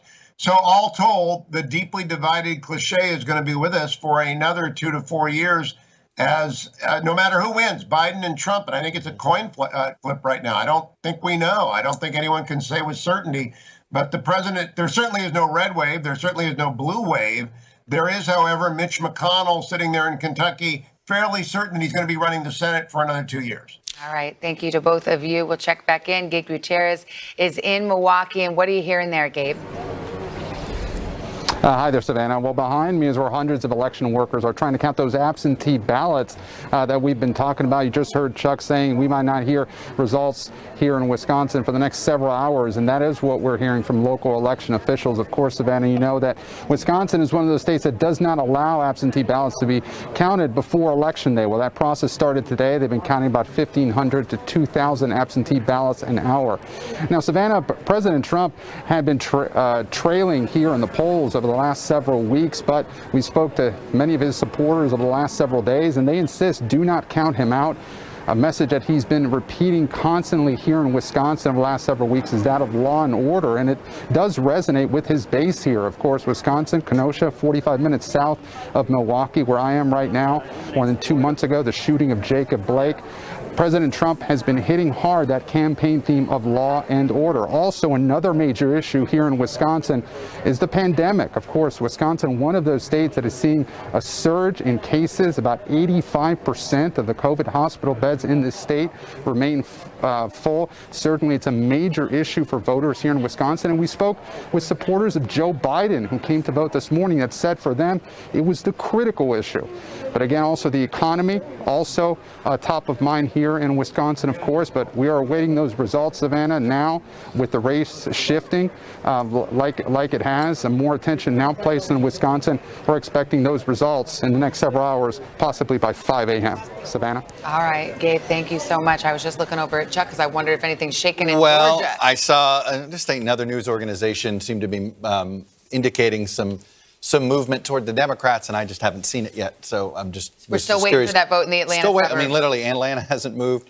What do we've added one percentage point in Arizona in the last hour in trying to get votes. So we are in that period of time where it's going to trickle in now, rather than maybe, like I said, I do expect that one. I was told we were going to get this one giant dump of Milwaukee vote, but late tonight. So that is something worth staying up for. So put the pot of coffee on. My son was just asking me, why is everything too early to call? It's after midnight. I'm like, why aren't you in bed? It's actually, it feels too late to call, but I know what he Can't means. say the words Yes, too early exactly. anymore. We're like, wait, it's late. That's what he keeps saying. Ask him why he's up so late. That's what I did. That was my response. Well, Tom Brokaw's up, NBC News senior correspondent, veteran of more than a half century of presidential elections. Tom Brokaw joins us. Tom, great to see you. Give us your observations of what we're seeing and versus what a lot of expectations were going into this night. You know, I've been covering presidential politics in this country since 1968, and I've seen a lot of changes. I have never seen the country as deeply and sharply divided as it is now. And it's the second cycle of this kind of division, with President Trump surprising everybody the first time, and fair to say, surprising everyone a second time with his strong showing. I think he made a very clever move in the last couple of weeks, in which he said to the country, go back to work. It's time to get the economy going again. The COVID, we're close to getting that solved. So you can go back and earn some money and get your business going again. I think that helped him a lot, frankly. People were wanting to hear that. I also think over the course of the last year, there's been some difficulty in, if you will, in the country about police shooting black people under circumstances that were indefensible. And at the end of the episode, there were a lot of white people who were supporting the black demonstrators until the black demonstrators kind of lost control. And they were not just demonstrating anymore. They were going into streets and they were robbing stores and they were tipping over cars, and it went on most of the summer. How much of that had to do with it, I'm not sure. But it was a long way from Dr. King, who was so successful with a program of nonviolence. So how that played into all this, I don't know. But I think in the last couple of weeks that Trump made a very clever move by saying you can go back to work. He's dead wrong. COVID virus is going to get worse, not better. And in fact, this country is going to be under the very dark cloud of that for the foreseeable future. So however this turns out tonight, we've got a lot of things to worry about in this country. And the only way we're going to get them resolved is to find a way to work together. We are confronting a lot. Of course, there was a lot of peaceful passion in the streets.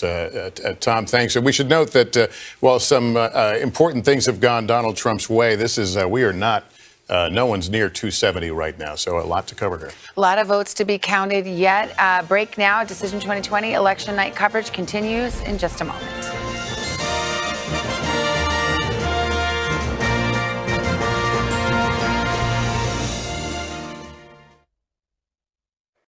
Glad to have you with us. This fall, we're right there with you, whether you're back to school. What do you guys think? We're excited? Or back to work. We're keeping you safe. I love being back. Every morning on Today.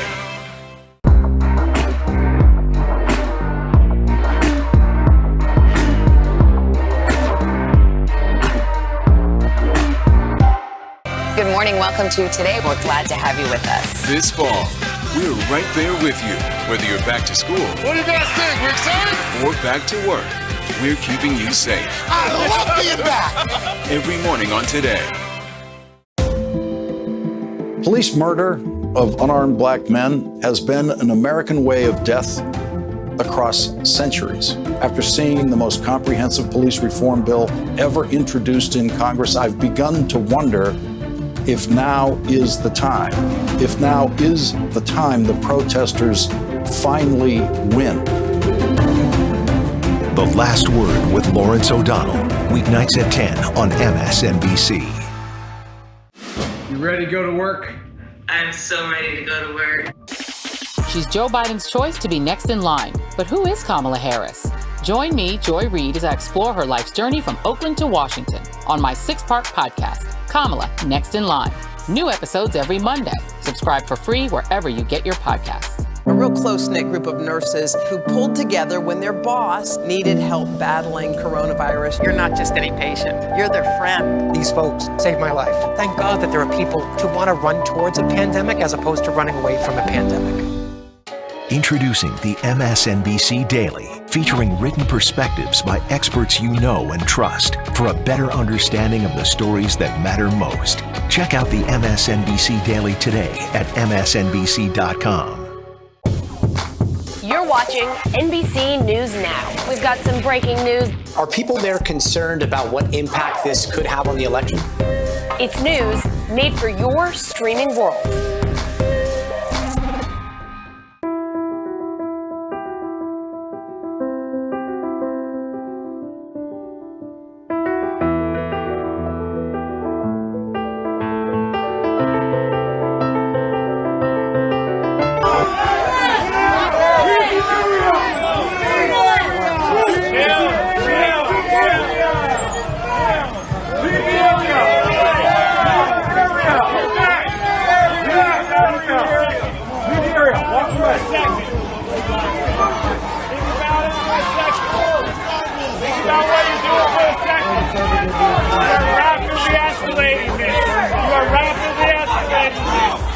Nobody needs to get hurt. You are going to be the ones hurting tonight. You are going to be the ones doing the hurting. These are the people that will be hurt.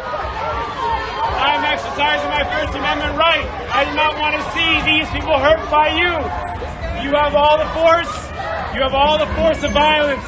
You have all the force of violence. You have all the money. You have all the force of violence. Our ability to manage the crowd will say stop and not be excited and eventually the driver arrested. For everyone in the crowd, we give you a warning.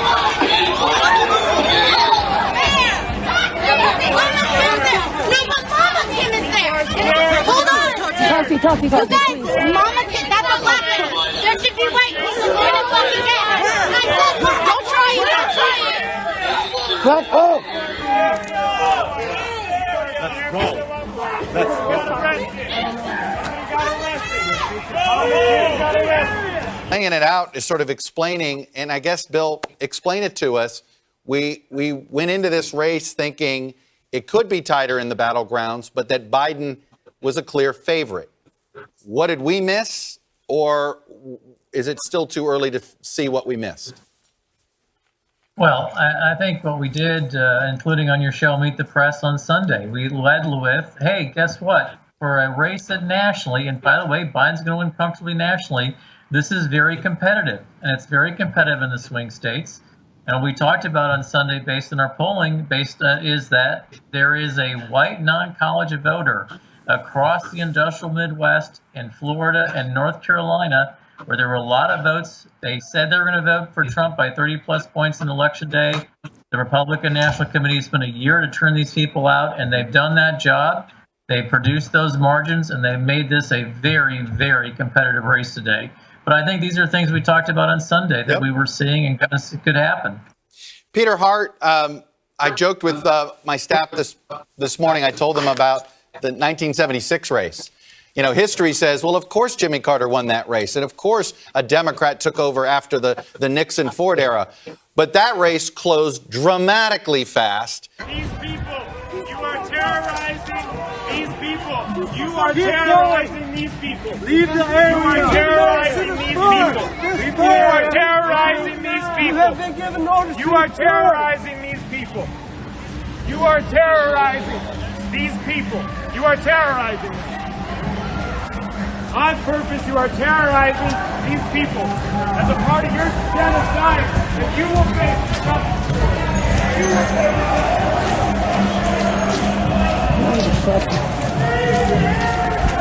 critique of the polling community. And I've been making it clear to folks internally that I think the problem are these public state polls that sort of, maybe besmirch the reputation of quality national polls or others. But it does seem as if these state polls massively misled us. Yeah, well, I think we, rightfully so, as an industry, need to be judged by the results, and we will. Organizing. Fear and terror. You are trying to instill fear and terror. You have all the force of power. You have all the force of fear. You are terrorizing vulnerable people. With all the force and all the power at your back, you are committing genocide. You will face justice. You are terrorizing and instilling fear on purpose. Your job is to protect. You could have stood in solidarity with victims of genocide a long time ago to give people the resources that they need. Instead, you chose to terrorize people instead of helping them. You chose to terrorize people instead of helping them. You chose to terrorize people instead of helping them. You chose to terrorize people instead of helping them.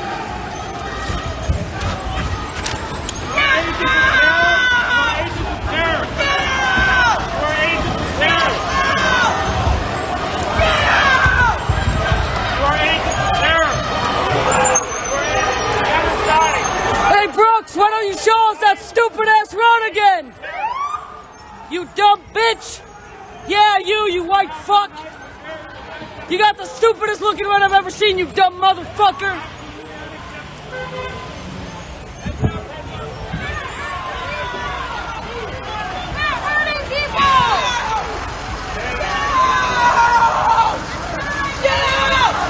You're agents of terror. They were leaving, you dumb bitch! Yeah!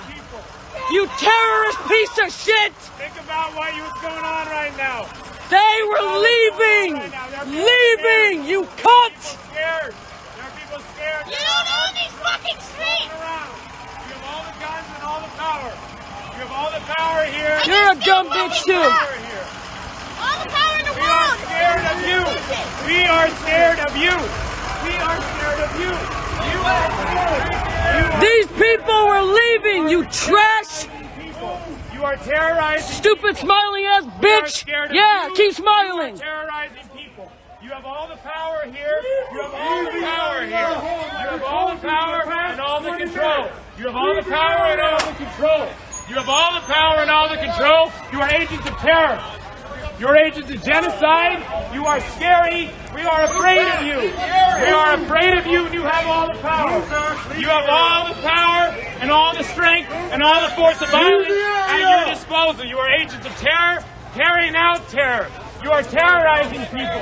This is a part of your genocide. Fuck you! You are scaring and terrorizing people.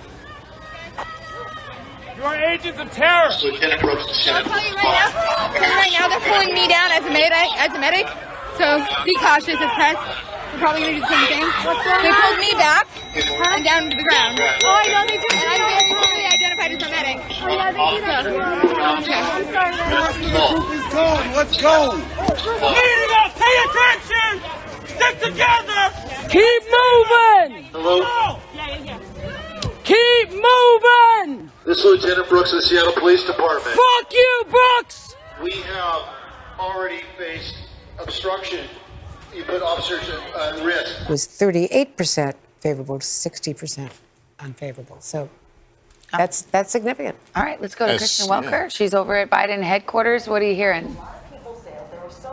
Well, Savannah, as you mentioned, we are now waiting to hear from former Vice President Joe Biden as this election hangs in the balance. And I can tell you that things have really started to more cars pull in. I don't know if you can see behind behind me all of the lights, but they are waiting to hear from their candidate, the person who they voted for, Joe Biden. And it comes as we've been talking to campaign officials who say they are watching what is happening in Arizona quite closely. It is giving them encouragement. They're also looking at Georgia. They're saying that they're not ready to give up on Georgia. But look, one top aide told me their primary path has always been the blue wall. Michigan, Wisconsin, and Minnesota. And another aide saying they are still confident that they're going to carry those 3 states. So look, if Biden is able to pull off a win in Arizona, then if he sweeps those Midwestern states, he doesn't need to win Pennsylvania. On the other hand, if he comes up short in Arizona, then he would need a victory in Pennsylvania. And that's part of why he spent so much time in Pennsylvania, even making stops there today, fighting for every last vote. So you see there the motorcade, Savannah, heading from Joe Biden's home, heading here. We anticipate to speak. We expect to hear from him within the next hour or so, as early as 15 minutes, depending on how quickly he can get here. And again, we anticipate that he is going to address what we have all been talking about all night, which is that there are still a number of states that are counting, a number of states that he spent a lot of time campaigning in, and this election hangs in the balance, Savannah. All right. Thank you, Kristen. Hallie Jackson is joining us now from the White House. Hallie, how are they viewing a night in which there is, as was pointed out earlier, no red wave, no blue wave, just a lot of solid red and blue? And a lot of, I would say, coffee and Red Bull, probably, Lester, because I think that's where this night is headed, it seems. I can tell you that when it comes to a state that Kristen is talking about, Arizona, a state where the Biden campaign is feeling pretty good based on the numbers, there is immense frustration inside the president's orbit that some networks, not our network, but another network, has appeared to have called the race for Joe Biden there. Again, not our call. I want to be very clear about that, but you are seeing a lot of consternation. There is a sense among some folks in the president's orbit that it is too early to make that call at this point, but they are very engaged, watching these numbers extremely closely in Arizona. Why? Well, because if in fact this lead that Joe Biden holds, and again, I want to stress, we have it projected. It's too early to call right now, according to NBC News. If the lead holds, though, it does narrow the president's path to victory, and that is something that is really important for the president and for the campaign that they're looking at. Obviously, Georgia is still outstanding, and then those blue wall states that we're talking about here. Some optimism that we're hearing about in places like Pennsylvania, in places like Wisconsin, actually, which is kind of interesting. That is a shift, at least from the conversations I've had from this morning to tonight. I think the sense earlier in the day was that they didn't think that Wisconsin was going to be potentially a good state for the president, but based on some of the numbers that they're seeing come in, that seems to have shifted. I will say, as we get ready to hear from former Vice President Joe Biden over in Delaware, we really haven't heard much from President Trump at all. He has not tweeted, at least at last check, about 45 seconds before I came on the air, since the polls closed earlier this evening in some of those first states. It is possible that we could hear from him here at the White House. He has a number of supporters here, family members, cabinet officials who are in the White House behind me. But other than, some indications that he may speak, we don't have anything definitive of when we might hear from President Trump. I think that Corey Lewandowski referenced that the decision had not been made yet. And I can tell you that when I asked one person close to the president earlier, just a couple of hours ago, if he would speak, the answer was, well, if he wants to, he will. And if he doesn't, he won't. It's always up to the president, as we often see in these instances, guys. And Hallie, this is probably a good time to point out, as you point out, that sometimes there's differences in what's being reported out there. Folks need to understand that we are very, very competitive, but on nights like this, when it comes to making these sorts of calls, You've got to have humility on this because of this early vote. There's so many different things. I mean, the worst thing you can do is make a call and have to pull it. Yeah. Too many variables. We lived through 2000. So we lived through, in this network, we lived through 2000. We had to pull a call. Nobody likes to pull a call like that. So our guy, John Lipinski, he said, I'm not rushing anything. If other news organizations want to race, good luck, because you're going to, you could fall on your face. Just thought it was a good moment to get that out there for folks to understand that. So let's bring in Casey. Casey. To chime in on the call question, I mean, I think that's part of why the campaigns are so focused on these narratives, right? Hallie was reporting that the president's team is frustrated that this call would be out there in the ether, and that's because we are entering, and we're going to hear from Joe Biden as well now, we're entering the phase of the fight over the narrative here. We are heading into, my sources on both sides acknowledge a likely prolonged battle over counting votes. And we will see if this comes down to a single state or place, or if once we start to see the counting of the absentee and early votes in these states that aren't used to doing it on election night, it becomes more clear, comes into focus, potentially Joe Biden holds that blue wall and the conversation changes. But the president has been pretty straightforward about raising questions about counting the votes, the way that he has framed how he is going to pursue potentially trying to stop vote counting, et cetera, in some of these places. I mean, he has not held back from that. And the Biden campaign knows that this is very important. I mean, they have been talking to reporters for months about what a quote unquote, they often refer to it as a red mirage, what it might look like if it seems as though President Trump is ahead here, but what really needs to happen to put Biden in the lead is the steady and probably slow counting of all of these ballots. And that's potentially what makes what he says tonight so important in terms of framing this race for his supporters, but also for a potential legal battle that could ensue. And again, part of the framing of this, and I think part of what Democrats were really hoping for going into tonight, is that what we would see across the map would be a clear rebuke from voters to President Trump, something that would give the court system, judges considering any potential cases here, messages, from members of Congress, that this would be something where the president was clearly rejected and everyone was going to be on the same page about that reality. That is simply not the case here. I mean, we are shaping up to potentially have exactly the same control of the Senate. We're going to have a few wild card races out there, but right now, if we look at Colorado and likely Arizona as two losses for Republicans, we're looking on the flip side at Doug Jones in Alabama. I'm still watching Michigan, although we've got a ways to go there. But if Democrats were to lose that race, the Senate race in Michigan, which some of my sources are saying is a possibility,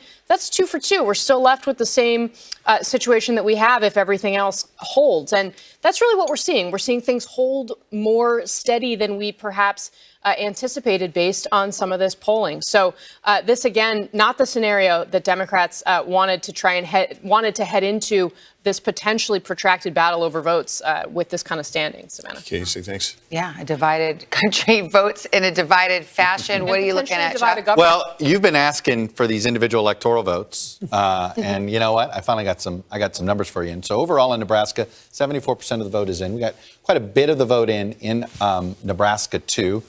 That's what's blue there. I mean, it's not. I'll show you the results. And Biden's got a 10-point lead. I can tell you this: the congressional race in that, which is a swing congressional race, is neck and neck. So Biden is way overperforming the Democrat. Trump is underperforming the Republican nominee. Early vote or day of? At this point, because of the way our system works on the district, that I can't tell you from here, but I can just tell you. Oh, it went back one too many here. As you can see, it's mostly today's vote. So already that's a strong indication there that one electoral vote, which we thought was going to lean Biden, it does. Let me give you a little update here in Maine so you can see that electoral vote. We got half the vote in.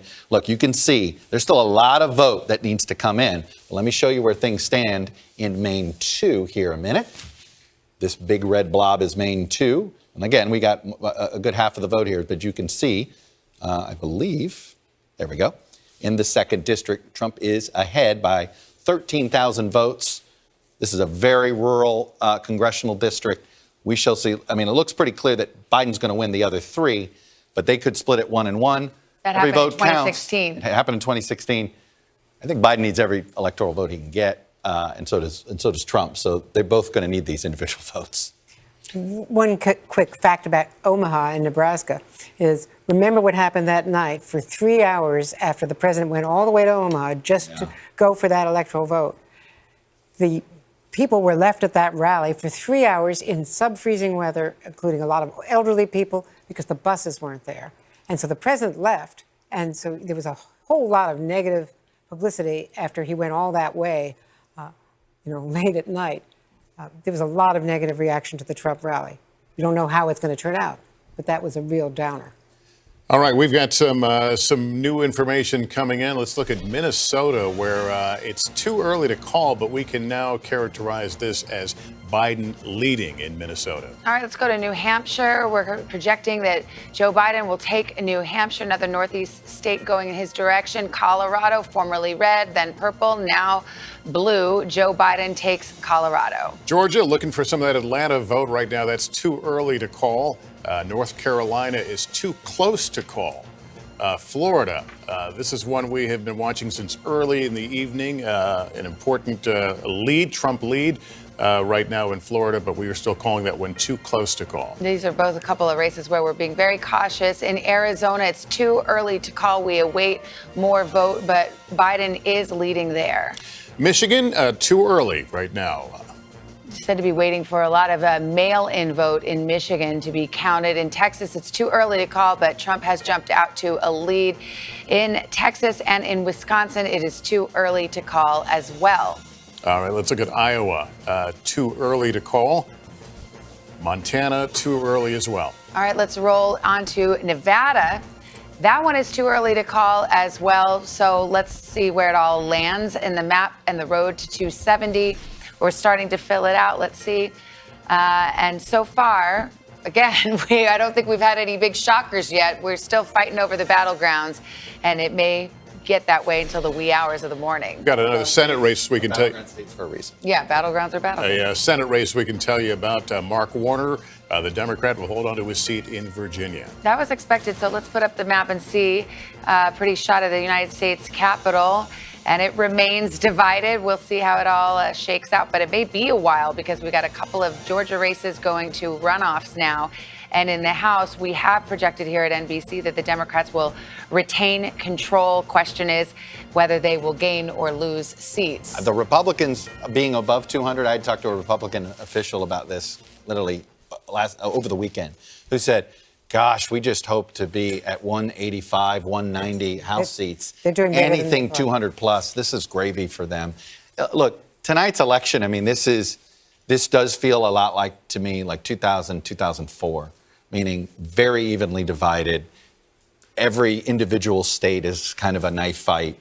And it's, it feels as if the battleground map we're about to see develop here maybe a battleground map like the 2000 battleground map that is just etched in our minds. We're getting word that former Vice President Biden has arrived now. Let's go to Kristen Welker.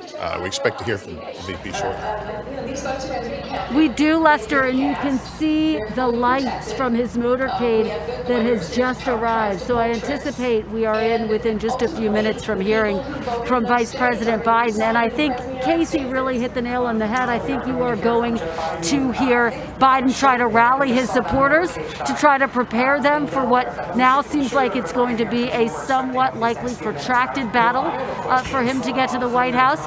There's going to be some counting that goes on in the next few days, but I anticipate that we will hear a measured optimism from the former vice president when he addresses the crowd here. It is worth noting that what you are seeing is a drive-in event here, and this is characteristic Biden. This is what has really been the hallmark of his campaign and how he has chosen to run this campaign. Socially distant people now getting out of their cars, as you can see, but largely socially distant.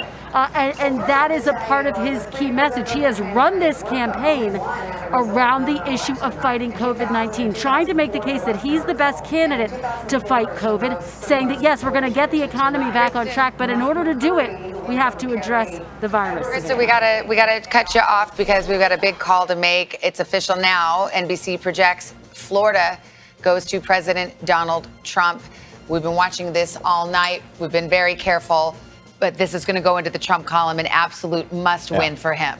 Look at the difference, 380,000 votes. Let me go back here and take you back very quickly to Miami-Dade, just to remind you where there was 300,000 votes 2 cycles ago. So as we see, the difference was that. Let's go. So Joe Biden won it by 83,000. Hillary Clinton won it by nearly 300,000. So You want to know where 200 of the 300,000 votes is? It's sitting in Miami-Dade County. So there's no doubt Miami-Dade County, even as, you know, he can feel good. He added, I mean, Osceola County, I think that's an addition in here, if I will. No, not quite a flip county, never mind that. But this Miami-Dade story is, you know, it may be a unicorn, it may be all those things, but as we've seen it with some Hispanic men as well in other states. It's this really Latino thing is an issue here for the Democrats.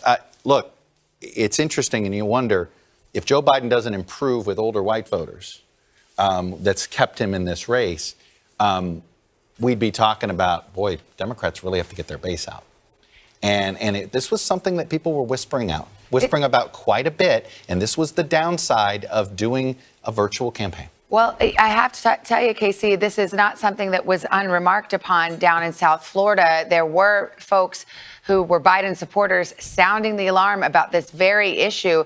Interesting to see in Florida, Biden actually did win some of the swing districts. Pinellas County, for example, one of the swingiest counties in Florida. He prevailed there, but it's Miami-Dade that ultimately sunk his chances in Florida.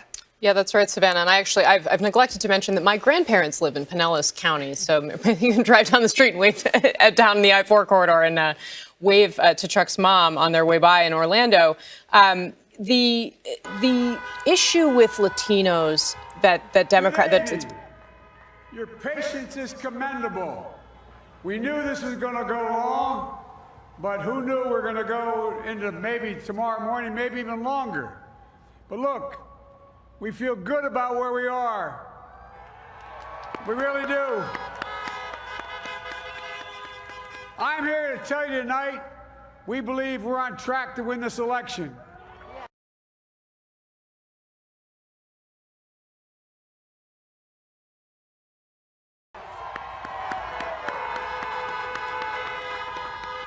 We knew because of the unprecedented early vote and the mail-in vote that it was going to take a while. We're going to have to be patient until the hard work of tallying the votes is finished.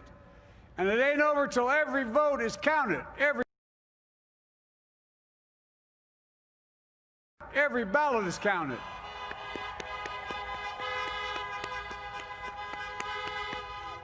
But we're feeling good. We're feeling good about where we are. We believe one of the nets has suggested we've already won Arizona, but we're confident about Arizona. That's a turnaround. We also just called it for Minnesota, and we're still in the game in Georgia, although that's not one we expected. And we're feeling real good about Wisconsin and Michigan. And by the way, it's going to take time to count the votes. We're going to win Pennsylvania. I've been talking to folks in Philly, Allegheny County, Scranton, and they're really encouraged by the turnout and what they see. Look, you know, we could know the results as early as tomorrow morning, but it may take a little longer. As I've said all along, it's not my place or Donald Trump's place to declare who's won this election. That's the decision of the American people. But I'm optimistic about this outcome. And I want to thank every one of you who came out and voted in this election. And by the way, Chris Coons and the Democrats, congratulations here in Delaware. Pardon? Hey, John, the Gov, yeah, the whole team, man. You've done a great job. I'm grateful to the poll workers, to our volunteers, our canvassers, everyone who participated in this democratic process. And I'm grateful to all of my supporters here in Delaware and all across the nation. Thank you, thank you, thank you. And folks, you heard me say it before. Every time I walk out of my grandpa's house up in Scranton, he'd yell, "Joey, keep the faith." And my grandma, when she was alive, yelled, "No, Joey, spread it." Keep the faith, guys. We're going to win this. Thank you, thank you, thank you. Your patience is great. Let's walk over here.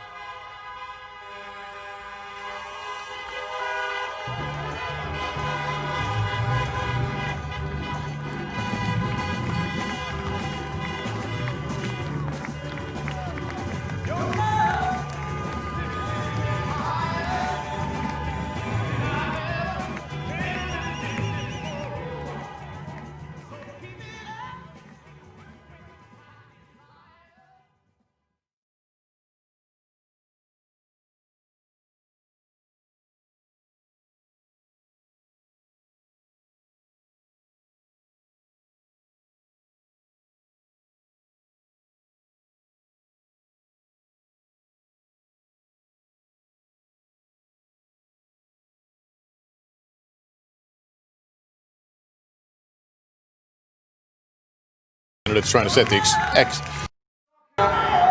He might be. He's wrapping up now again, Lester. I wanted to give him a chance to finish what he was saying, but his message and his tone really underscoring, I think, the confidence that we've heard within the campaign throughout this day and throughout this evening. They ultimately feel as though their wall in the Midwest, their blue wall, will hold. And of course, if they can pick off Arizona, that would be a big prize for them. That would be an upset for President Trump. And so you heard that type of confidence reflected. What he also did was to prepare his supporters for the fact that there is going to be a path ahead, that some of these votes are still being counted. He said we might not know the results until tomorrow, and of course, it could be even after that. And so this was a way for the vice president to get out in front on the messaging. And remember, it does come against the backdrop of these reports, which the president did deny, but that he was thinking about potentially declaring victory tonight, no matter what the results showed. So this was potentially a way of preempting that, to strike a note of confidence and to send that message to his supporters. They're still in this fight, Lester. And Chuck, Mr. Biden also noted what he hopes is going to be a success in Arizona. He also mentioned Georgia. Look, let me tell you what our models indicate we're waiting basically for a lot of Atlanta. Still a lot of vote there. A lot of vote in Atlanta, enough that our models right now, we would have it, if it goes the way we think it could go, maybe 1/10 of a percentage point will separate them when all the votes are counted. Yeah. That's why we're not anywhere near calling it. We want to wait to see what this Atlanta number comes in. But Georgia's another one that we're going to sit here for a while. Well, if you were wondering whether, now that we've heard from Vice President Joe Biden, we'll hear from President Trump. We've heard from him on Twitter, Hallie. He must have heard you saying that he hadn't been tweeting all night, but now he has tweeted. He says, we are up big, but they are trying to steal the election. We will never let them do it. Votes cannot be cast after the polls are closed. Of course, there is absolutely no evidence that any votes were cast after the polls were closed. Here we go. So, Savannah, here's what we know. The president is going to be making a statement at some point tonight. I got to tell you, I am not surprised at all to see it. This is a president who we know is extremely engaged in what he's seeing on television. And for him to see Joe Biden come out and make remarks in front of that crowd in Delaware, I would have been shocked if the president didn't come out and talk in front of his supporters. Go ahead, Savannah. I just am curious because it's interesting that he says they're trying to steal the election. Does that suggest he doesn't think they're winning?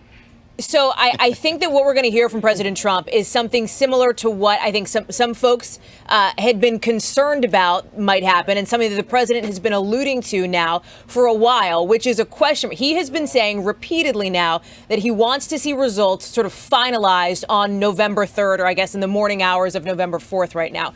We need to be really clear here, right? Full election results are not certified on election night ever, right? There has to be a process that goes through. We use this phrasing here on NBC News, all the networks do, that is very careful. We call them projected winners, right? Because that is what we are projecting.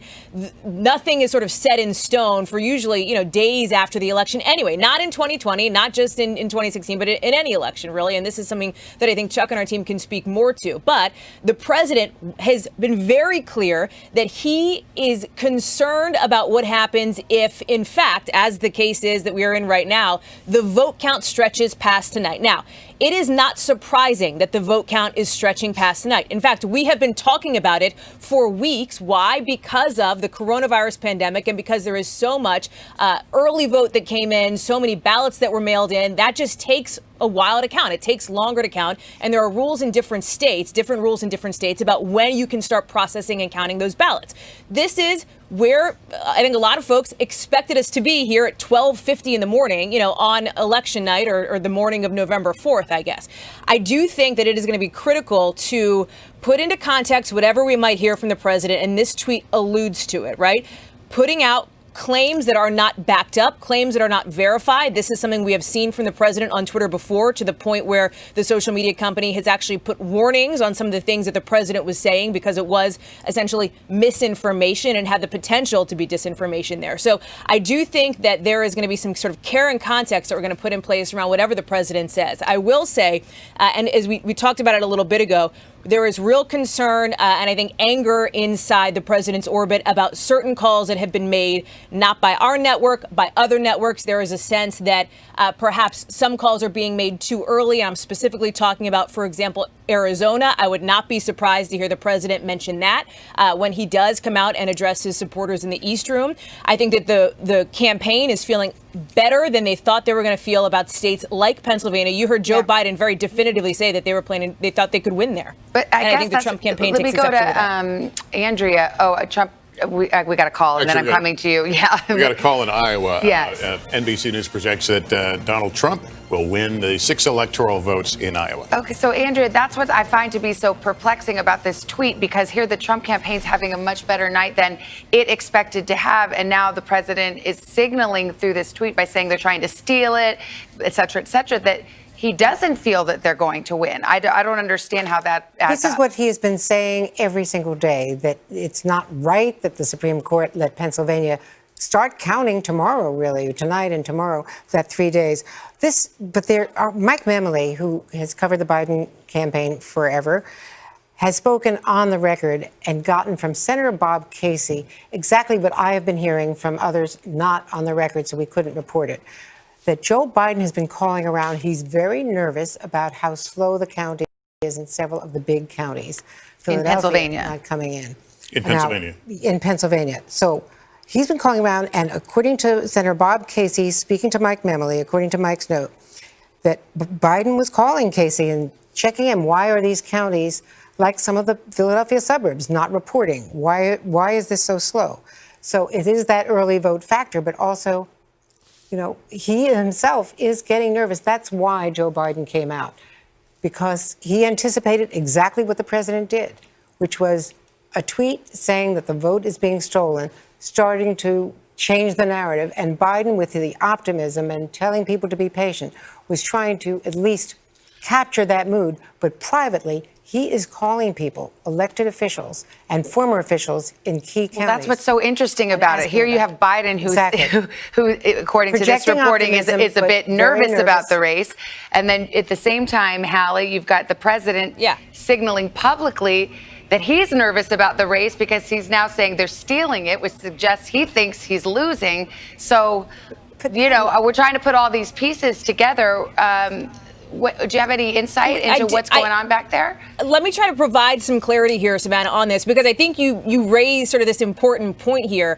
And the answer that I would provide to you here, based on sort of my years covering President Trump and talking to people in his orbit, there are a lot of times when the president's public messaging is different from the messaging that we are getting behind the scenes from people around him. And there have been many instances in which the people around the president, his aides, his allies, his advisors, have encouraged him to perhaps move in a different direction when it comes to the messaging than the direction the president ultimately goes in. This is a president who, in the closing days of this campaign, ran and rallied supporters largely on a message of grievance, right? And that is something that we are seeing in the president's tweet tonight, despite the rest of the stuff that we're hearing behind the scenes. I think this really illustrates what we sometimes have seen in covering this president, which is a dichotomy between what he is saying and what he is thinking and feeling versus sort of the strategy behind the scenes from the people around him.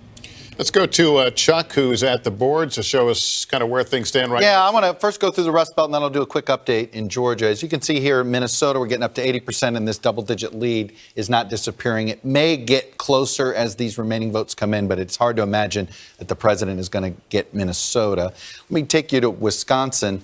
What's interesting here is that our models indicate if the early vote goes the way we think it's going to go, we certainly don't believe this is going to be a race that somehow Joe Biden could win by 7 or 9 points, which is most of the polling. But we're looking at a race that we think is going to be in the 2-point range, but we'll see. And I'll look at here. He's got a 113,000 vote lead. And again, let me just take you to one county here, Milwaukee. We still have 2/3 of the vote that's coming out. And it's our understanding, I think we've talked about this, sometime after 4 a.m., we're going to get the Milwaukee County dump, and that's going to tell us a lot. But again, this has all been Election Day vote so far in Milwaukee, and a lot of it there. Now we'll go to Michigan, and we have the same issue here, and I'll just bring it up again. Still mostly same-day vote, not as much of that early vote yet. And as you've seen, as stuff just trickled in, the Trump lead has narrowed a little bit. And then I'll quickly, let me go over here to Pennsylvania. As you can see here, we're still, and let me just show you here, this is almost all today vote, or now at this point, sorry, yesterday vote. We only have a little bit of that early vote. And look, let's go around here. You can see here's Chester County. It's got 70% in, and this is Swing County. We'll see when it all comes in. Here, Andrea, Montgomery County, we still got a lot of vote there. Delaware County, 59% reporting. And of course, Philadelphia County, we still have half the vote to come in. So this is why, very quietly, the Democrats are actually, I don't want to say they're not, they're nervous, but they feel like they know, they think they know they're going to win these states. They feel good about their early vote, but they also felt good about North Carolina. Let me take you to Georgia. The president had over a 300,000 vote lead when this was at about 75%, and it's been just trickling in, and it's all coming from here. I told you before, our models indicate that when it's all comes in, and the last vote to come in is going to be, it looks like Atlanta, the Atlanta area, that we expect it to be less than a percentage point. In fact, one of our models has it 0.1% around. But let me just take you around what we got here. There's still got more than a quarter of the vote out in Fulton County. That is Atlanta. Here's DeKalb. You still got 2/3 of the vote out there. We expect Joe Biden to really run up the score here in these counties. Here's Gwinnett. Still about a quarter of the vote, a little less than that. Where are we here? I just gave you to Fulton. There's Cobb. We still got 20% of the vote here. So this is why we haven't called Georgia, and this is why you don't hear people ready to spike the football on the Republican side either. Everybody knows Atlanta's coming in, and the question is, is it gonna shrink and just make it really close, or could we be looking at recount territory? I can tell you this: we're looking up the recount rules. What is? I was about to ask you. I'm in the middle of it. My team was on it. What's the threshold? They're all over this. Okay. In fact, maybe by the time I get back here, I'll find out. So there. Because if a race is in any given state is within a certain threshold, you have to not recount. Automatic here. I can tell you, our initial folks here, it's not automatic. So this would be something that somebody would have to request. Okay. All right, let's bring in a couple of our guests. I think we've got Robert Gibbs, NBC News political analyst and former White House press secretary under President Obama, and Rich Lowry, an NBC News political analyst, editor of the National Review. Robert, let me start with you. You're a former press secretary. Let me let you step into our shoes. Write the headline of this night so far. Well, I think the headline is we know a lot less than we thought or hoped we'd know at this point. The race is still very much up in the air, but look, I'm where Biden is right now. I think there's a lot more paths for him to win this race. I think there's two big states that you just talked about, Arizona and Georgia. Those open up very decidedly different paths and multiple paths for Biden. They really, really push Trump into having to really run the table.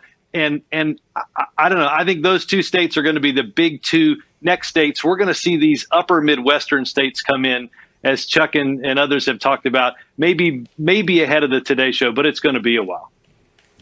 Drink when someone says the Today Show. We'd be hammered at this point. Yes. That's not a good idea. I know. Rich, Speak up, Lester. what do you think? We saw Joe Biden come out. We've seen a tweet from President Trump, and he's also indicated that he will also address the cameras. The battle of perception right now. Yeah, it's the beginning of the post-game jousting. And I do think we should pause, though, and just remark on the fact this is a president of the United States who's never been above 50% job approval in the polls, who's had controversy after controversy basically daily for the entirety of his presidency, and is knocking on the door. I'm not predicting he's going to get through that door, but is knocking on the door of re-election. That's an extraordinary fact, and that really goes to his astonishing power as a campaigner. And I think what gives Republicans hope about those blue wall states, if you look at Florida, the polling average, final polling average had Trump losing 2 to 3 points. He won by 2 to 3 points. Look at Ohio. Final polling average had Trump winning by 0.8%, the polling average. Last time I looked, he was winning by 8%. So if you get that kind of polling average in Michigan and Pennsylvania, it's very easy to see how Trump wins. And then just final point, Chuck earlier was talking about that Nebraska 2nd district that awards one electoral vote, and Joe Biden is winning in. If Joe Biden, put Georgia aside, assume Trump holds on. If Biden wins Arizona and wins that district in Nebraska, winning Pennsylvania is not enough for Trump. In that circumstance, he'd have to win Pennsylvania and Michigan to get over the top. So it just goes to what a near-run thing this is now, that one electoral vote could make a big difference like that. That's so 2020. So 2020, brother. and also explains why the White House is so heated about any call it perceives as premature of the state of Arizona, which bears repeating. Who knew leaving people outdoors in Omaha could cost you the presidency? NBC News has not projected Arizona other than to say that Biden is leading, but it's too early to call Richie there. and Robert, thank you both. Thanks, guys. Casey. Well, I mean, I'm not going to lie. I have considered the 269 to 269 Electoral College vote 2020 nightmare scenario because it's 2020. Obviously, that's what would happen based on everything else that's happened this year. But all kidding aside, I do think that the focus on Georgia is correct at this hour. My sources in both parties are starting to focus on that because that data is starting to come in. Republicans feel much better about the Senate race there than they do about the presidential race. And Chuck made the point. The question is, how close is that going to be? And the reality here is that if, in fact, we talked a little earlier in the night about how we're entering the narrative setting phase of this campaign and the fact that Democrats don't feel as strong about it. They will feel much stronger about it if they can point to Arizona and Georgia as examples of places where the suburbs moved decisively for them. If their advantage spreads out farther across the map, that is going to make it a lot easier for them to make the case that it is very clear who is the winner of this election. And to your point, Savannah, I think that's part of why you're seeing the president and his team be so pugnacious, frankly, about trying to make sure that these kinds of things do not get out into the ether, because this is going to be this kind of narrative fight going forward. And just to button up with the nightmare scenario, I have been having a couple conversations with Democrats who are looking at the map, nervous about that, and starting to think about, okay, what if we do end up with a tie? What if we go to the House of Representatives? Then it's decided by House delegations. So each state gets a vote. If Texas, for example, is controlled by Republicans, the delegation likely would cast their vote for Donald Trump. Does that put us in a scenario where Democrats not focusing enough on the House of Representatives heading into this, perhaps being overconfident on that map, come back to bite them? I honestly, I'm not ready for any of this, at least not until we have some more drinks ahead of the today's Let me show. go to Andrea, who's been watching the president's latest. Well, on the president's latest tweet saying that the election is being stolen, Twitter has flagged it, saying some or all of the content shared in this tweet is disputed and might be misleading about an election or other civic process. So Probably Twitter the is line calling him out. asserting that there were ballots cast after Yeah. Election Day, which Exactly. of course there's no. I apologize. that. I've had the 269, 269 as my phone screensaver for about a month. It's your I fault. really have. Okay. And it's like, however, I had it a slightly different scenario. I'll admit that. We're going to banish you to the But it gets map. close, yeah. All right, we're going to take I guess a it's break. nerd hour here as we get into the wee hours. Are you trying to Yes. compliment me, right? I take it as a compliment. He's still not in shirt sleeves yet, so our No decision. more snacks for Chuck. Decision 2020 election night coverage, a little punchy, but we'll continue after this short break.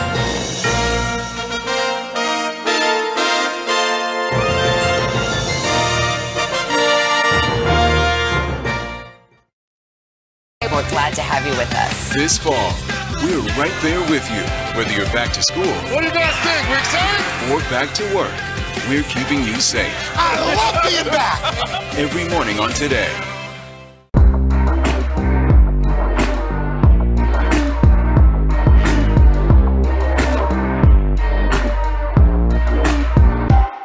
Good morning. Welcome to Today. We're glad to have you with us. This fall, we're right there with you, whether you're back to school What do you guys think? We're excited? or back to work. We're keeping you safe. I love being back. Every morning on Today. Police murder of unarmed black men has been. Well, there's already a big march plan. Really? Yeah, there is. It's at 4 o'clock or 6 o'clock. I gotta. Never ends, does it? It's a revolution! It's a revolution! It's a revolution! It's a revolution! It's a revolution! It's abolition! It's abolition! Fuck cops! We don't do what they Of want! course, Nicole. Good job.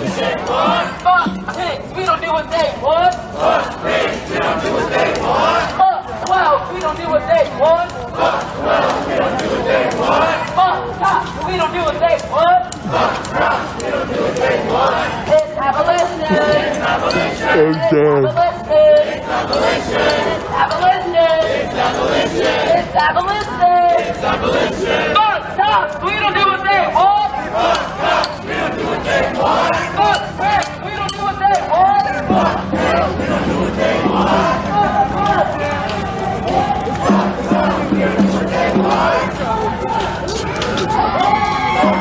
we don't do what they want. Fuck cops, we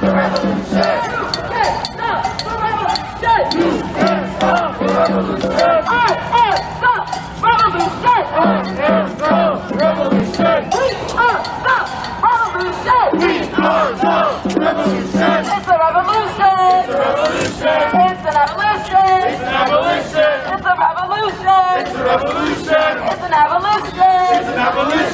want. We don't do what they want. Fuck cops, we don't do what they want. Fuck pigs, we don't do what they want. Fuck pigs, we don't do what they want. Fuck 12, we don't do what they want. Fuck 12, we don't do what they want.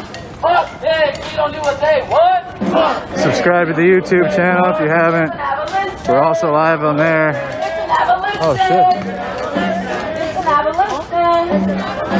It's an abolition. You can abolition. Is you alright? A-C-A-B. Oh, you saw it. A-C-A-B. Okay. You know when you put your hand on a hot stove? Yeah. That guy must have put his hand on the stove. Welcome back on this Wednesday here on the East Coast and our continuing coverage of the 2020 election results. We're going to show you where things stand right now. Here's what in the Florida presidential vote. NBC News projects that Donald Trump will win Florida's electoral votes. I think we're starting to get some of the battlegrounds in Ohio. The president took Ohio 18 electoral votes into his column. And let's look at Iowa. Trump projected winner in Iowa, 6 electoral votes. Texas, too early to call. Trump leads, however. Whoop, I'm just sorry. In my ear, as those words came out of my mouth, Trump now is the projected winner in Texas. Again, Trump now the projected winner in the state of Texas. All right, in Minnesota, it is too early to call, but we can say that Joe Biden is leading in that state. In Arizona, it is too early to call, but again, it appears that Joe Biden has taken a lead there. Georgia is the curious one that we're watching right now, as Chuck keeps pointing out, waiting for those numbers, those votes to come out of the Atlanta area. But right now, we characterize it as too early. North Carolina is too close to call. Let's go to Pennsylvania. It is too early to call. We await mail-in ballots there, which can arrive up to 3 days after Election Day if they are postmarked Election Day. Here's the presidential race in Montana. It's too early to call, waiting for votes there, but the president has a lead. Maine is too early. Michigan, also too early. That's part of what Democrats hope will be that blue wall. Michigan, yeah, we talked about that. Wisconsin's the other one, too early to call. We're awaiting votes in Milwaukee County, which is a big one for Joe Biden if he hopes to pull that one out. And in Nevada, too early to call. And Alaska is too early to call. So where does this lead us? Let's show you the electoral map.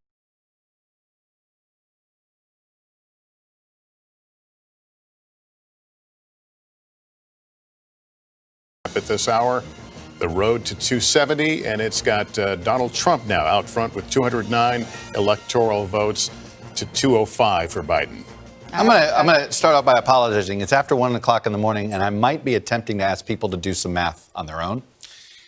So I apologize for that at 1 a.m. But I want to show you here. Here's the Georgia statewide totals, and you're trying to figure out why haven't we closed Georgia? And I told you what we're looking at. As you see right now, we're waiting. There's 85% of the vote is in. We are waiting. The difference statewide, 236,000 votes. So let's, for instance, let's go here to DeKalb County. Right now, you see there's a 100,000 vote margin. Now, let me just take you back here 4 years ago. And Hillary Clinton got a 200 vote margin out of here. So, all right, add up 100. There's 100,000 potential voters that net For Joe Biden, that could eat into that lead. So there's one there. I'll give you that. Let's go to Fulton County. He's got here 181,000. Let's see what Hillary Clinton did here. In this case, he's likely to get a bigger number out of there. So I don't know if there's new vote to be gained here, but turnout is above. So we'll see. Maybe there's a little bit there. Let's go into Cobb. This was another one that Hillary Clinton carried, but you see Joe Biden is carrying it by a bigger margin. We still got more to come in. He's got to increase that lead more there. So look, as you can see, there are theoretically, the numbers are there for Joe Biden as these numbers come in. But we'll see. It all is going to depend. This is all going to be on the margins. But this is going to shrink. You're going to continue to see this number shrink as the night goes on.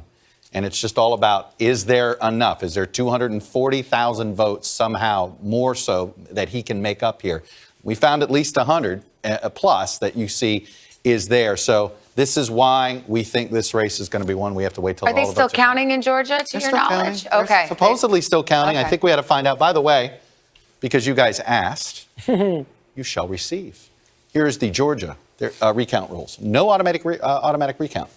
You have to petition, but only if it's less than a half a percentage point difference at the end of the day. So that's what you're looking at there. So we will wait and see for a while. So if Georgia breaks Biden's way, how much does that change the path to 270? That would change the path to 270 a lot. Like here's where we are now. We got the president with a narrow lead, so we can play the game here. First of all, let's go ahead. If you gave Arizona and Nevada to the president, you do Georgia there, then suddenly the numbers, first of all, let me give North Carolina is certainly leaning in that direction. Minnesota leading in Biden's direction. As you can see here, it takes Pennsylvania off the table, right? Georgia would definitely take Pennsylvania off the table. And frankly, one of the things that we messed up, we just now called, looks like we finally called Rhode Island. We hadn't called Rhode Island. People had been wondering. I just saw the blue got filled in. There's Rhode Island there. But we still haven't called Maine, but let's put it in the, let's do the 3-1 split there, because we know that President Trump is winning that 2nd congressional district. So as you can see, Georgia certainly, you take it away, and then suddenly he's going to need to get back over here and need some of these states. Okay, stay with me now. Well, no, Hawaii is, you have Hawaii here is blue, and then you have the Nebraska district would get him to 270. Sorry, I had to get you there. But the point is, he can get to 270 now without Pennsylvania. And it was the point Rich Lowry was trying to make. There's that. But obviously, if you throw Georgia somehow went blue, then there's a lot more padding. In fact, I think it means he could do it without Michigan and Pennsylvania. And a long way to answer your question, Lester, Georgia would replace Michigan. I have one more. So if Georgia Georgia goes red, how does that change the president's path? Does he still have to go all the way to Pennsylvania? The president has to go all the way. It looks like no. I think the problem he's got now, right, we've assigned this, Alaska, let's go ahead and give that to the president. That's now no shoo-in. We got to wait here on that. But if you see here, Pennsylvania is not enough. Pennsylvania would leave him 4 short. He needs something else here. He would need perhaps Michigan would do it, or Wisconsin would do it. But the president may be in a position he needs 2 of those 3 of the blue wall states, not just one of them. So that is something that with Arizona, and look, we don't know what Nevada's going to do. And I'm with you, Savannah. I think we got to wait and see what Nevada's going to do. We've seen the president has improved, particularly with working class voters. When the country has a cold, Nevada gets the flu. They want to go to work. They don't like this, what's happened there. So I am very curious to see the actual returns come in Nevada before we start projecting. And the exit polls tell us that Nevadans were more focused on They were evenly split, if you remember. COVID, yeah, they were on improving business versus correct. COVID. I mean, but no state has been hit harder economically. I mean, think about it. Who's getting on airplanes and traveling to Vegas? I was there, last week, and still plenty of tourists, but no conventions, very few shows open. I mean, confession, I think it might be the last time I was on a plane is when we were out there for Vegas to do some debates. Yeah. Back when. Back when we knew about the virus, but had not swept across. I know half of us were convinced that somehow, how did we avoid not getting it in Vegas during February? Yeah. It stayed in Vegas. Okay, let's go to some boards here. We've got Montana's presidential race, and we're calling it for President Trump. No surprise there. Rhode Island, Chuck scooped us, Lester. It showed up I was about to look for a little news now. Yes, exactly. And in Maine, it's too early to call, but Biden is leading, although there is that one electoral vote in Maine that possibly the president could pick up. And in that scenario of an electoral tie, that could become extremely relevant. So there's your map at this hour, 1:15 on the East Coast. The road to 270, it's filling out, but we've got some key battlegrounds still open at this hour. Why don't we bring in NBC News political contributor and co-host of The Circus on Showtime, John Heilman, into the conversation. John, it's great to see you. Well, you just saw, hopefully you just saw Chuck's breakdown. What do you think about Georgia? Well, I think that the New York Times is reporting that there was a water main break in Atlanta, in Fulton County. That means that they have said that they are not going to have a final count until tomorrow morning at the earliest. So that's the first thing. If that New York Times report is correct, we're going to be waiting for a while on Georgia. I do think that, Chuck is laying out a scenario that is, as he looks at those counties that have not come all the way in, he's making a very strong point. Of all the stories of the last week, you guys, the last week of the campaign, the only of the non-core 6 battleground states, the real 6 battleground states, Michigan, Wisconsin, Pennsylvania, North Carolina, Florida, and Arizona, those 6 states that both campaigns spent money in and fought in all year long. The story of the last 7 days was Georgia.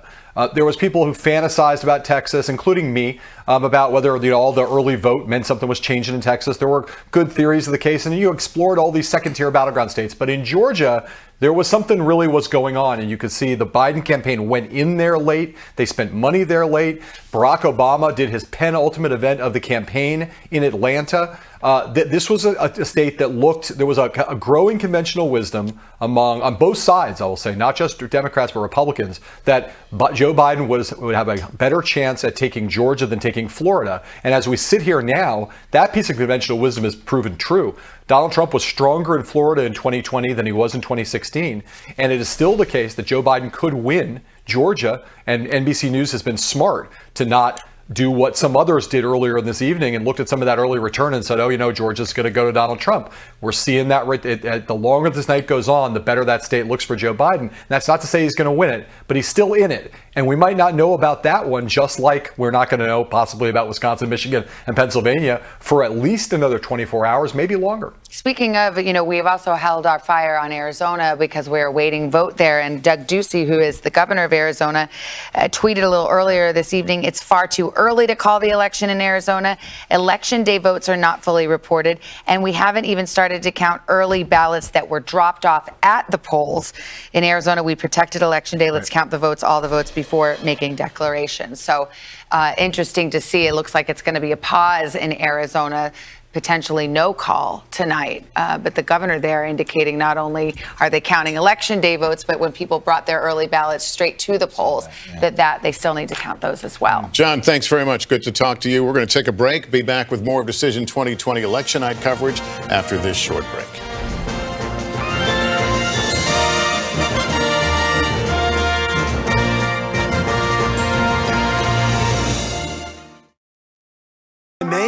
Early in person, or on Election Day. Each state has its own set of rules for the way we cast our ballots. Yes, it's a little confusing. That's why we have to figure it out now. Take 15 minutes and plan your vote. ASAP. In some places, the polls are already open. Go! Make sure your voice is heard. Plan your vote. Plan your vote. Plan your vote.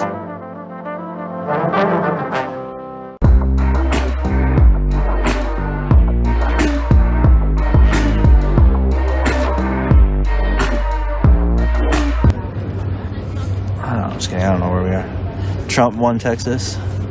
CNN called it. I don't think we are, Lori. I don't think I'm going to get even a little bit of sleep tonight. I don't think so. I think we're probably just going to go straight from here to the airport. We will need to find a way out of here, though.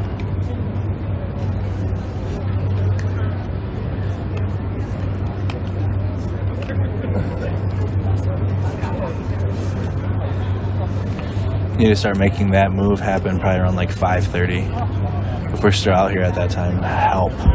But but if we are, That'll be all right. I'll just eat at the airport. Been nights. Most of them are over 100 years old.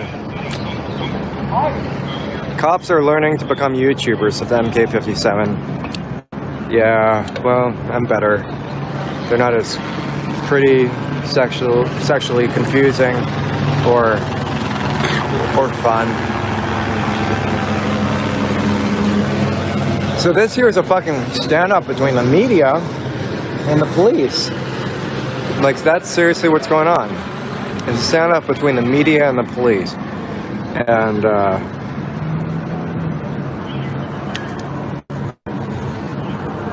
that's some shit. If you're appreciating this coverage of apocalyptic America, of election America, donate. Donate. You can hit the little $ sign in YouTube chat. You can also donate via PayPal, Cash App, and Venmo. Your donations help me do this. This meaning, I've been streaming for 3 hours so far. Get blown up by cops, pay for bail, all that good stuff. Thank you so much to my supporters. I greatly appreciate you. And, yeah, thank you.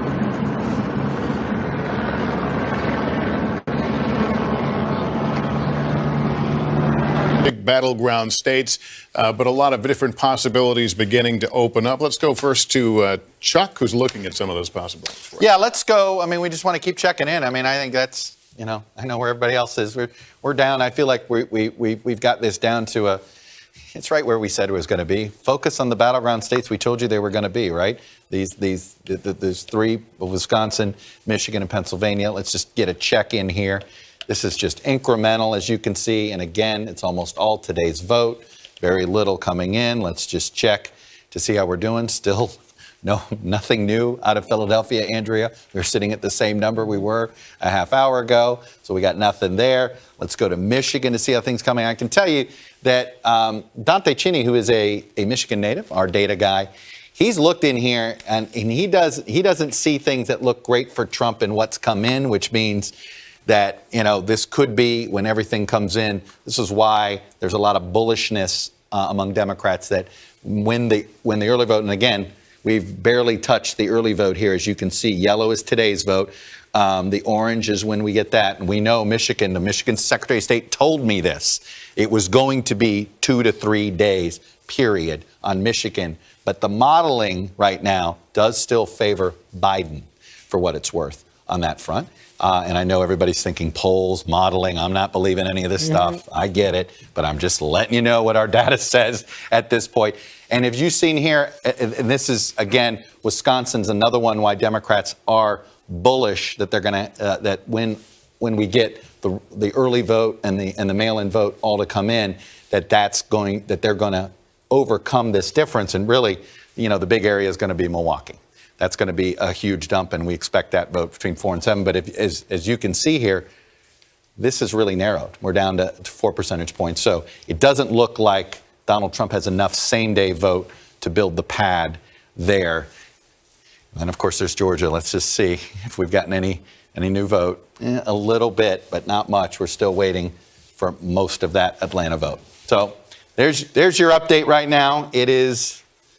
We're going to be crawling, maybe bundles of votes at a time here for a little bit. And Andrea, and I'll ask you, Chuck, as well. If we're truly in a situation where we're waiting for Thursday for some of these results, tell me what it's going to look like between now and that period in terms of what we're hearing from the candidates, how people are processing.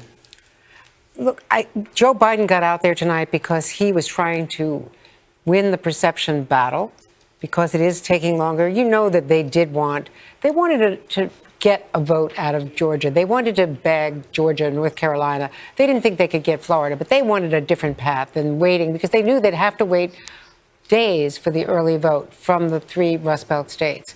And so they really wanted to get it in before Pennsylvania, because they knew what the president would do. And he went ahead and tweeted. Twitter flagged that tweet, said it was not accurate, to talk about a rigged or stolen election when there were millions of votes still not counted. You just don't have the early vote. We've had an unprecedented election with so much early vote, and it's got to be counted. Nebraska. We have just called Nebraska 2 and Nebraska 1, which means, and it is not going to be solid red. I am curious to see how we do this. I don't think I'm supposed to make this change here. We'll get it back here in the map. You'll see. But we have called Nebraska 2 for Joe Biden, so he will get one more in here. And again, all right, we're going to just pause briefly here, Chuck, for some stations to bring you local results as Decision 2020 election coverage continues on NBC.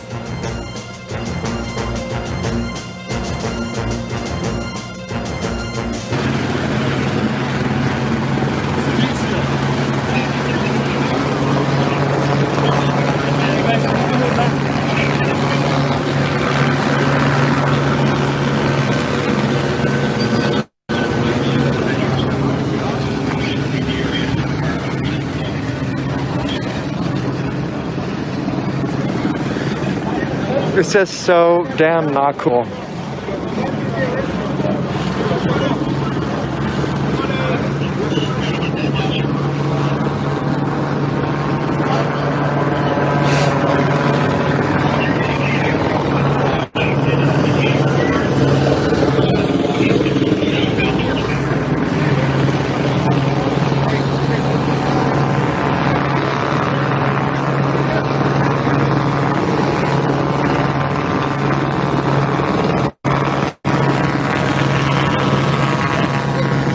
Hey, dude.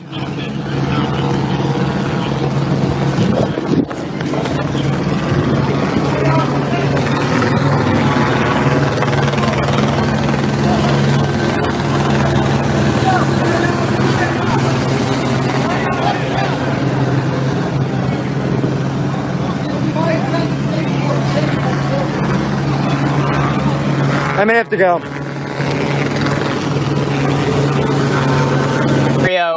Really only plays out when you have that Nebraska vote going to Donald Trump. And we have just called it for Joe Biden. And that, as you outline, means that if Biden does well in Michigan and Wisconsin, as currently my sources are still expecting, and Chuck walked through the data there with the caveats that we've had a lot of data that was wrong tonight. But what that does is it means that if there is a prolonged fight over ballots in Pennsylvania, and if there are these legal battles through the courts about counting ballots, et cetera, we may not have to know the answer to that in order to know who has won the White House in the Electoral College. Now, obviously, we are projecting out a lot here at, what time is it, 1:28 in the morning on Wednesday. We still, I think, do not know what we're going to say on the Today Show tomorrow, Savannah. I think briefly we want to mention that, where are we? Georgia now is too close to call. That's a new characterization. Too close to call. All right, so we'll continue to keep our eye on that. Votes still being counted at this hour. We await decisions. We're going to take a brief pause here, let some of our stations rejoin our coverage. Let's pause for just a moment.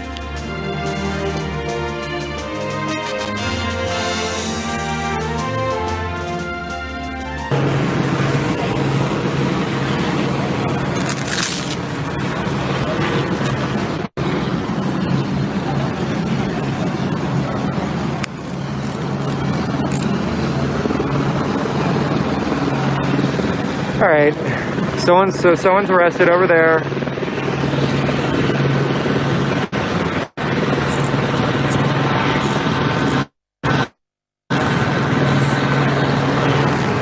If I get arrested, then if I'm about to get arrested, then I'm gonna stop the stream.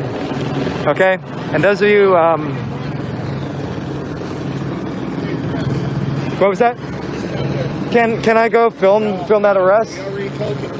The viewing area is on the other side, okay? Over there? All right, there's the PIO. Let's go.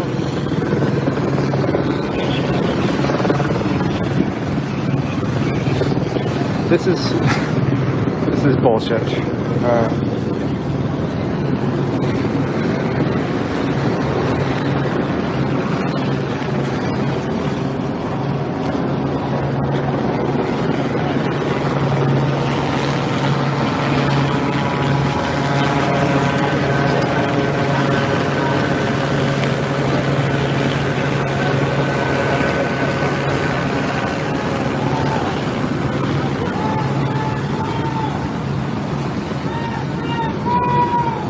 Carolina or Georgia. Or you look at it the other way, the president can win Pennsylvania, North Carolina, and Georgia, and he's too short. And he'd be 2 electoral votes short at this point. But you talked about Georgia, and that ultimately, I think we need to go back there. We got to see if Mr. Heilman's report there about the water main break, how much that's going to, you know what, I think he's right, because this has been sitting at 87% for the last 20 minutes. So I'm not going to bother coming back in. We've been sitting at 236,000 spread. I think it is time to find out if our friends in Georgia have decided to go to bed tonight or whether they're going to keep counting vote and delivering it. Okay. The assignment has been handed out. What about Nevada? Are we going to get any numbers from Nevada tonight? Yeah, I know we kept threatening to put our man John Ralston on the air. And yes. John Ralston has done the math. He will tell you that, you know, the way Nevada works, we don't have much, look, 7%. But Nevada is basically arguably a 2-county state. You know, I'm going to mispronounce Washoe County. I always do, and my apologies, Mr. Ralston. That's where Reno is, Clark County, where Vegas is. Basically, are the population centers. Democrats run up the score here. Republicans want to. They got to basically match the Democrats there, and then roar big time in here.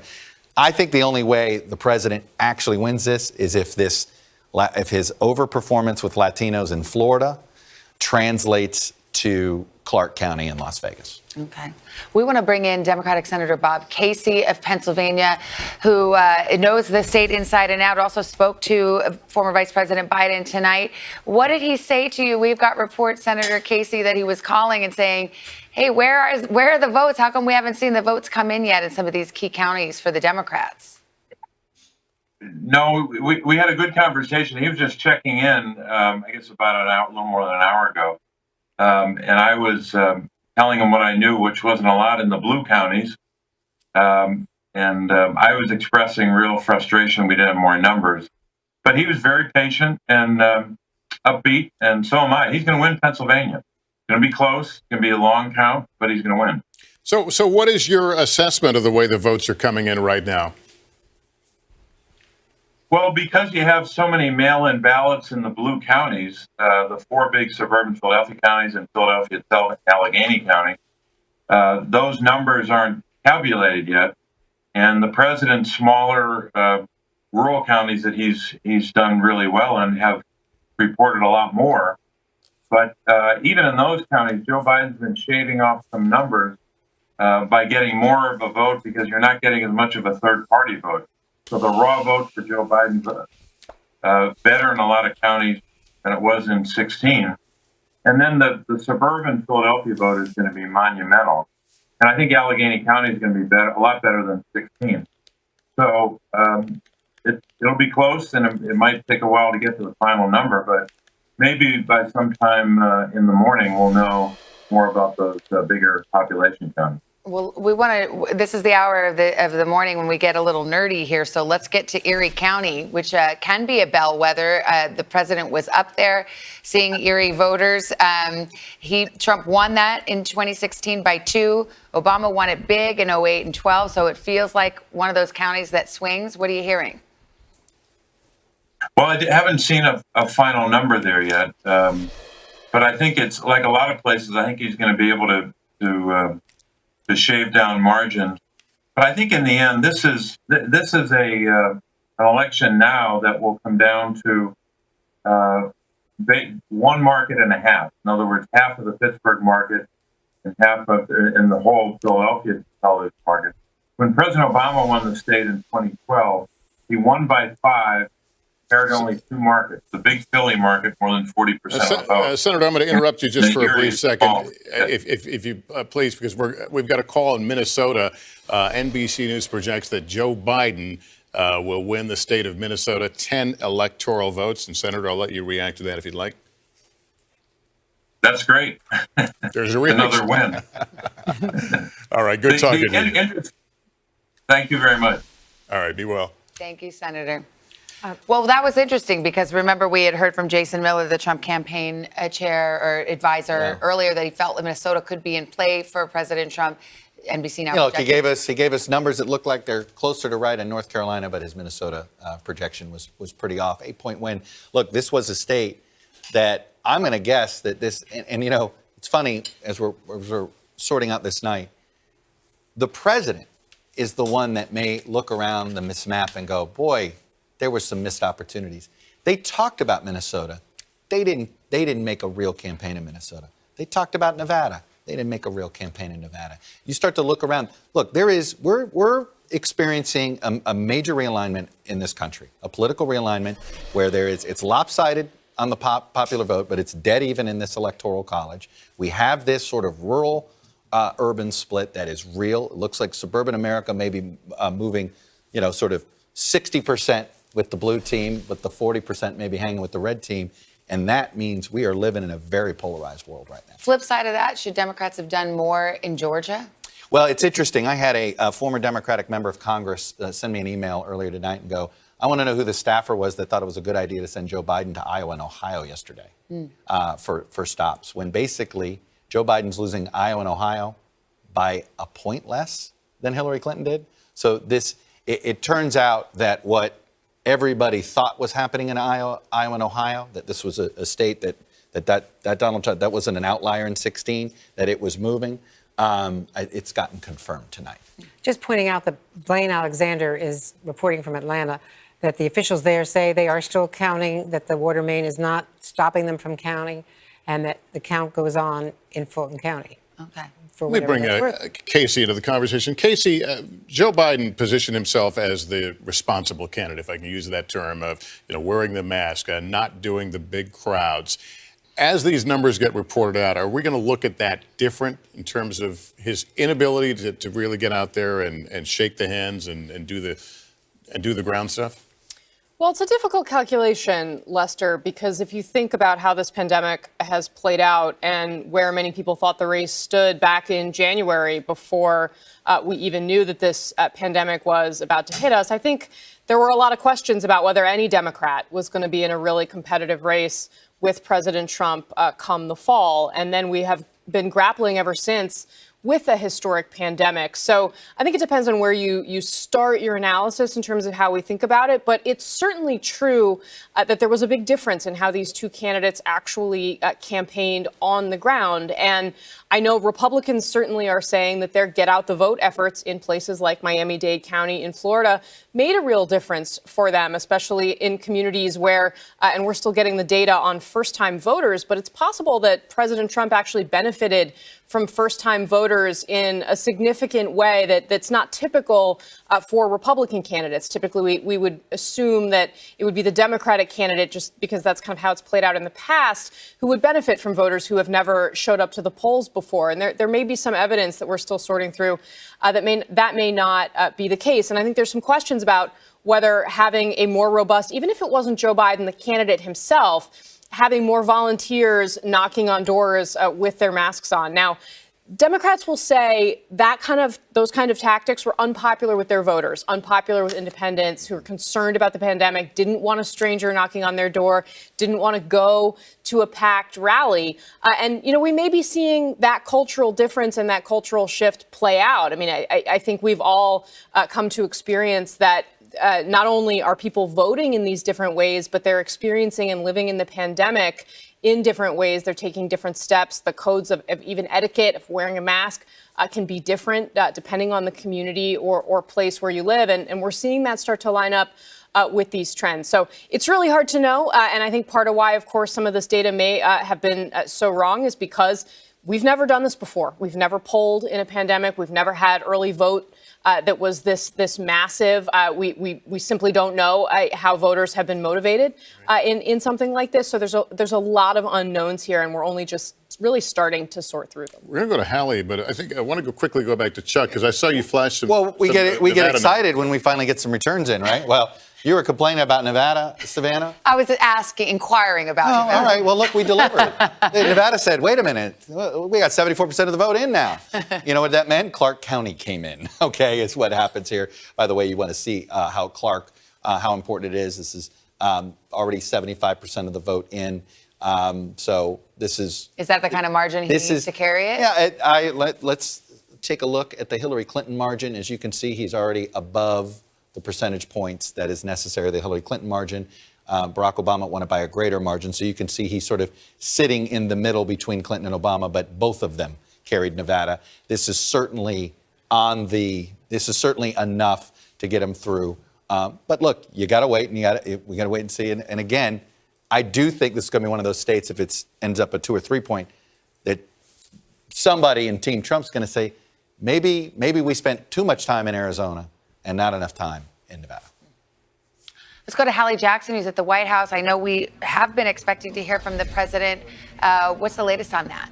The holding pattern on that for now, Savannah. The president will come out, as he often does, and speak when he wants to come out and speak. And right now, I have been getting indications of zero timing guidance. We had anticipated that maybe it was going to be a little bit earlier, based on some reporting from inside the room, where we are starting to get a sense of what the scene is like from attendees there. But for now, TBD on when the president will speak. Although he will at some point here in the wee hours of November 4th. Talking about some of the states that we're having a conversation about tonight. A couple of observations. Minnesota, I have to tell you, for months, I've been talking to people inside the Trump campaign, and they have been trying to push the idea that Minnesota was a state that was in play. That went away, I think, in the last 6 weeks or so, and kind of came back with a vengeance tonight with the comments from, for example, Jason Miller and others. That is a projection from the Trump camp that obviously turned out to be incorrect with our projection here tonight. It is a little bit of a sense of kind of the one that got away back in 2016 that they had been hoping to potentially capture, but as Chuck notes, didn't really put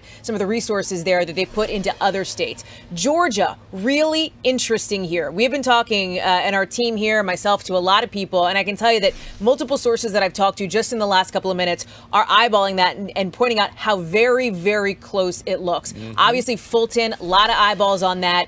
This was a state that they had been feeling, I think, optimistic about, not super confident about earlier in the day, but certainly not, terrible about. I did have one person say, hey, we're kind of cautiously optimistic about Georgia at this point moving in, but I don't know that anybody thought it was going to end up being as close as it turns out to be being at this point tonight. So I think that's a place where you're seeing a lot of focus right now and a lot of sort of waiting for some more of those numbers to come in. When you talk about the way that the Trump campaign has conducted its strategy in these last couple of weeks. And Lester, this speaks to the point that you were making before about, frankly, campaigning in a pandemic and an election happening in the middle of a, once in a generation, once in a lifetime pandemic here.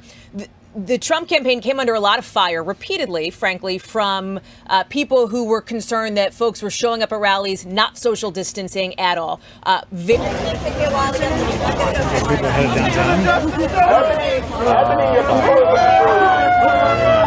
Oh, no, I'm hike here, so from across the bridge. So we're definitely hiking back. Actually, just finished a little closer than where I come. It's only about 2 miles. Yeah. Are you bike? No, ice is probably like another mile on that. Like 3 miles. I haven't heard anything about that. I heard somebody say JC or ice, but he didn't fucking know. I just heard JC. Going to the Justice. Information coming in, at least from what we're hearing from sources regarding seniors. And we know that seniors, suburban women, some other demographic groups have been moving away from President Trump, according to early polling. There are some indications that the Trump campaign is feeling more confident about those numbers in particular as we sort of wait for some of these outstanding, really important states to come through. All right, Hallie, thanks. We're going to take a quick break. We'll check in with Georgia, actually, because we did get a few more votes in. Our Decision 2020 election night coverage rolls on.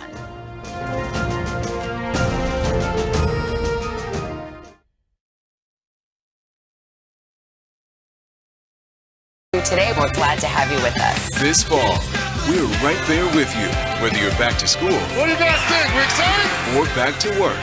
We're keeping you safe. I love being back. Every morning on Today.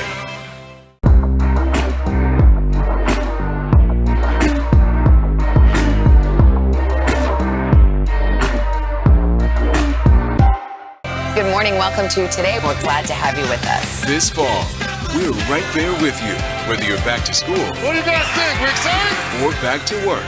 We're keeping you safe. I love being back. Every morning on Today. Police murder of unarmed black men has been an American way of death across centuries. After seeing the most comprehensive police reform bill ever introduced in Congress, I've begun to wonder if now is the time. If now is the time the protesters finally win. The Last Word with Lawrence O'Donnell, weeknights at 10 on MSNBC. You ready to go to work? I'm so ready to go to work. She's Joe Biden's choice to be next in line. But who is Kamala Harris? Join me, Joy Reid, as I explore. I shouldn't say that. Thank you. He seems like he's really ready for the cause. It seemed like he was trying to make like a nice scene with He Left Legs. I don't know. Every time I see him, he's literally running away. Some sort of crazy ass gun, and he's following peaceful protesters. It's like, is that crazy ass gun because you're going to help the protesters? Probably not. You're going to maybe murder some of the protesters, but hopefully for you it's like some sort of self-defense scenario that you're wet dreaming. He was acting out his like kind of Rittenhouse fantasy, like dude's a fucking loser. I know, it's like, how do I do my there's a lot of Kyle Rittenhouse in an even better scenario? Couldn't even. It was like, oh wow, thanks Kyle, what a good job. Couldn't be a bigger fucking loser. God, what a piece of shit. Also, They're in communist Portland. It's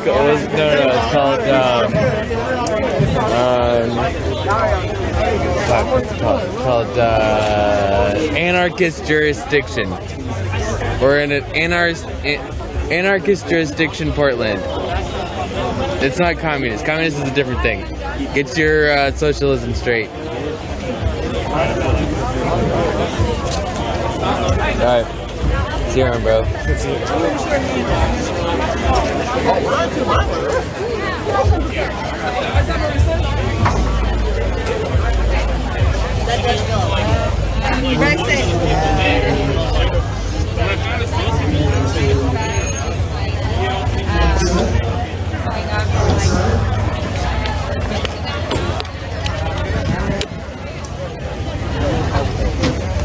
In the East, Casey, we got a race going tonight, and you're going to zero in Nevada for us. We are, and we are going to bring in the one and only man to talk to in Nevada. That is Jon Ralston, who Chuck was talking about earlier on in our broadcast. Jon, we're thrilled to have you. We're hoping you can pronounce Washoe County correctly for us, one of the two key areas in your home state. But I think the top line question here, so many people were assuming that this was in the bag for Democrats. It wasn't something that we were going to have to worry about having on our electoral college maps tonight as a swing state. So the top line question to you, is it in play? Well, Casey, if you'd listened to me or seen my hashtag, you would know we always matter. So, yes, we are a swing state. Listen, it looked like after 2016, even though Trump won the state lost the state by only 2.5 points, that maybe we weren't so much of a swing state anymore. The race was actually not as close. The Republicans made up a lot of ground on Election Day. But listen, I thought that Biden had done what he needed to do. The Democrats had done what they always do here in Nevada, as you know, Casey, which is they build up a whole bunch of votes in early voting, and then the Republicans just don't have enough on Election Day to catch up. They had a big lead in Clark County, which is Las Vegas, and Washoe County, which you pronounced perfectly, is northern Nevada with Reno, and that is where the real key of swing part of the Nevada is now, Casey. And Biden is up by 14,000 votes in Washoe County right now in the first returns, and those first returns are a substantial part of the vote, maybe 70%. Excuse me. And so Clinton won there by 2,700 votes. Biden's up by 14,000. He's up by about 74,000 in Clark County, and he's down by 30,000 or so in rural Nevada. So they are hitting their marks. We just don't know what the rest of the votes are going to hold, Casey. So, Jon, one thing I think we've all been thinking about is obviously how hard hit Nevada's economy was by the coronavirus, the tourism industry, tourists not coming to Las Vegas. How much do you think that's impacting the vote tonight? And is that benefiting Donald Trump at all because he's focused so much on opening things back up? That's a great question, Casey, and it's one of the strategies that the Republicans have used here is to say, listen, Donald Trump wants to open up the country, open up the state. The governor, who is a Democrat, Steve Sisolak, has shut down the state. This is their argument. He has caused the economic havoc, not Donald Trump. They've essentially tried to substitute the Democratic governor for Joe Biden here in the state and run against him as much as they run against Joe Biden. Now, the governor's numbers have suffered during the pandemic. There's no question about it. But every poll that I've seen, Casey, shows Trump running behind Sisolak in terms of handling the coronavirus. But people are upset here, Casey. You know, the economy is just essentially based on one industry. That industry, the casino industry, has been crushed. You have tens of thousands of people who can't get their unemployment checks. And so they're mad. They're angry. And so if they think the Democratic governor is to blame and conflate him with Joe Biden, that is why I think a lot of Republicans thought that Trump could win this state. All right, John Ralston, thank you very much for your insights. Always the first person we want to call when we have questions about Nevada. Savannah, it seems the top line there that while there are a lot of folks watching Nevada closely, and it was, as Ralston pointed out, something that the President Trump's campaign hoped they could put into play. Right now, Joe Biden really actually a little bit out ahead of where Hillary Clinton was when she won it in 2016. All right. Well, I've been asking about Nevada. You scratched that itch. Casey, thank you so much. We got a lot more to come. Our election night coverage continues in just a moment.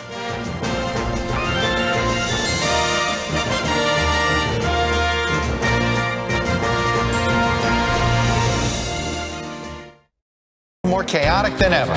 It's my job to ask the tough questions, left and right, and help you make sense of it all. You ready to go to work? I'm so ready to go to work. She's Joe Biden's choice to be next in line. But who is Kamala Harris? Join me, Joy Reid, as I explore her life's journey from Oakland to Washington on my 6-part podcast, Kamala Next in Line. New episodes every Monday. Subscribe for free wherever you get your podcasts.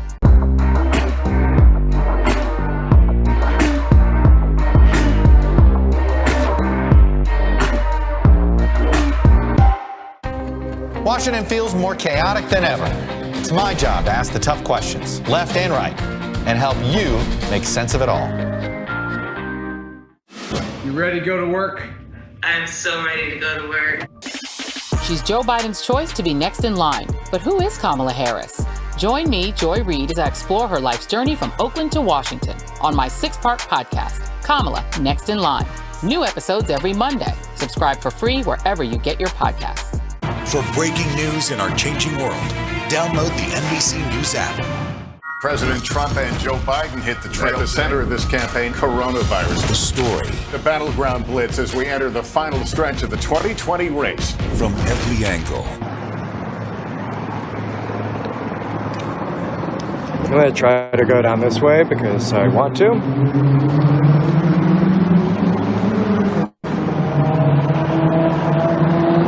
Can I go down this way? I'm trying to film those arrests there. Like, should I just go around that way? Sorry, I can't see. Which way are you pointing? That way?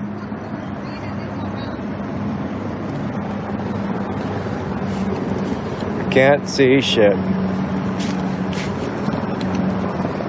Yeah. Welcome to Los Angeles. Iguana Brad says, I live in LA, but tonight that yelling could be a cop killing someone. Be ready. Yeah, could be. Hopefully not. Purple Sweetie says, you're brave. This is crazy. Welcome to my channel. This is how I roll. La di dee, la di da, whoop-de doopity scoopity doo.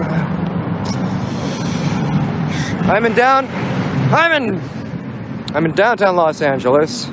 There's a gazillion police out, mostly to arrest this group of people that were peacefully doing shit at the state. Tina Smith is the incumbent, and she's going back to Congress in the race there. In New Mexico, Ben Ray Lujan wins, the projected winner, I should say. And in Iowa, Joni Ernst, the incumbent, headed back to Congress at the projected winner there. Let's look at North Carolina. This is one Democrats hope to flip. Tom Tillis and Cal Cunningham. It is too close to call. The Georgia Senate two-way race, the Purdue and Ossoff, is going to go to looks like a runoff. In Maine, too early to call. We've got the ranked voting there, so you actually have several candidates, but that's the top two right there. You can see where they're shaking out with 57% of the expected vote in. The Montana Senate race, this is too early to call between Daines and Bullock. But Daines having the lead there. And in Michigan, too early to call. Let's go to Alaska. Too early to call there. This is an interesting race. And we'll see how it shakes out. But here's the Senate at this hour. Let's see where it's all landing. Oh, 46-46, so all tied up. And remember, Democrats who were hoping early in the night to regain control of the Senate would have had to net out plus 3 seats if Joe Biden wins the White House. So there's still a lot of ifs and buts about that. So I'll tell you, I had North Carolina, Iowa, Montana, those 3 Senate seats. In my head, the party that wins 2 of those 3 probably had a straighter shot to the majority. And right now we've called one, and we're waiting on Montana Senate, and we're waiting on North Carolina Senate. I just want to take you to Georgia presidential here. As you can see, the margin's down to just 118,000.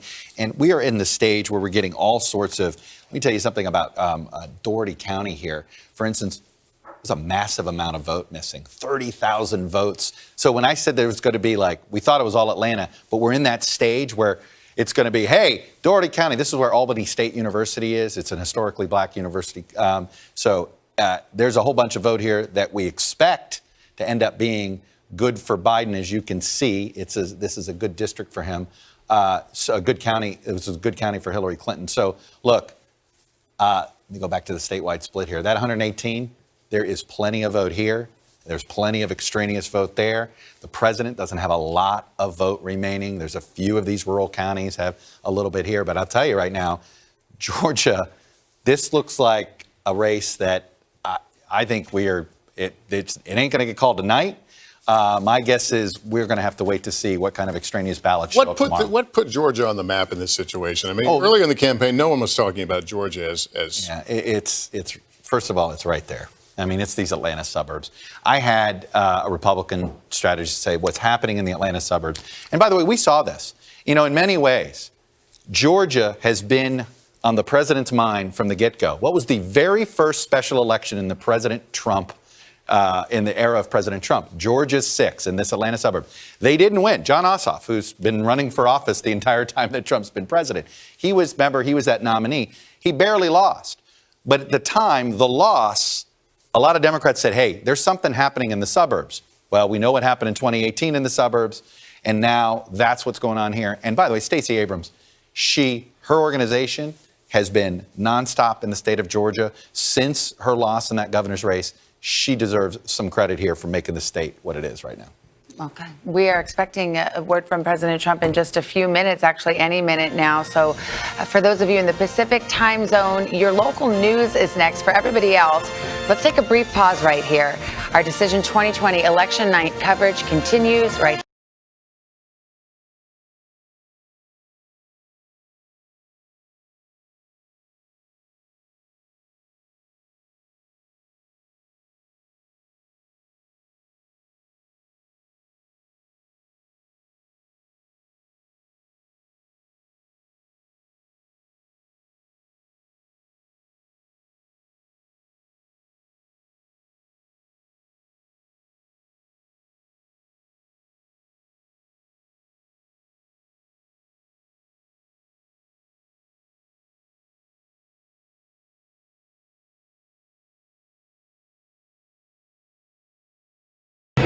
Everybody share this out, spam those reacts. We got the power. We got the power. We got the power. We got the power. got the power. All right, Trey, you ready? Let's go. We're moving.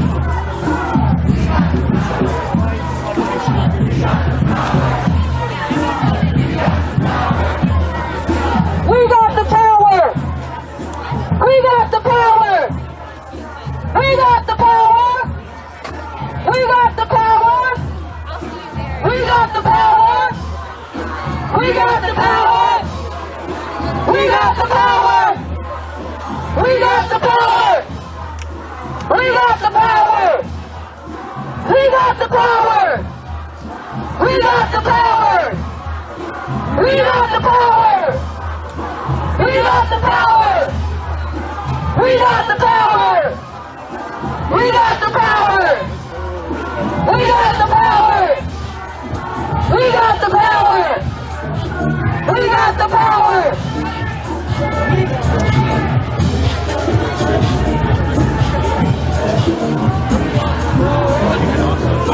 We got the power!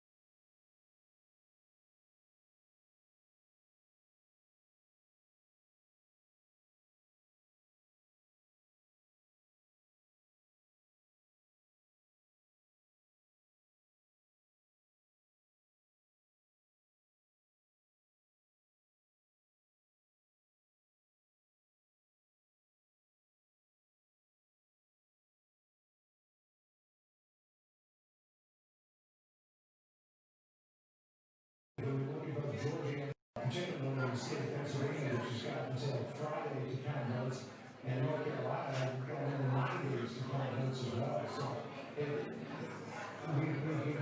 this happened to us in 2000, and I remember standing there at an outdoor amphitheater in the rain in Nashville, waiting for Al Gore to come and concede, who was told he was going to concede the election to George Bush, and we were left standing in the rain because Al Gore never showed up to concede. It wasn't until 37 long, torturous days later that we finally learned that there would be a winner of that election. It doesn't take another 37 days, but we'll see. I was there in Nashville too, and then I got all the entire mess. Yeah. John, let's see if the Fox News comes out in this what the president says, talks about Arizona? Yeah. You know, I think the likelihood is probably pretty high, but I've been proven wrong before. You never know where the president is going to go, but if he's got agreements, it's a really good chance you're going to hear it. And obviously, our mission and decision to stand by that call and that day. And you can see, when you look at the calculus now, why they were so instantly concerned about Arizona, because they probably had some concerns about Georgia at that same time, and they need to balance that out in order to get to 270. And you can see the camera on the board in the East Group as the president is expected to come out any moment now. I mean, unlike what we saw in 2000, you've got several states that are up in the air tonight and nowhere near any kind of conclusion. So you have towards the 2 o'clock, 2:03 time tonight. John, this is in the East Room. I have it set up there.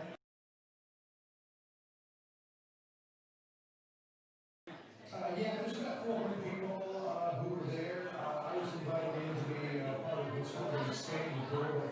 I've got to be up here in the middle of one. I'm speaking to you. We're not able to do live broadcasting from inside that room, which is why I stood out to stay with you. But it's not only there because there was a battle about what was going to be at the Trump Hotel. Initially, it was thought that the plan was to have a group of people, with the Trump International Hotel, but Muriel Bowser of Washington, D.C. has been putting a lot of pressure on the Trump Hotel to not hold an event that more than 50 people are gathered at, because Washington, D.C. is still in phase 2 coronavirus reopening, which means that crowds have to be limited to 50 in terms of size. But here at the White House, you're able to do different things. It's federal property. It's not administered by, which doesn't fall under the jurisdiction of Washington, D.C. So the president was able to have more people. They thought about having it somewhere else, but the president has done a number of campaign events at the White House. There's also a campaign Can you hold it for a second?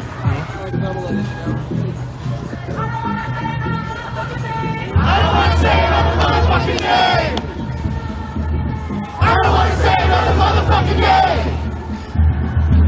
I don't want to say another motherfucking name!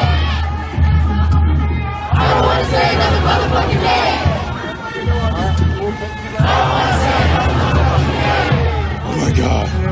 I don't want to say another motherfucking name! I don't want to say another motherfucking name! I don't want to say another motherfucking name! I don't want to say another motherfucking name! No, that's my fault. I don't want to say another motherfucking name! I don't want to say another motherfucking name! Did they get the... I don't want to say another motherfucking name! You've been in the meetings, did they get the... I don't want to say another motherfucking name! I don't want to say another motherfucking name! Whatever you speak to, also the Okay, can you let go? Thank you.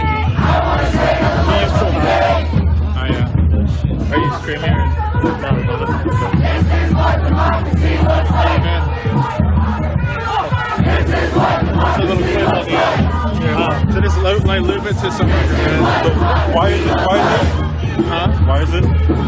This is just like a press meeting for like this. This is what democracy looks like! This is what democracy looks like! This is what democracy looks like! This is what democracy... Places like Pennsylvania and North Carolina, that there wouldn't be any reason for a legal challenge, but as that vote begins to tighten, we expect that it will tighten in Pennsylvania as well as more results come in from the heavily Democratic areas around Philadelphia and Pittsburgh. That the likelihood or the probability of a legal challenge grows with every vote for Joe Biden that comes in and every percentage point by which the vote difference begins to tighten. So I think the president may begin to lay the case there that he has to go into court and start to challenge these votes for fear, as the president will likely say, that the election could be stolen from Republicans. All right, John, stand by. Chris Wallace, what do you think the president's going to do? He obviously listened to the former vice president. Yeah, I think that both of them are setting the table for the possibility of legal challenges. And, you know, it'll be interesting. It does seem somewhat reminiscent of 2000. The Democrat is saying count every vote, keep the vote going until every vote has been counted. And the Republican, in this case President Trump, is going to say that, you know, there's a way to do it and that we're going to go to the court to protect our rights, and we are worried about tampering with the vote. It's somewhat different, however. Obviously, in Florida, we had a result in Florida, or close to a result, a disputed result. But I mean, we're in a situation now where we're nowhere near Pennsylvania counting all of its votes, or Georgia, or a number of these states. So it's a more complicated case for the president to make now than it was in Florida, where all the states have been called at various points. George W. Bush had been declared the winner. Joe Biden, Al Gore had actually conceded and then had to rescind his concession. And of course, the famous line where Gore said, "You don't have to be snippy about it." So, I mean, this is going to be a more complicated and tougher case for this president to make than it was for George W. Bush. And it's going to be excruciating, quite frankly. Well, I think it would be, it's not so offensive in terms of, you look at the comparison, let's take a state like Pennsylvania.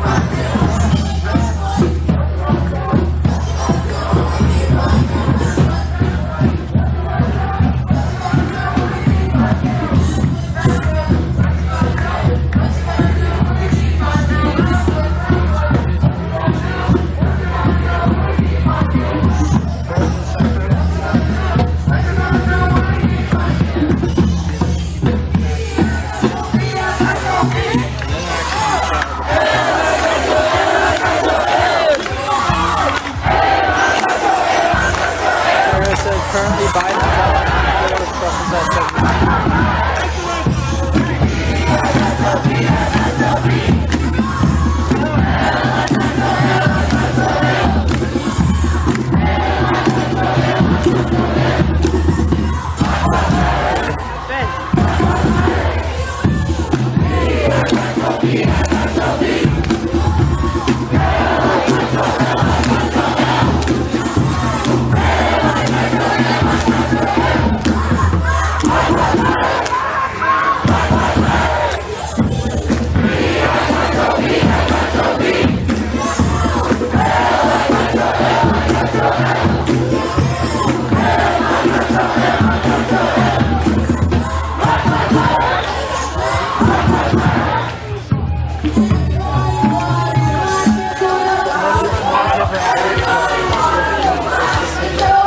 They did the umbrella keys, putting his umbrella on all the cameras.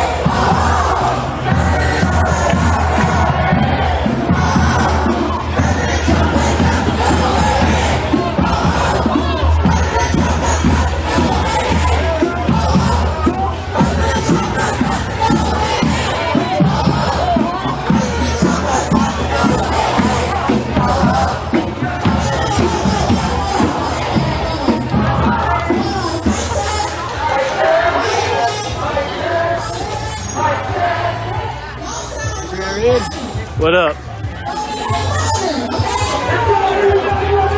Oh, my bad.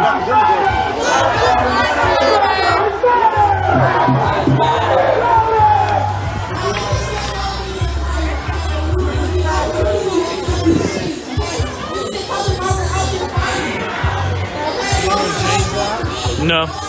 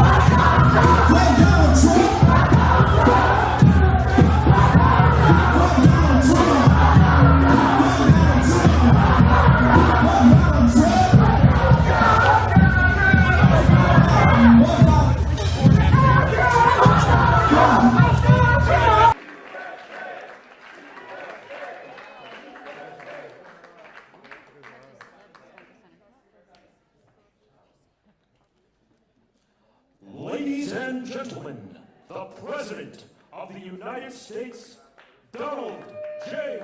Trump.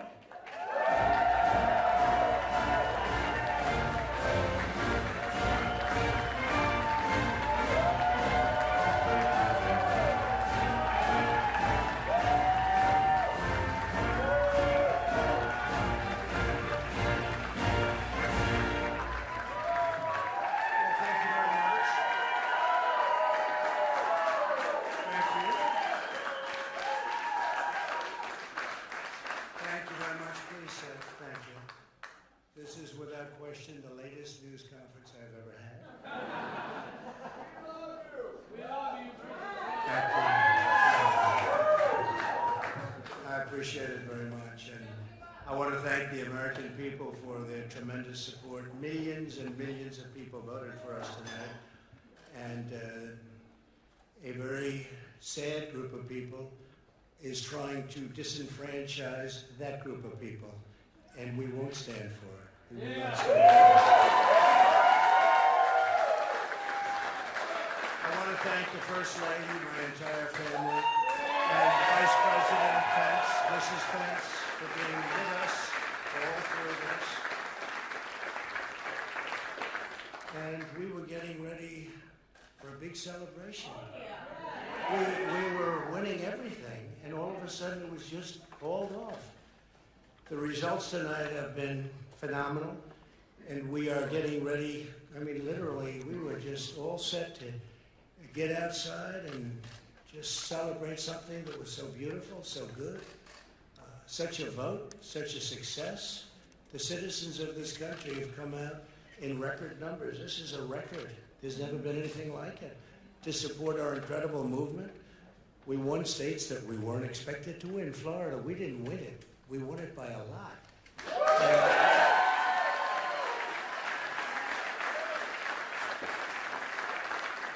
won the great state of Ohio. We won Texas.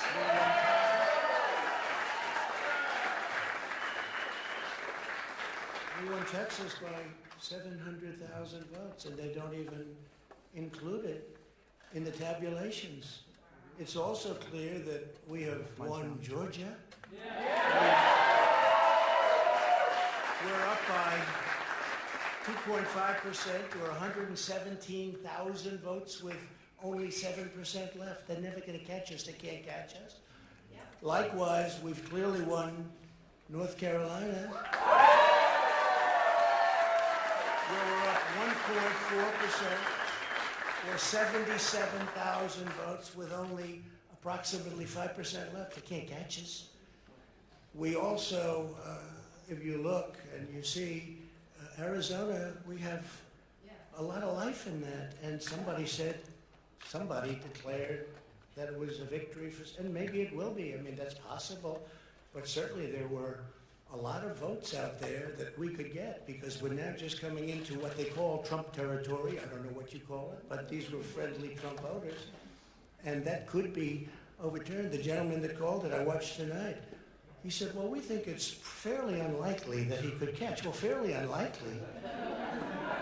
And we don't even need it. We don't need that. That was just a state that if we would have gotten it, it would have been nice, Arizona. But there's a possibility, maybe even a good possibility. In fact, since I saw that originally, it's been changed and the numbers have substantially come down just in a small amount of votes. So we want that obviously to stay in play. But most importantly, we're winning Pennsylvania by a tremendous amount.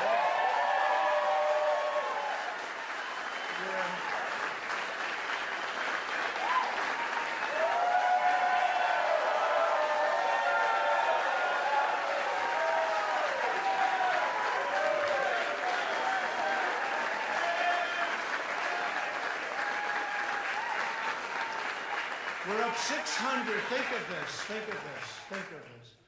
We're up 690,000 votes in Pennsylvania. 690,000. These aren't even close. It's not like, oh, it's close. With 64% of the vote in, it's going to be almost impossible to catch. And we're coming into good Pennsylvania areas where they happen to like your president. So we'll probably expand that. We're winning Michigan, but I'll tell you, I looked at the numbers. I said, whoa. I said, wow, that's a lot. By almost 300,000 votes. And 65% of the voters in it. And we're winning Wisconsin. Now, so we're winning. We don't need all of them. We need, because when you add Texas in, which wasn't added, I spoke with the really wonderful governor of Texas just a little while ago, and Greg Abbott, he said, congratulations. He called me to congratulate me on winning Texas. I mean, we won Texas. I don't think they finished quite the tabulation, but there's no way. And it was almost complete, but he congratulated me. Then he said, by the way, what's going on? I've never seen anything like this. Can I tell you what? Nobody has. So we won by 107,000 votes with 81% of the vote. That's Michigan. So when you take those three states in particular, and you take all of the others, I mean, we have so many, we had such a big night. You just take a look at all of these states that we've won tonight, and then you take a look at the kind of margins that we've won them by. And all of a sudden, it's not like we're up 12 votes and we have 60% left. We won states, and all of a sudden, I said, what happened to the election? It's off. And we have all these announcers saying, what happened? And then they said, oh, because you know what happened? They knew they couldn't win. So they said, let's go to court. And did I predict this, Newt? Did I say this? I've been saying this from the day I heard they were going to send out tens of millions of ballots. I said exactly, because either they were going to win, or if they didn't win, they'll take us to court. So Florida was a tremendous victory, 377,000. Texas, as we said. Ohio, dig this. Ohio, a tremendous state, a big state. I love Ohio. We won by 8.1%, 460. Almost 500,000 votes. North Carolina, big victory with North Carolina. And so we won there. We lead by 76,000 votes with almost nothing left. And all of a sudden, everything just stopped. This is a fraud on the American public. This is an embarrassment to our country. We were getting ready to win this election. Frankly, we did win this election.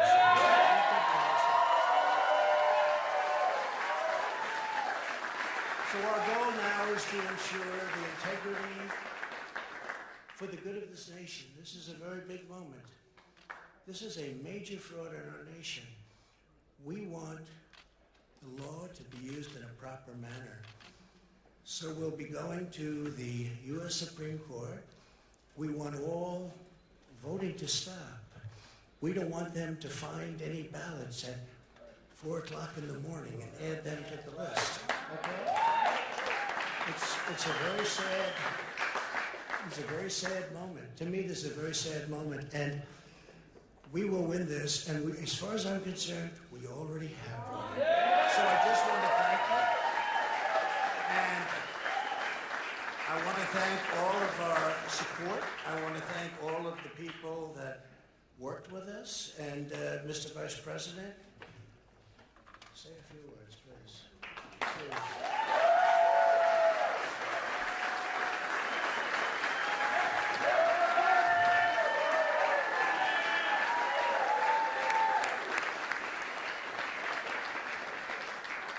Thank you, Mr. President. I want to join you in thanking more than 60 million Americans who have already cast their vote for 4 more years for President Donald Trump.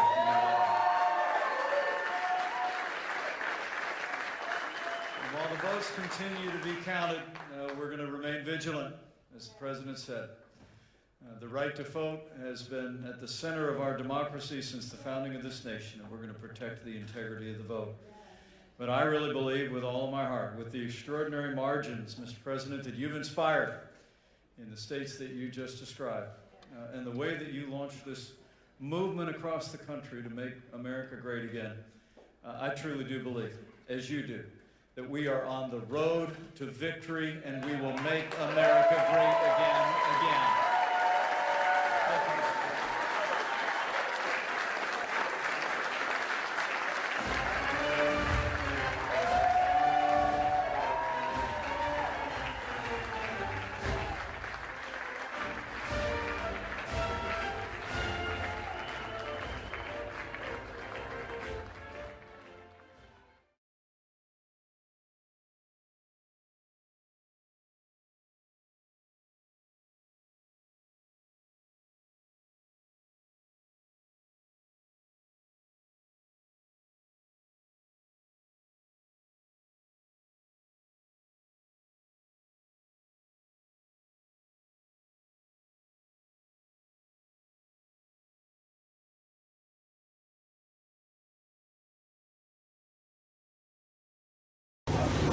So the small time that we have to celebrate and be happy, that's all we got.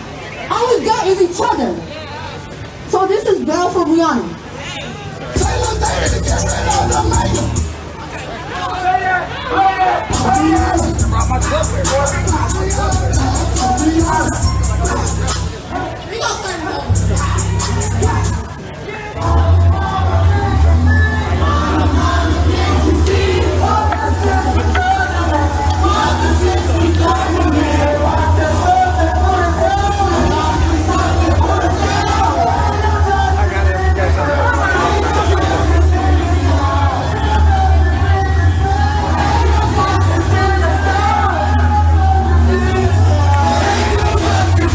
Who was it? It was Logan.